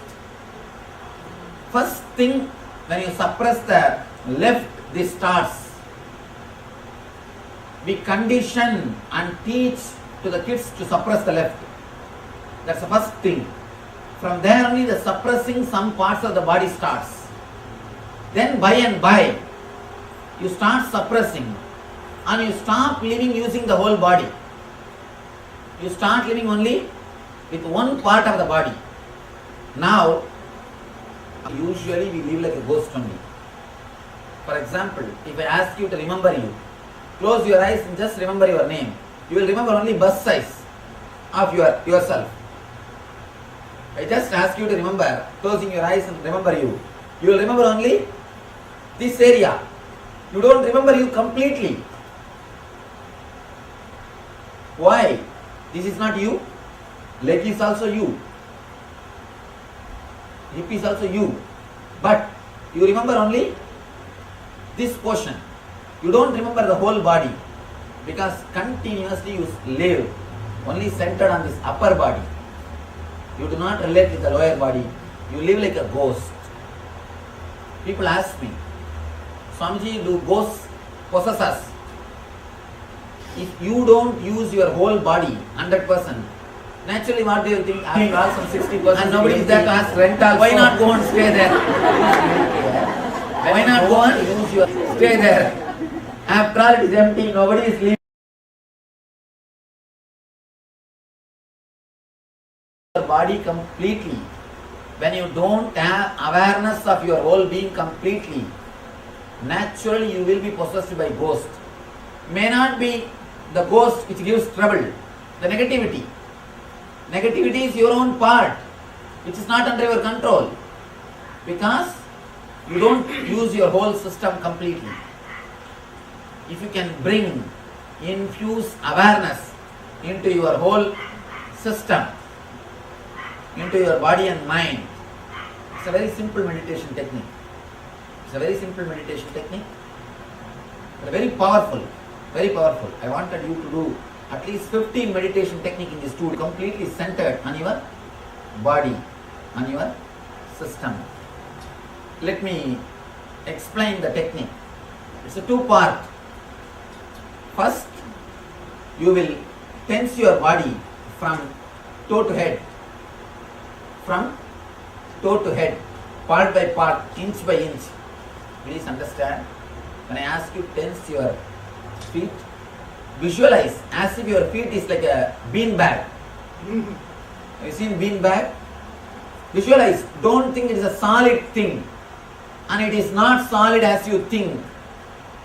Please be very clear, your body is not solid. It is pure liquid and energy. It's a pure energy. That is why healing is possible. People ask me, Swamiji, how do you heal so many tumors, so many diseases? Please understand, you think body is solid. That is why you think it's a miracle, but it's nothing. It's a pure science. Just pure science. How doctors do surgery?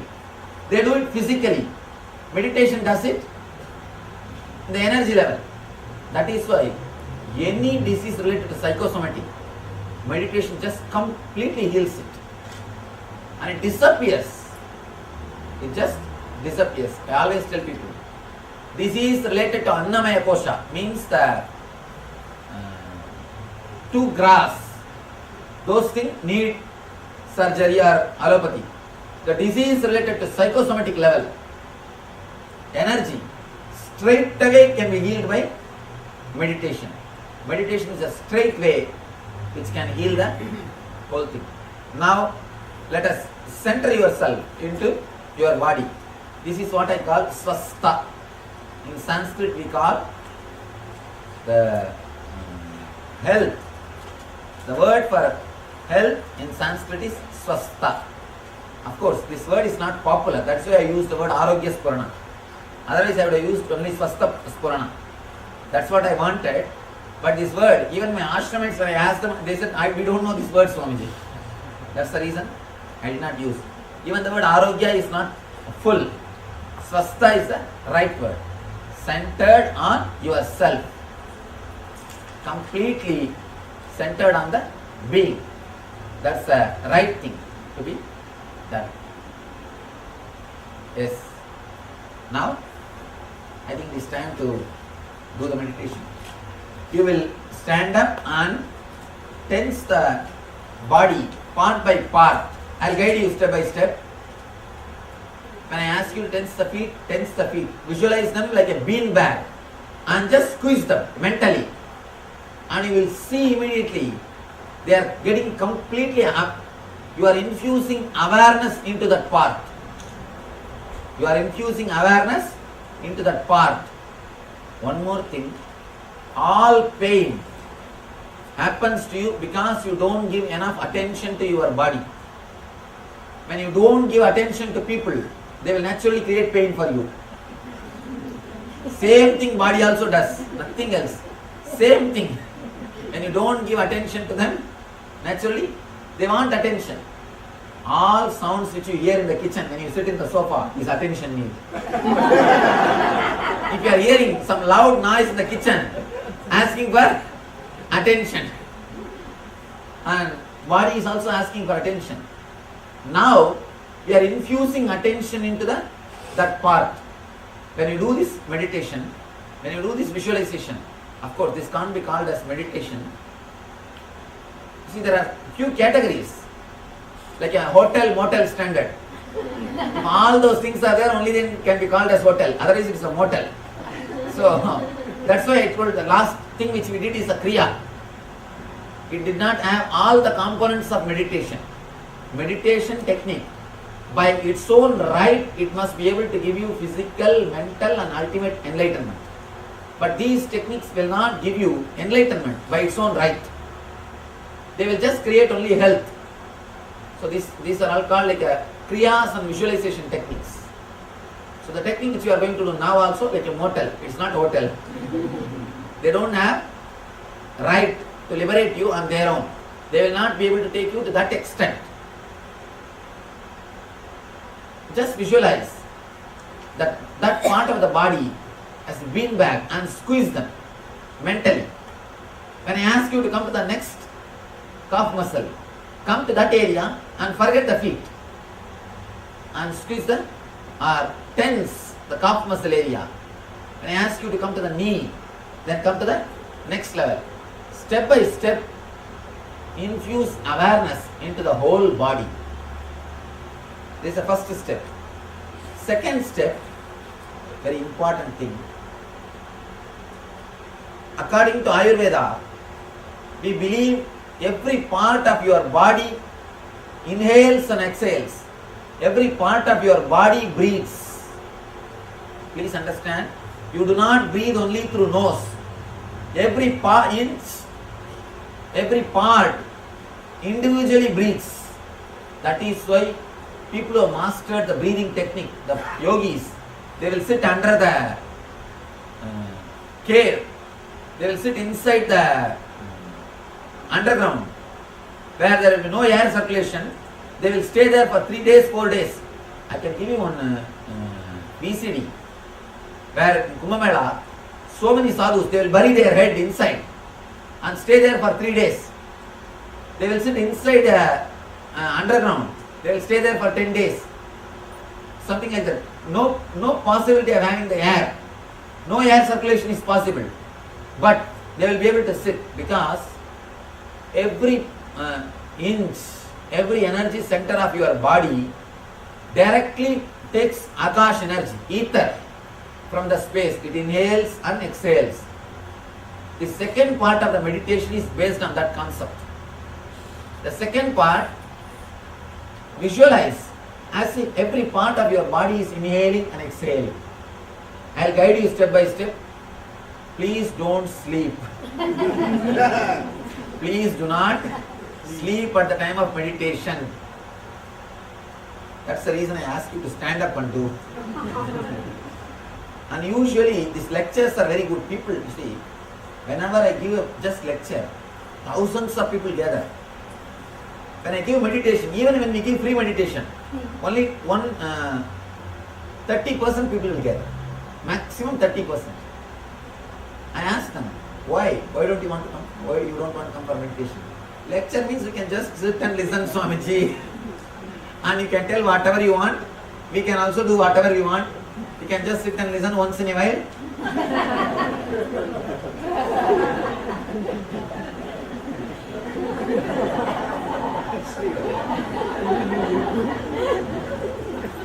You can do all those things. But in meditation, you have to do something.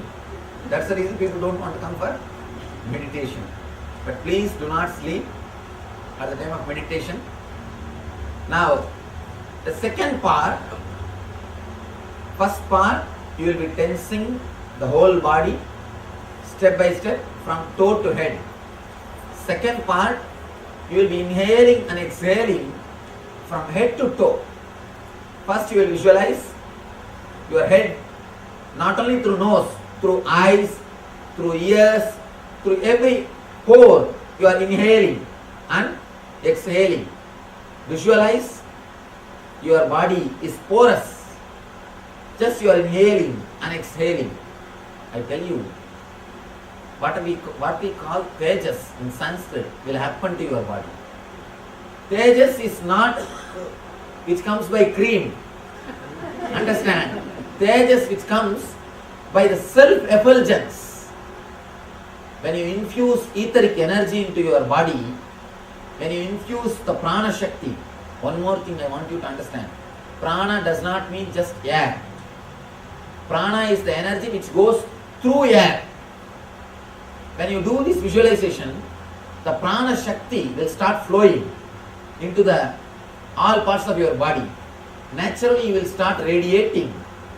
You will start radiating the tejas. You will start shining. And do not expect the shining will be like a sun shining.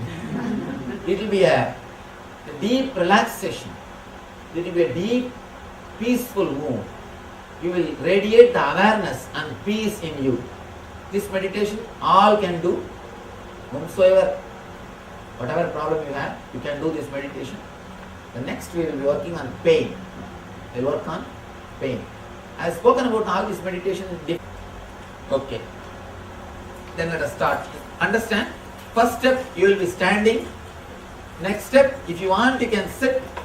But if you can, better stand. Next, second step also. That will be nice. But you will not be allowed to lie down or sleep. Please just loosen your body. Just stand in a relaxed way and take enough space. Yes. You have to tie the ribbon. And please spread all over and make enough space.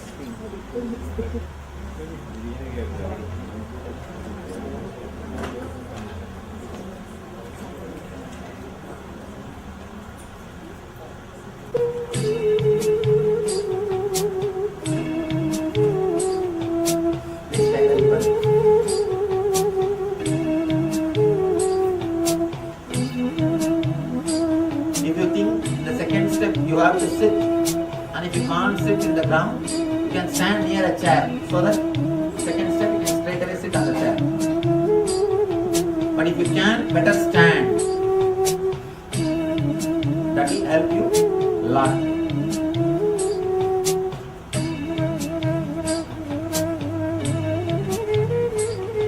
Please inhale and exhale as slowly as possible, as deeply as possible.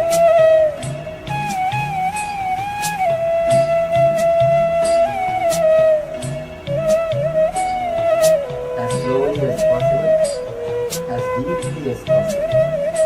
Visualize you are inhaling and exhaling. It's happening using the whole body.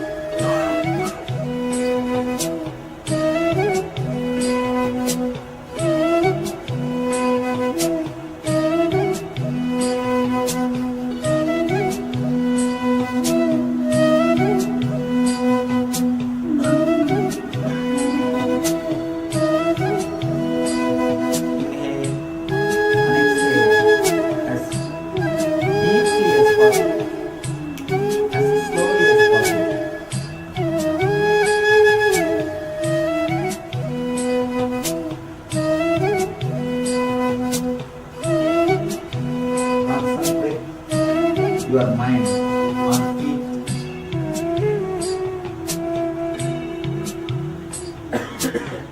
Please just remember only the feet area. Forget all other parts of your body.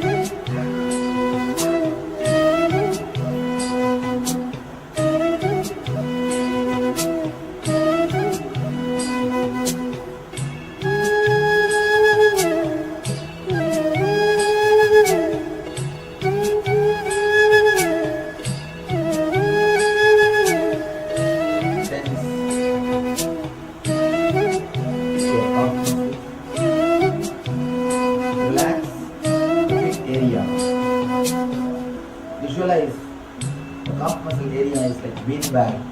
Tense them. Tense them as intensely as possible. Forget all other parts.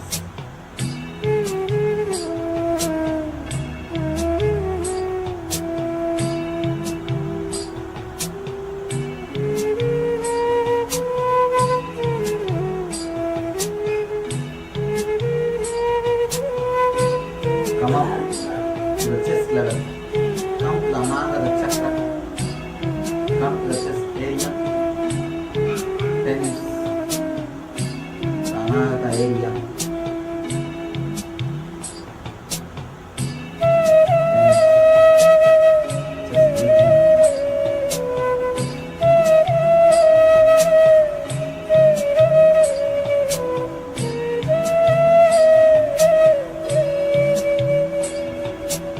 Just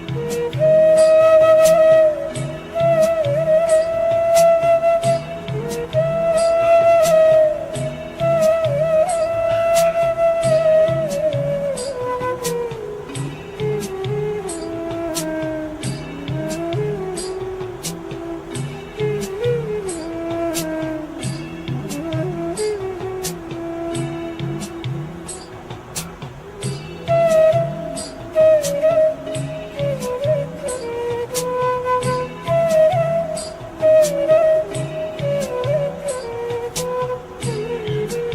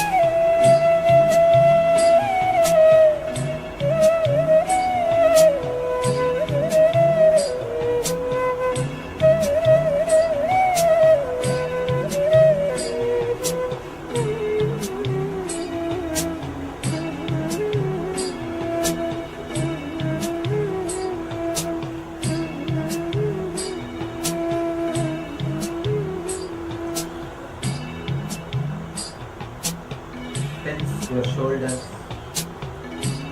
and both the hands intensely as much as possible. Let every energy center become aware.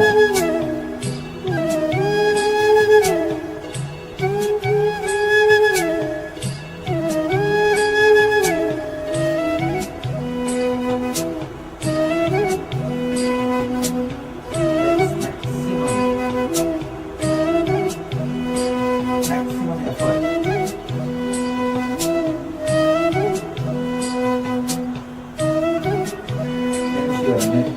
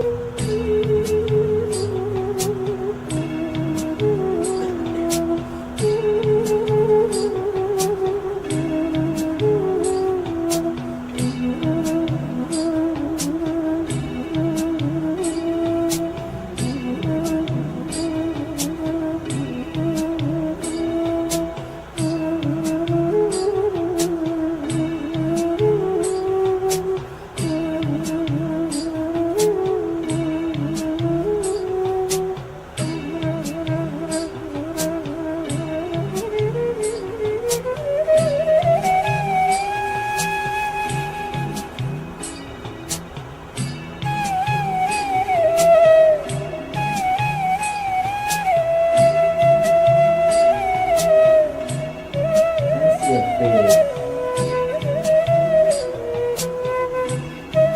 Tense completely, intensely, your head and face. Visualize they are like a bean bag and intensely tense them.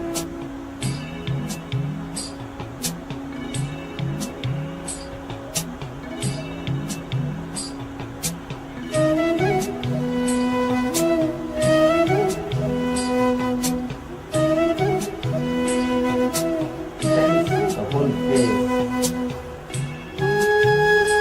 All the tensions are stored inside. Let it be clear.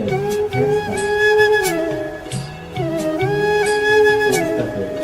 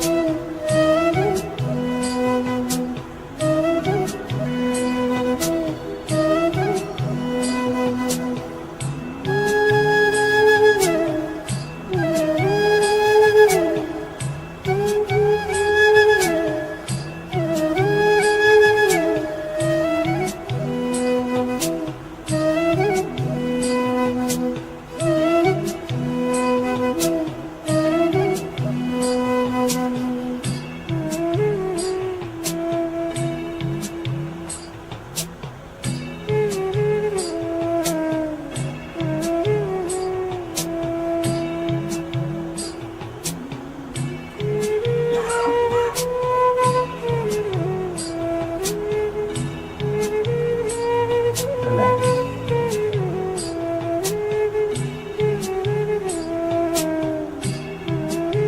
For a few seconds, relax completely.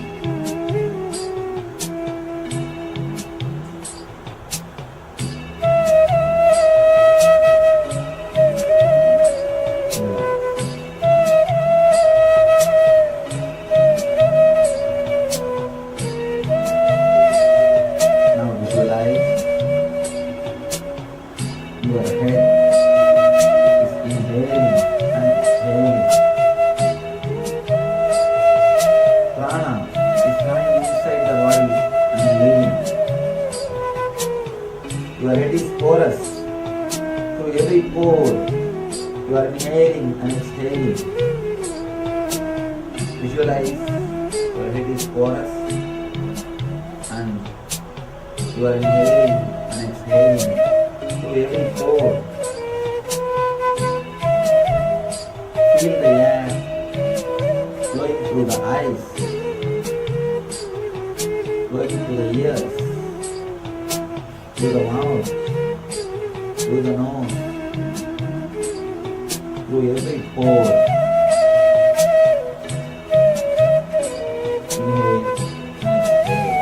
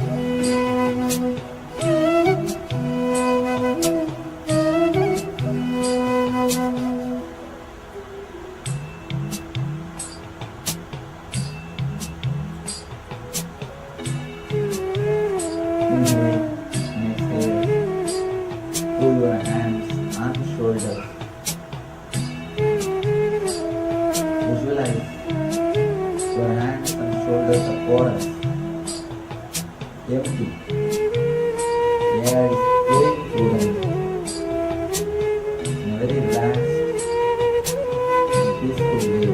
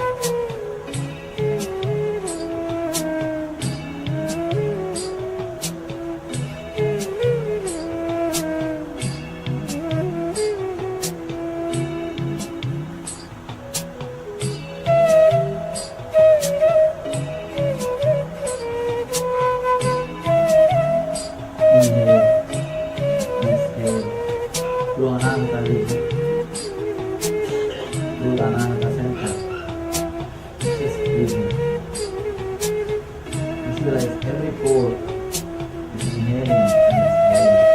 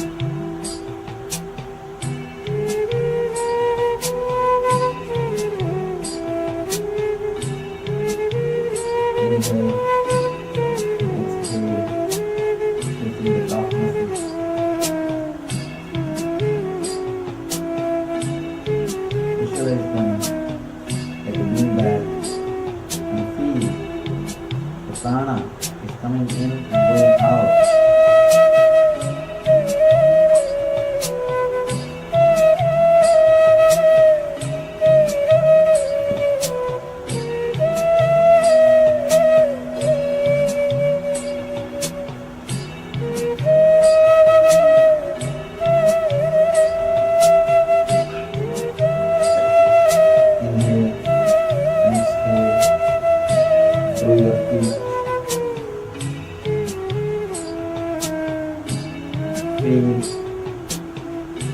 the heat of aura. That inhaling and exhaling happens through your feet.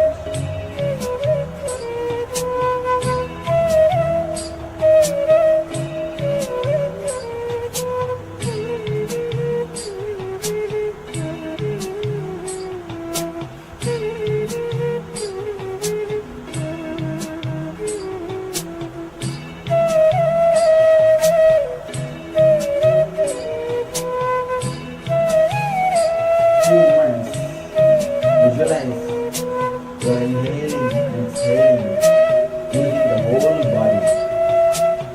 Your whole body is porous. You are taking the prana using the whole body. Air is coming in, going out. Your whole body is porous.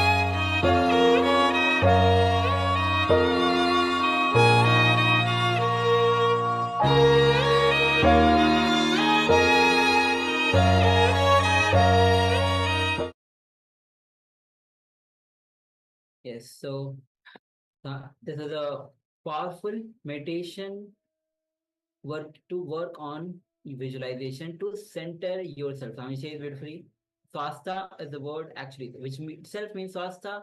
Swa means self, stha means being centered on self. So this was a powerful technique. As Swami say that your body is not solid; it is pure liquid and energy. That is why healing is possible. And meditation is the way to heal all the psychosomatic diseases. It is a straight way to heal the whole thing. And through inhalation and exhalation, you bring awareness to your whole body.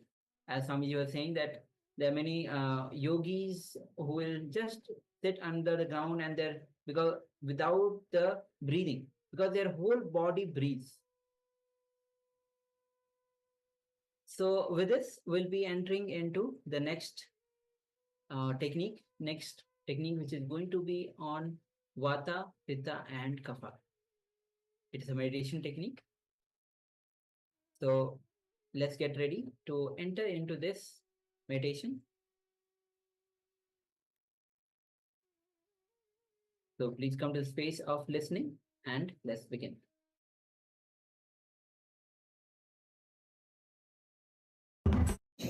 Today we are going to do second technique to balance the Vata, Pitta and Kapha.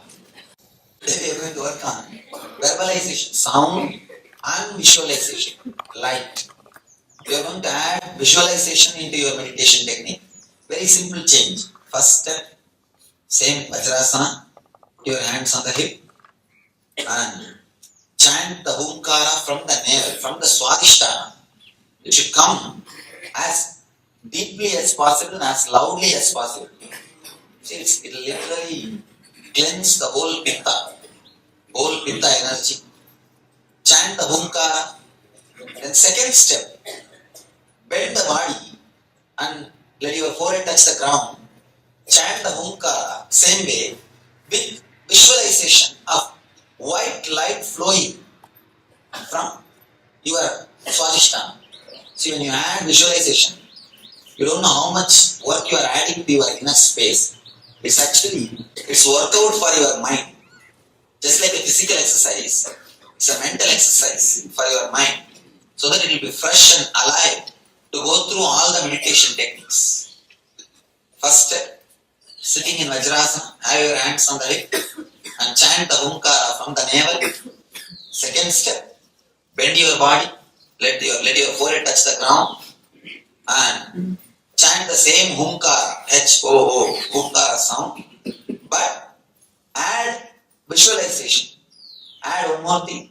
Visualize as if a white light is flowing from your Swadhisthana towards the whole body or just towards your head. Visualize, light and add sound. Please close your eyes. Sit in Vajrasana. Have your hands on your hip. Chant the Humkara as intensely as possible.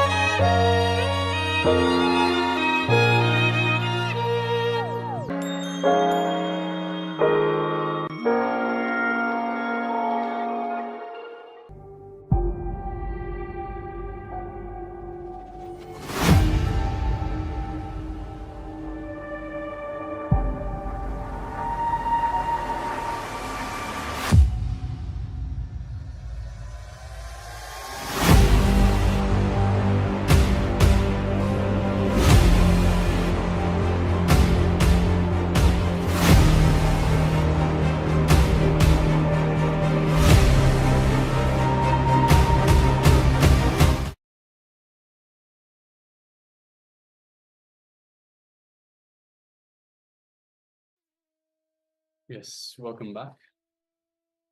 So now let us move on to the next segment, which is once again the power manifestation segment. And today's power manifestation is the power of body scanning. So in the previous round of body scanning, we had looked for our internal organs, just the general health of our internal organs. In this round, we will scan the blood pressure and the vital signs. And so requesting everyone to let us get ready for this. And let us sit comfortably with the head, neck, and spine in a straight line. Let us visualize Swamiji in our inner space, our Ananda Gandha. Just connect to Swamiji in your Ananda Gandha, in your inner space. Feel his love, his compassion, infinite wisdom, infinite grace. Feel the space of oneness with Swamiji in your inner space. Just a mere remembrance of the Master invokes him in your inner space. It's available for us. Feel that space of oneness.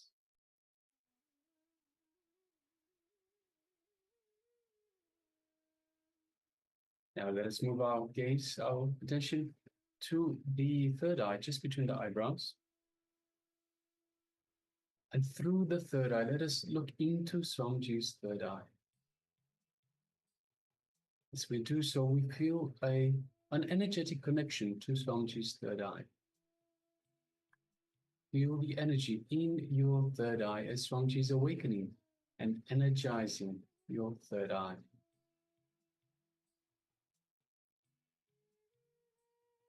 Now, from this space of oneness with Swamiji, let us start manifesting this power of body scanning. Let us scan for our blood pressure. Let's begin.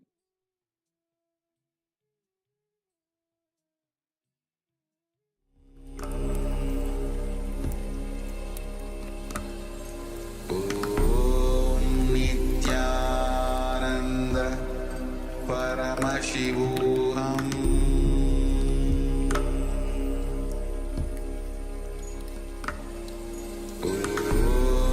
Nithyananda Paramashivoham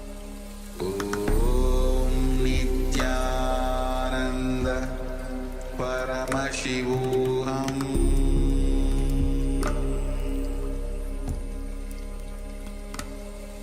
Om Nithyananda Paramashivoham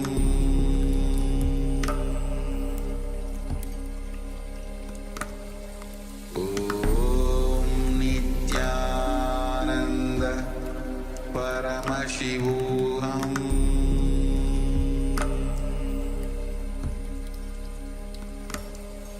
Om Nithyananda Paramashivoham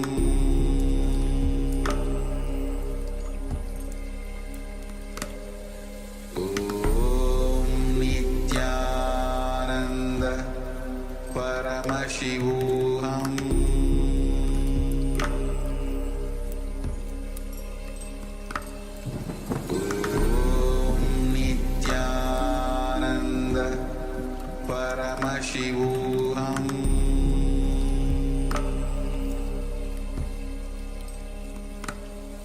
Om Nithyananda Paramashivoham Om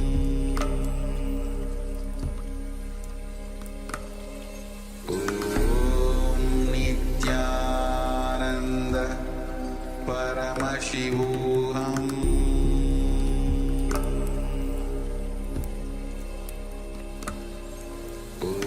Om Nithyananda Paramashivoham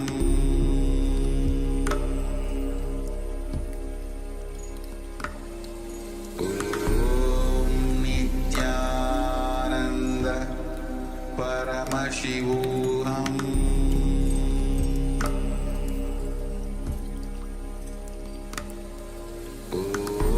Om Nithyananda Paramashivoham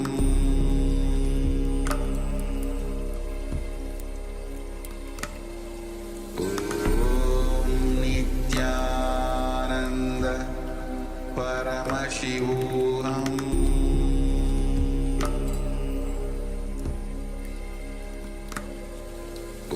Om Nithyananda Paramashivoham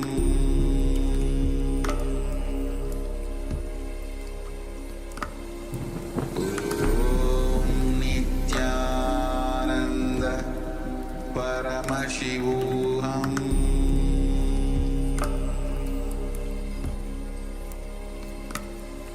Om Nithyananda Paramashivoham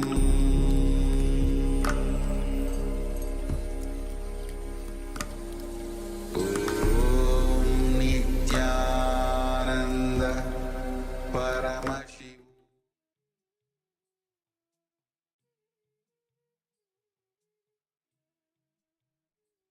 Yes. You can relax now and take a moment and share with us what was revealed to you in your third eye. What was your blood pressure? And any other signs, any other vitals that you scanned for, do let us know.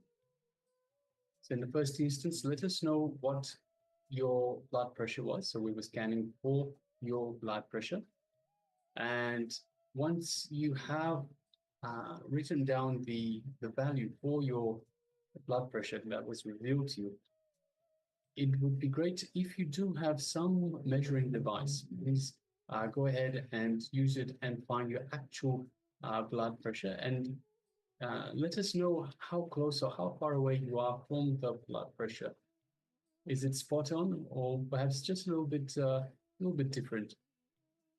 Actually, this might be a good investment going forward, just getting the BP meter. So going forward, you can just play with this power manifestation. See, when you have the control over your own blood pressure, that gives you a lot of powers which are useful directly for your day-to-day life. When your co-worker is trying to blackmail you and you feel the blood pressure is rising, your head is getting red, that is the time when you need the power to control the heat in your blood. So when you play with the power of changing your blood pressure, changing your pulse rate, that will make you a great business partner. Because even in the tough business negotiations, you will keep your cool. You will be able to maintain the stable blood pressure. And that is only one use case. Naturally, when you keep yourself in the cool range, naturally all those hormones that make you old, all the stress hormones, they will not flood your system as frequently. So what does that mean? Your body does not go through all the ups and downs, and you will actually start rejuvenating yourself. You will not age, you will not turn into a grumpy old person. No, you will be fresh and alive. You will be alive. So the blood pressure meter is a great tool just to see, yes, I'm actually manifesting the power. And since we are going to manifest this power not only in level 2, we are also going to manifest this power as part of Paramashivoham level 3.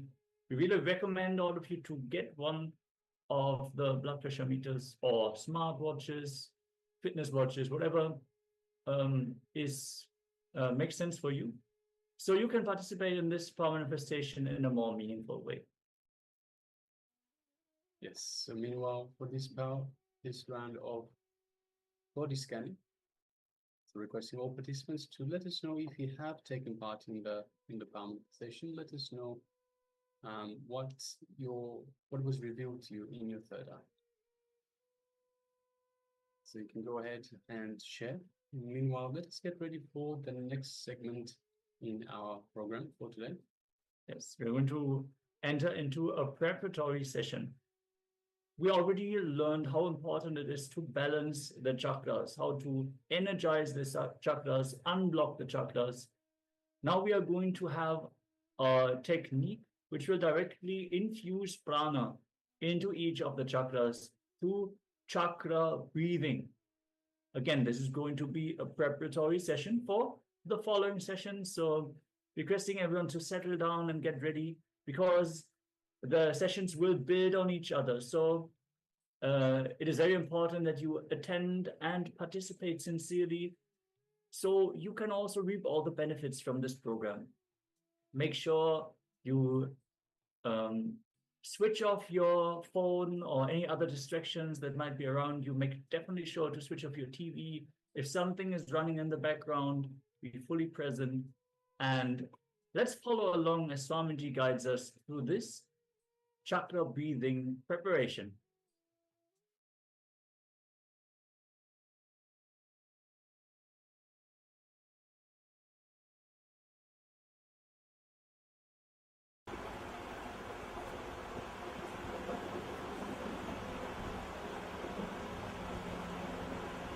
Now let us go a little more deeper. How we breathe life into all parts of our body. How we made ourselves centered into the whole body completely. Same way, we will help ourselves to center ourselves on all the 7 chakras. Now we will breathe life into all the 7 energy centers. Then we will work on the pain. Before working on the pain, see, human beings usually stay in a very grass matter level. Slowly, I am trying to take you all to the pranic, and from the pranic to the subtle level. Straight away, in the initial level itself, we can't do the deeper visualization techniques. It's like a straight step by step, preparing them, taking you to the visualization technique, visualization level.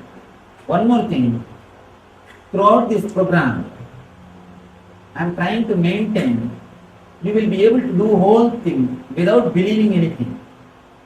You don't have to believe Hinduism or Vedanta or any other theory, any other concept to do this whole program. It's a simple, straight technology or science. That's the reason I'm trying to take you step by step. Even though it takes little time, even though it continuously, it makes you to do meditation techniques. Of course, you are the one who is going to enjoy the result. Now, this meditation is called chakra breathing. We'll inhale and exhale centered on every chakra. How we, in the last technique, you visualize every part of the body inhaling and exhaling.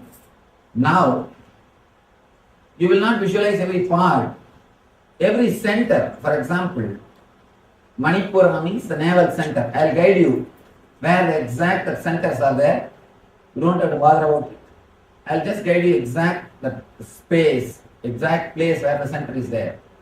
Manipura means visualize the inhaling and exhaling is happening from the navel, and the turn, actually the air is going inside, touching the Manipura, then it is coming out. Anahata means visualize, the air is going in and touching the Anahata, then coming out. Vishuddhi means the air is just touching the Vishuddhi and coming out. Amya means it's not going down, the prana is going up and coming out. Just like that, step by step, we will breathe energy into the chakras. We will breathe life into the chakras. Then we will work on the pain. Because working on the pain, I have given that as a meditation technique. Even though it is given as a meditation technique, it is difficult to do for a new person. Unless you are already a little bit exposed to visualization or meditation. Like this step by step, 1 or 2 techniques. You will not be able to work on the pain. Now, if you work on that meditation, even the severe pains like arthritis or even serious pains can just disappear.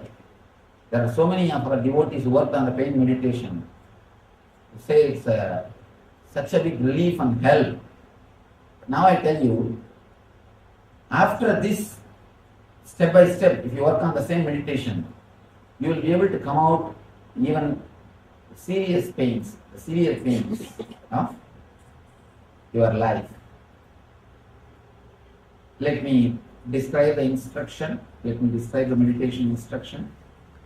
First, you will work on the Muladhara, means visualize the inhaling goes and directly hits the root chakra, where your spinal cord ends, the root of the spinal cord, the Muladhara. You will visualize the inhaling goes and touches the Muladhara and comes out. The second, 2 inch above, the Swadhisthana. Again, you will visualize the inhaling goes and touches the Swadhisthana and comes out. After third, Manipura, inhaling goes to the navel center and comes out. Step by step, we will work on every chakra. We will breathe life into every chakra. Please sit straight. Close your eyes.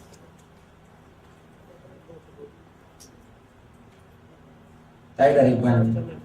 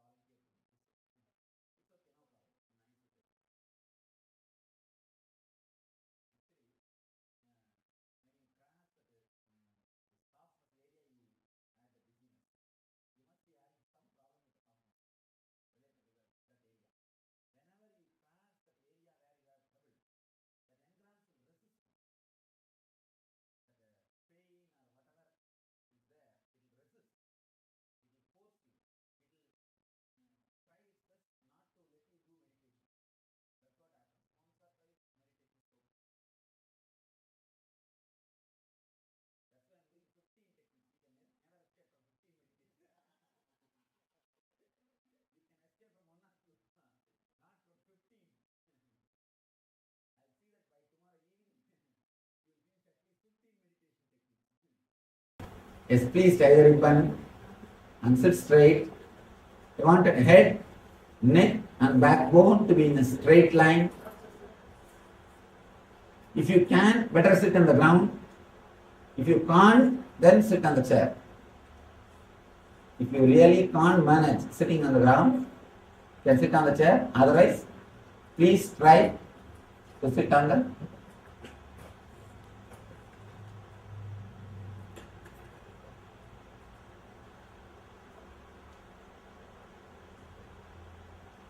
inhale and exhale as deeply as possible, as slowly as possible.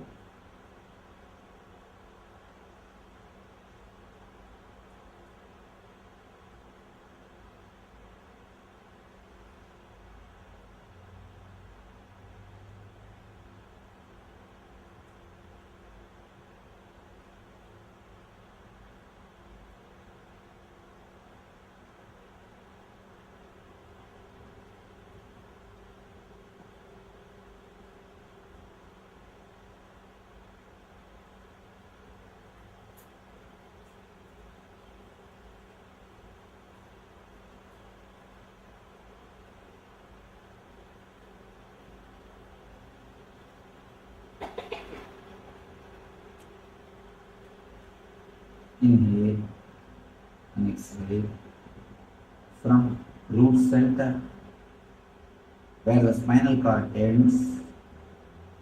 Please visualize you are inhaling and exhaling from the root center.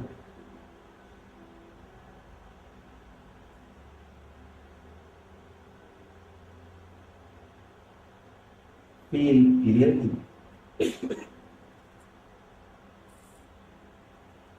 You are inhaling and exhaling. Touches the root chakra, root center.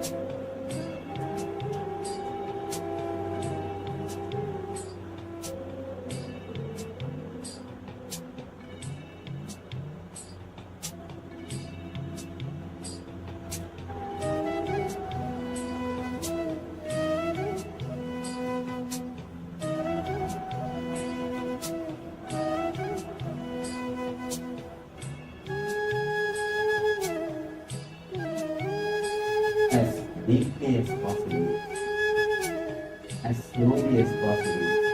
Inhale and exhale.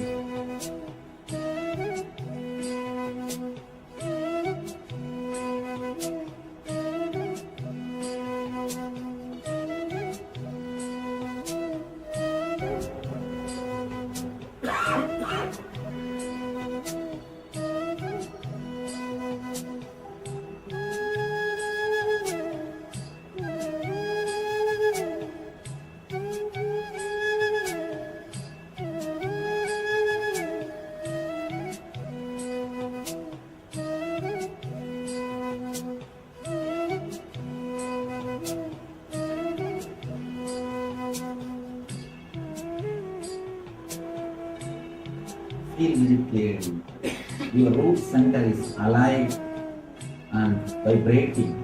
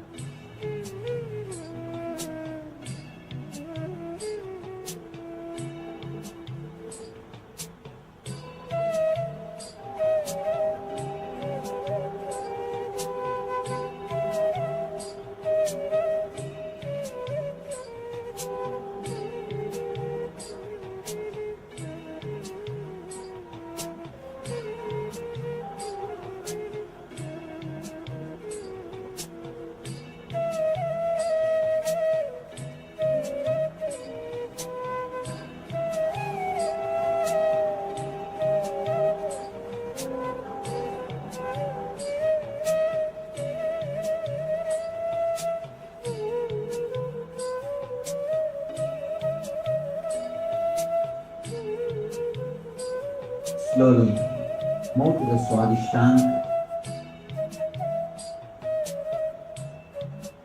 2 inches below the navel, 2 inches above the Muladhara to Swadhisthana. Feel you are inhaling and exhaling from Swadhisthana.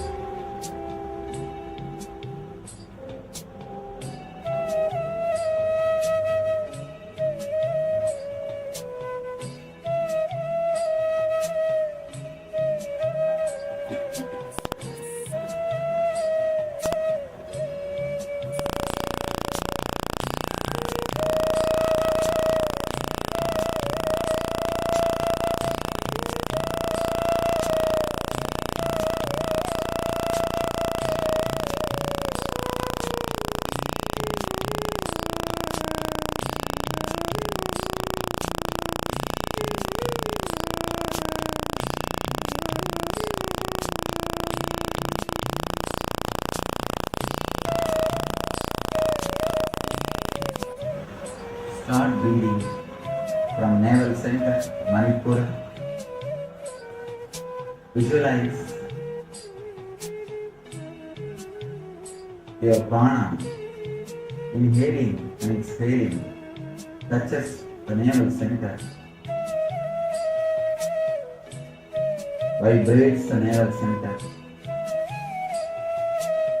Inhale and exhale.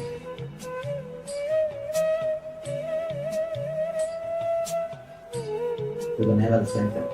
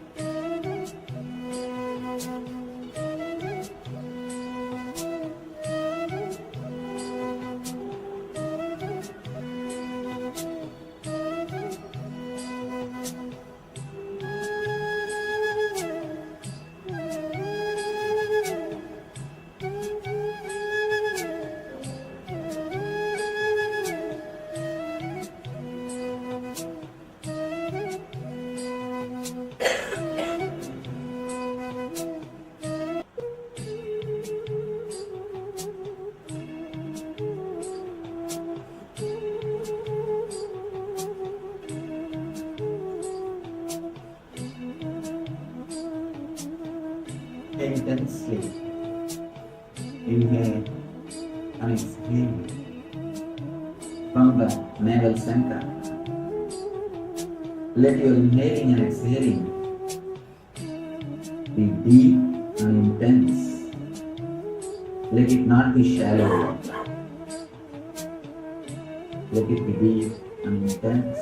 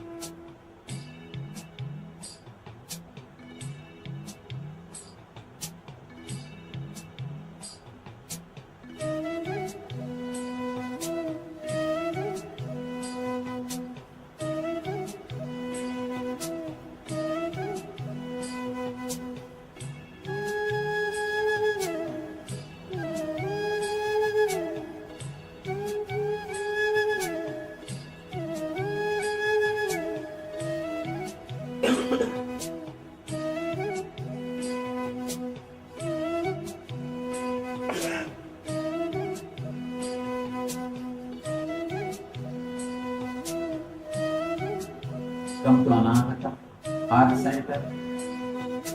Inhale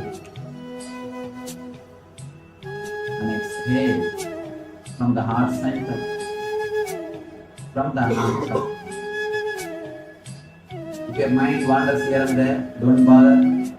Whenever you remember, come back to Anahata. Come back to that center. Now, be centered on Anahata, heart center. Inhale and exhale from Anahata, from that center.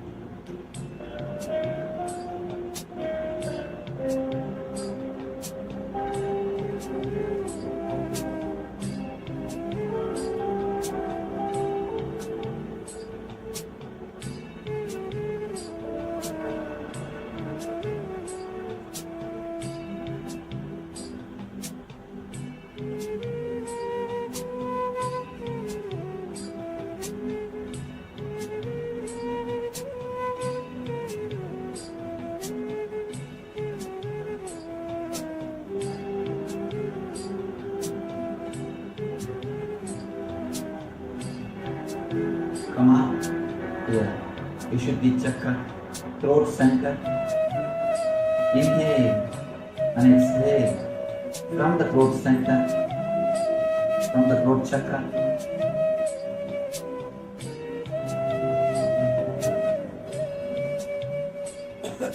See the prana inhaling happens from throat center.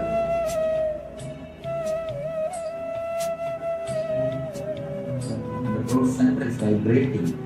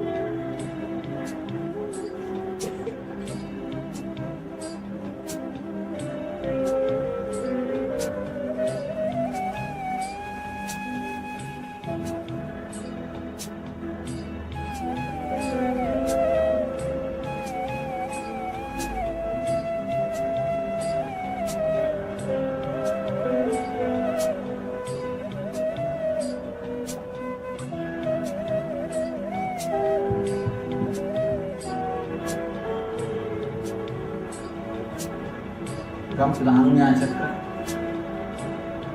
the brow center, the center between two eyebrows. Inhale and exhale from that center.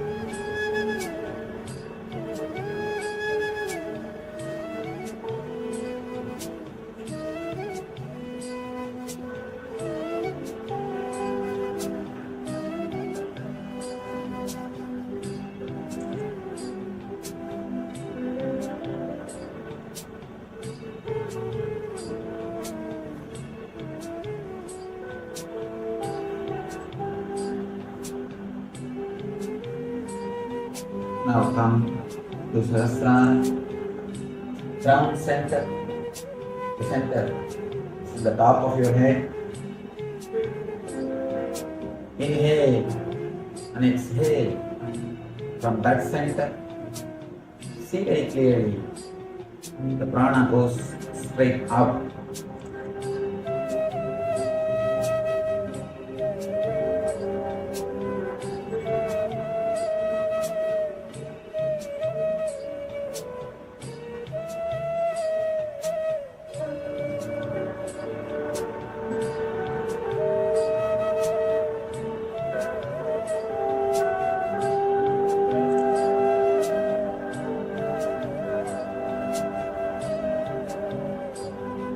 Let the inhaling and exhaling happen from the Sahasrara round center.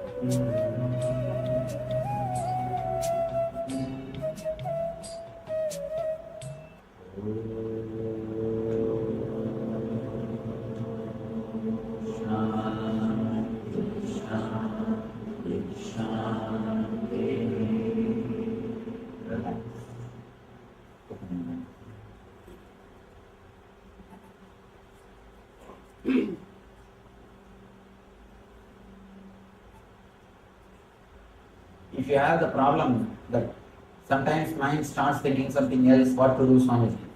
Mind starts wandering. Do not bother. The initial level, it will be there. That is the reason I am making you do continuously 15 different meditations. Naturally, by the time you do 5-6 meditations, the mind will come back to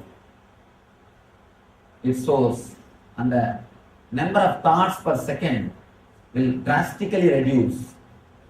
You cannot do anything about the number of thoughts directly. You can do only by more and more deeper and deeper level techniques. That's what we are doing. So do not bother and do not create little more guilt. Oh, I am not able to do properly, I am not doing this, I am not doing that. You meditate to get out of the guilt only, and don't create one more guilt out of meditation.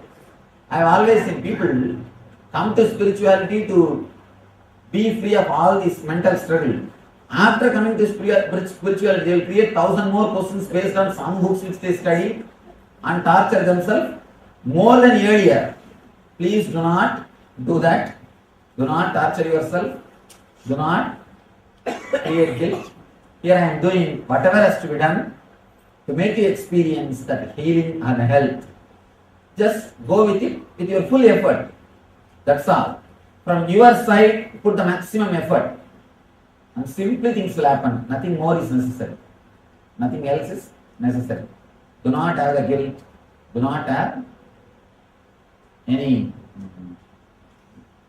Of course, it happens because of greed. Just the greed which makes you feel, oh, I am not doing this perfectly, that perfectly. Don't bother. You don't have to bother about perfection. But be total. That's all. Be total. Whatever maximum way you can participate. That's enough. Else will happen. You don't have to do. Else will happen.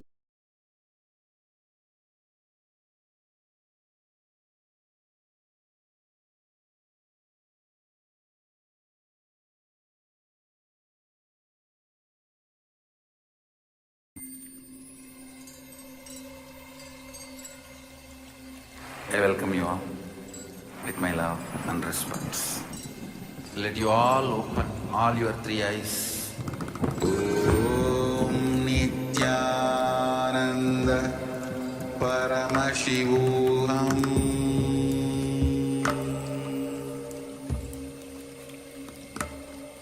ॐ नित्यानन्द परमशिवोऽहम्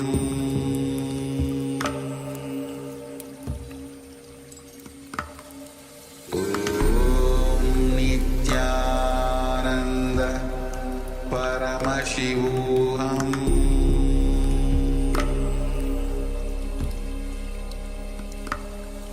ॐ नित्यानन्द परमशिवोऽहम्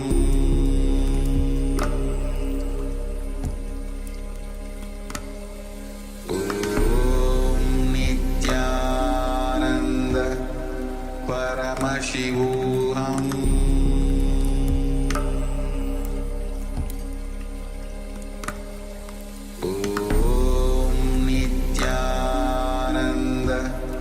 परमशिवोऽहम् ॐ नित्यानन्द परमशिवोऽहम् ॐ नित्यानन्द परमशिवोऽहम्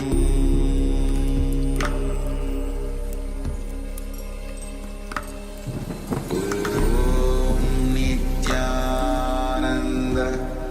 परमशिवोऽहम्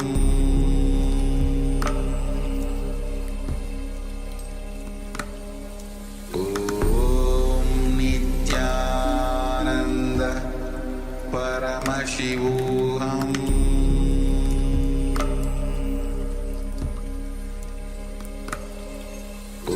ॐ नित्यानन्द परमशिवोऽहम्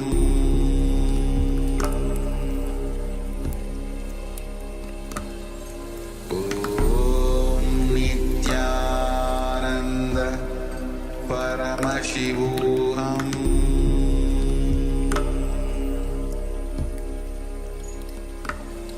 ॐ नित्यानन्द परमशिवोऽहम्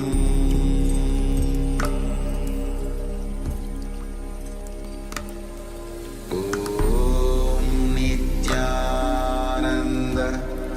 परमशिवोऽहम्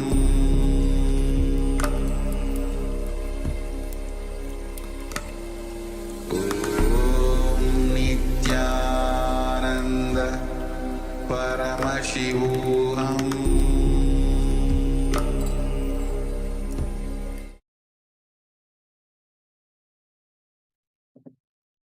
Yes, you can relax now. And now we've had the preparation, we're about to enter into the meditation itself. Yes, so let's get ready. I hope all of you performed the chakra breathing meditation along with Swamiji. So let's now get ready for the actual segment where Swamiji will guide us how to liberate ourselves from all pain and suffering. So requesting everyone to please be seated with your head, neck, and spine in a straight line as you enter into this segment.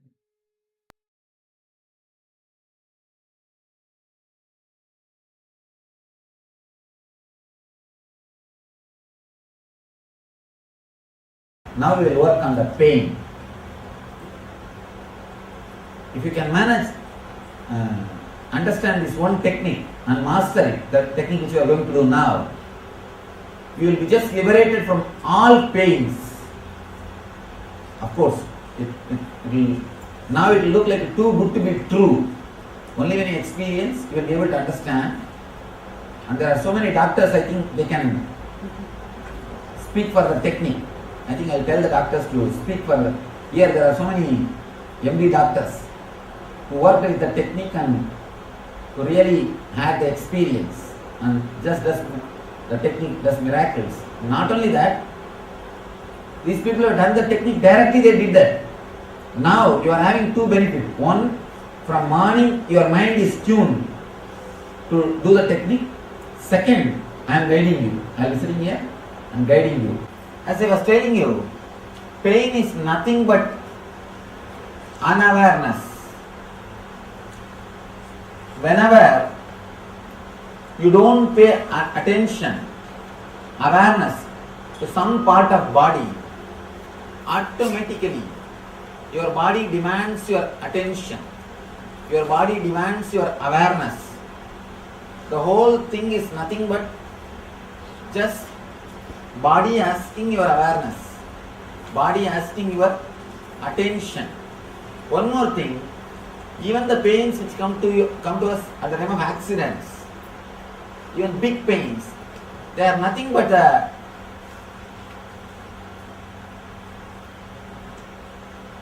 you can say reconstruction work or the healing process.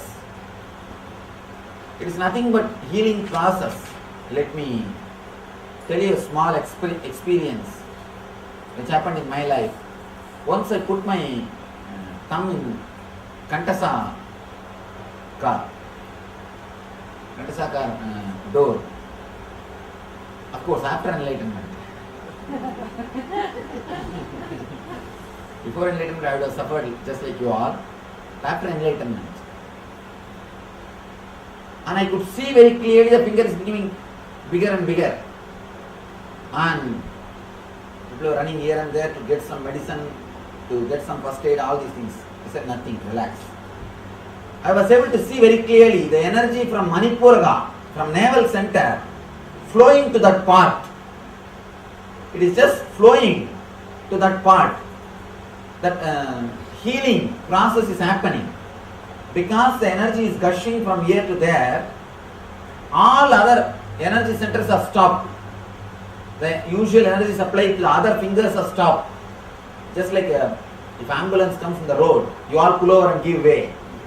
Same way, how ordinary cars pull over and give way for ambulance. Same way, because the emergency process is happening in this part, all other energy centers are disconnected. The energy flow to that centers are disconnected.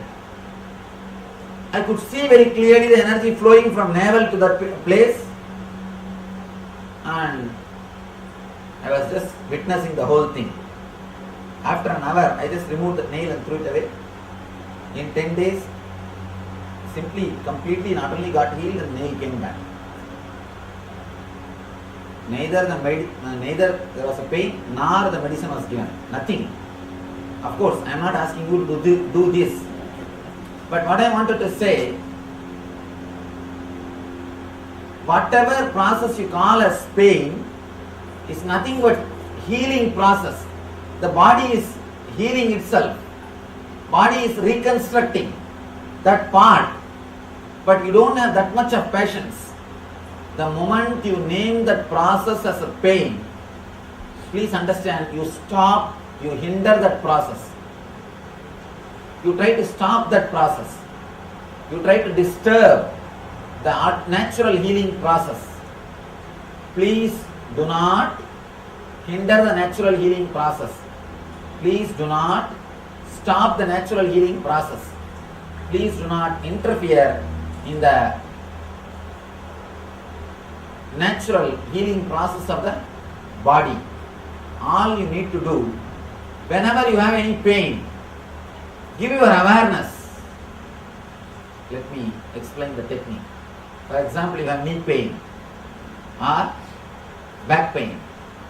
Close your eyes and lie down. First see where you have pain. In the beginning, you will see all over the knee there is a pain. If you just try to find out the center of the pain, slowly you will see that the pain area will reduce. The area which you feel pain will reduce. By and by it will come to one point. Please understand, the more you become aware of that area, pain will start disappearing. If you don't have awareness, if you don't give attention to that, you will feel as if you have pain throughout the leg. The moment you start giving awareness, you will start seeing it's only in the knees, only in the knee area. If you give a little more awareness, it will slowly reduce. The pain area will reduce, and then finally it will come down to one point. And if you look even that point deeply, suddenly it will disappear. Not only it will disappear, you will feel a deep easiness, deep relaxed feeling, deep bliss. Actually, only then you will understand how the pain and bliss are one and the same. You just name them as two different things. It is because of your perception you think both are two different things. That's what Krishna says, Sidoshna Samadukkeshu in Gita. At the time of heat and cold, or pain and pleasure, the enlightened person will be same. Means you will understand the pain or pleasure is just you naming them. By their nature, they are not pain or pleasure. They are the same experience. The moment you name them as pain, you resist, create more and more trouble. The moment you understand this, simply you can escape from any pain, or you can liberate yourself from any pain. Understand? I tell you from the experience of hundreds of devotees, not hundreds, at least thousands of devotees who worked with this technique, and it does miracles. Even the post-surgery pains, post-operative pains, even those pains disappear by this meditation technique. This meditation technique can take away even serious pains from your being. Now I will guide you step by step. How many of you have got some pain? One more thing, please understand, if you think that you don't have any pain, be very clear. You will have the strong tension in the stomach. The navel region you will always have a sort of a tensed feeling. Work on that feeling. If you have some pain, concentrate on the pain. If you don't have any pain, there is nobody who will not have that tensed or holding feeling in the navel center. If you just look, you can see continuously you will have some sort of a tension in the navel center, in the Manipura region. You will always have that. Now at least work on that. Anybody who says that I don't have any pain in the body? Not even a single person.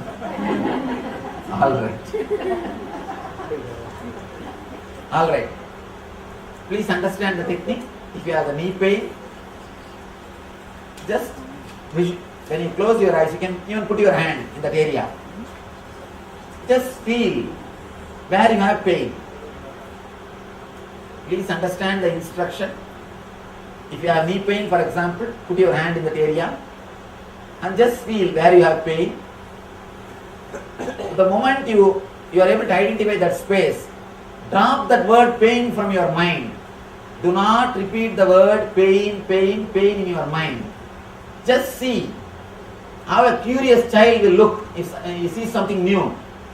If you take your child to some new house, how you look and go around and turn the whole house. Same way, just look what is happening in the space. I am having some new sensation, new feeling. What is this? Look at that whole thing with a curiosity. Just see what is happening in that space. Look the whole thing with a simple, innocent curiosity. Do not name that as a pain. Just see what is this experience. What is happening around this? Just be curious and look into that. You will see that the pain disappears. What if you have like mental pain or stress or something? Of course, we'll work later on. Okay. We'll work next on the mental pains, the emotional pains. Actually, I tell you, all emotional pains will express itself in your body in some form of pain. Please understand, all emotional pain will express itself in your body in some form, in some way or other. As some pain it will express. If you don't have any other pain, at least you will have pain in this region. You will have that strong feeling in this region, sort of as if there is a stone kept, a weight kept in that region. You will have at least that pain. All pains, whether it is psychological or emotional, expresses itself in our body. That is why we call them as pains. Please do not think your body and mind are two different things. You are psychosomatic. So, body and mind both are one and the same. They are not two different things. Please close your eyes. Tie the ribbon. I think in 2 days you will spend your whole day tying with the ribbon. Eyes closed. Yes. Oh, if you have two different pains, what to do?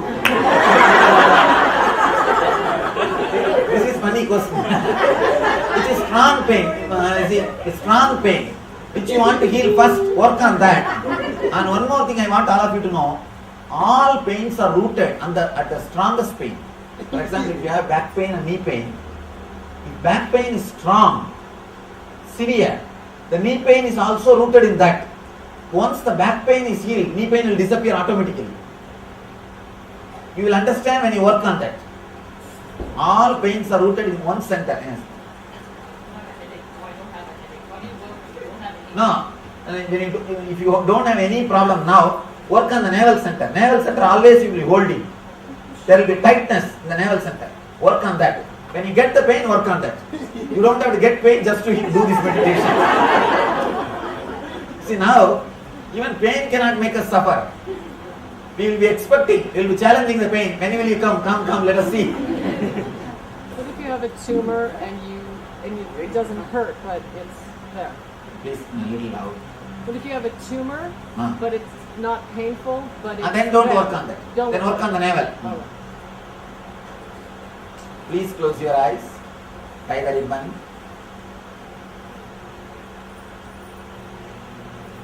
Please tie the ribbon. There are some who are not tying the ribbon. I wanted everyone to use the ribbon.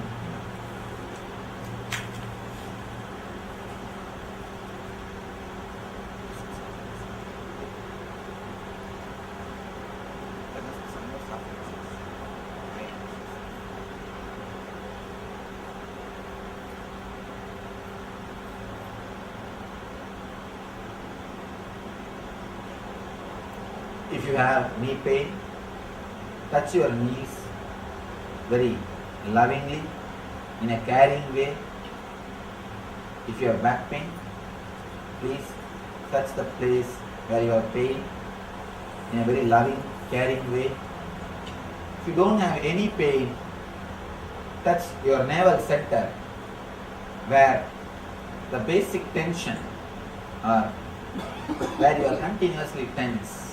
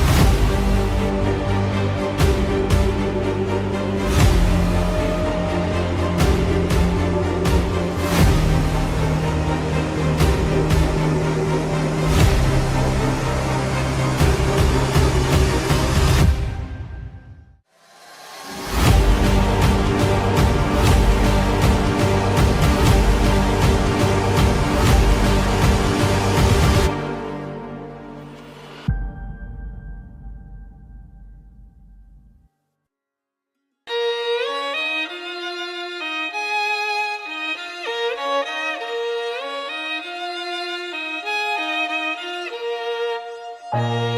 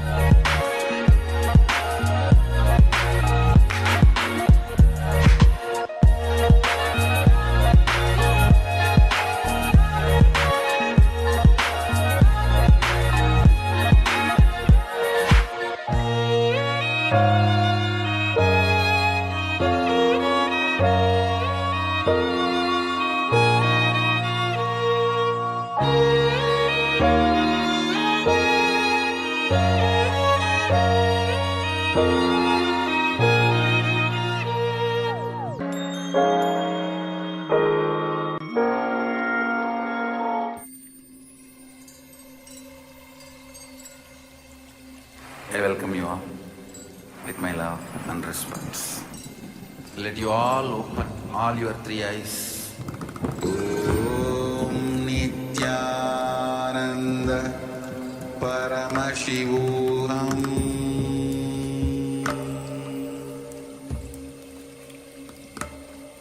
Om Nithyananda Paramashivoham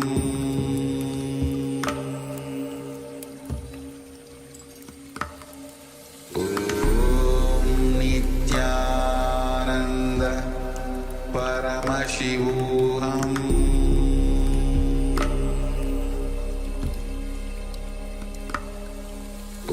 Om Nithyananda Paramashivoham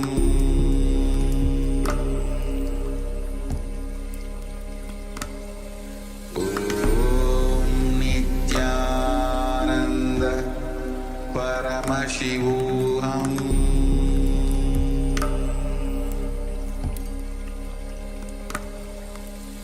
Om Nithyananda Paramashivoham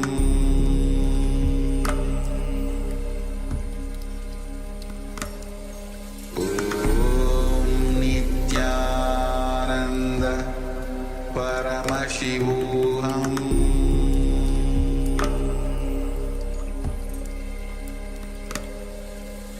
Om Nithyananda Paramashivoham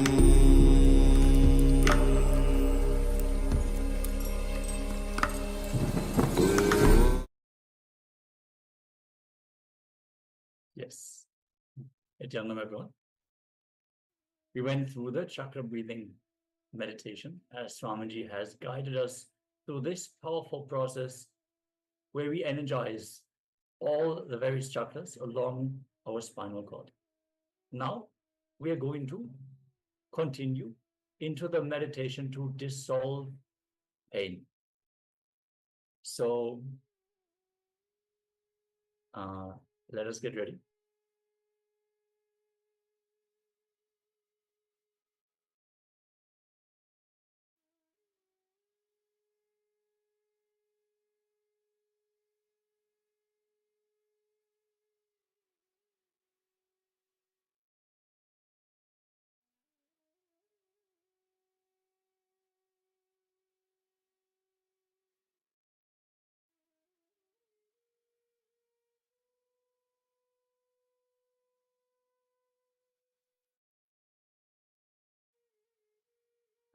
Yes, sorry for the confusion. We're actually going to move on to the next round of today's power manifestation.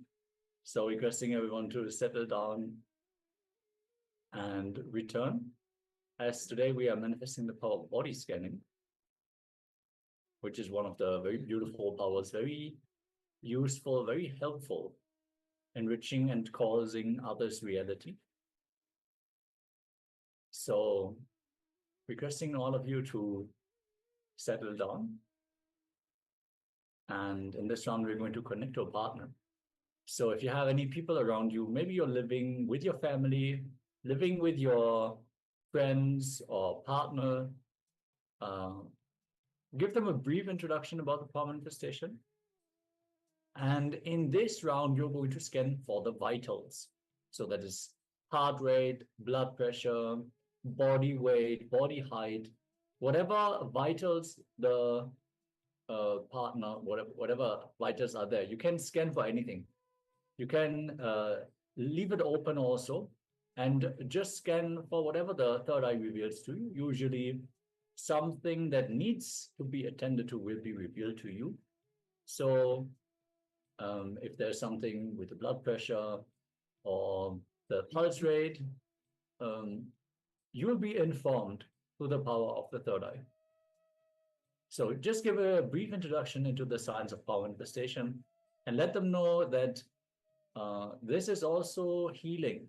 So the moment the power of the third eye shines on a person, they're also going to experience entanglement with the superconscious space, which will alleviate many physical ailments. So it's a great thing to just manifest the power for other people and entangle with them, raise their frequency through the power manifestation.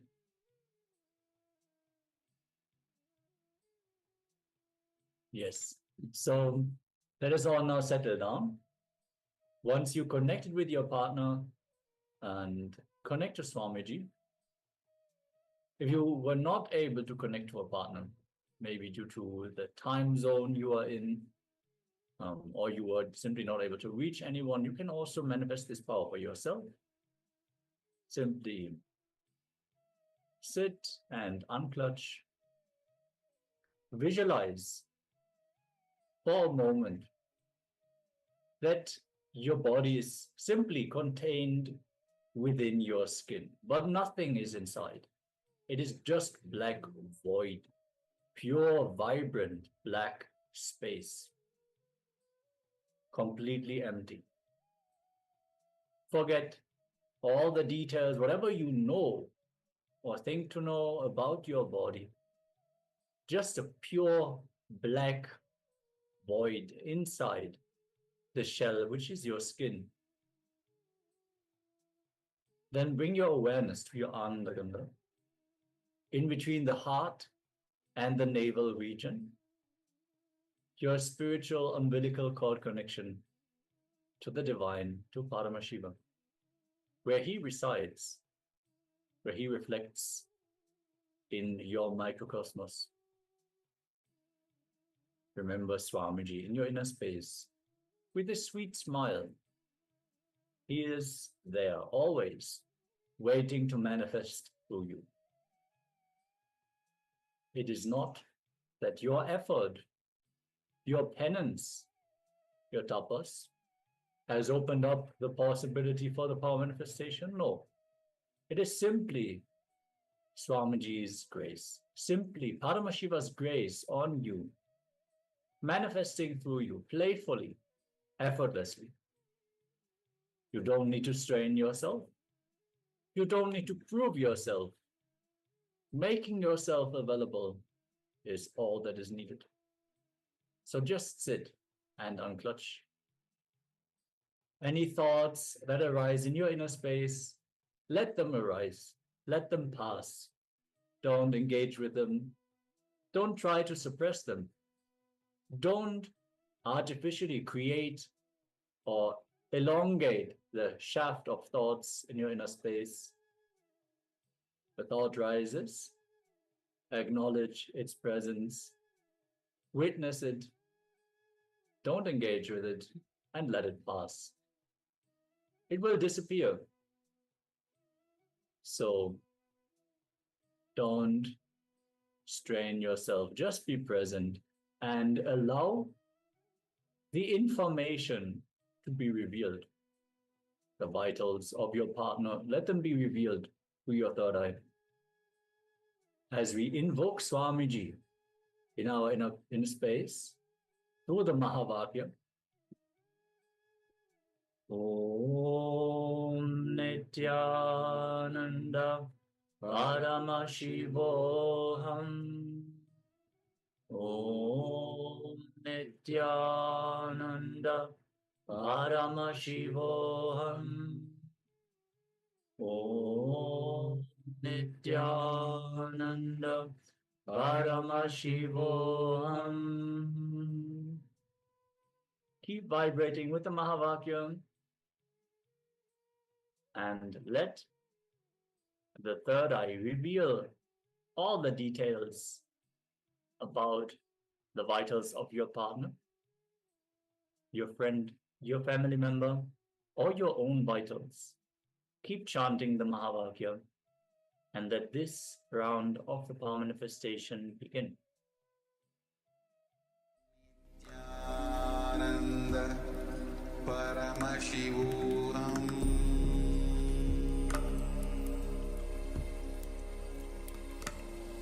Om Nithyananda Paramashivoham.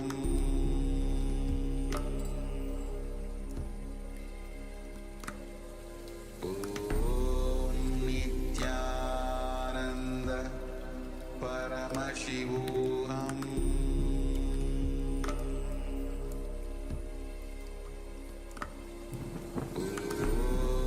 Nithyananda Paramashivoham.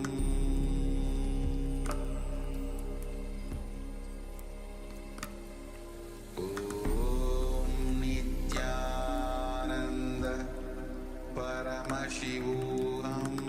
Om Nithyananda Paramashivoham.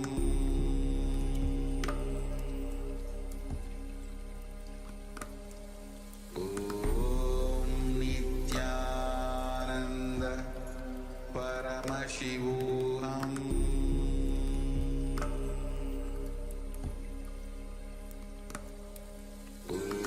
Om Nithyananda Paramashivoham.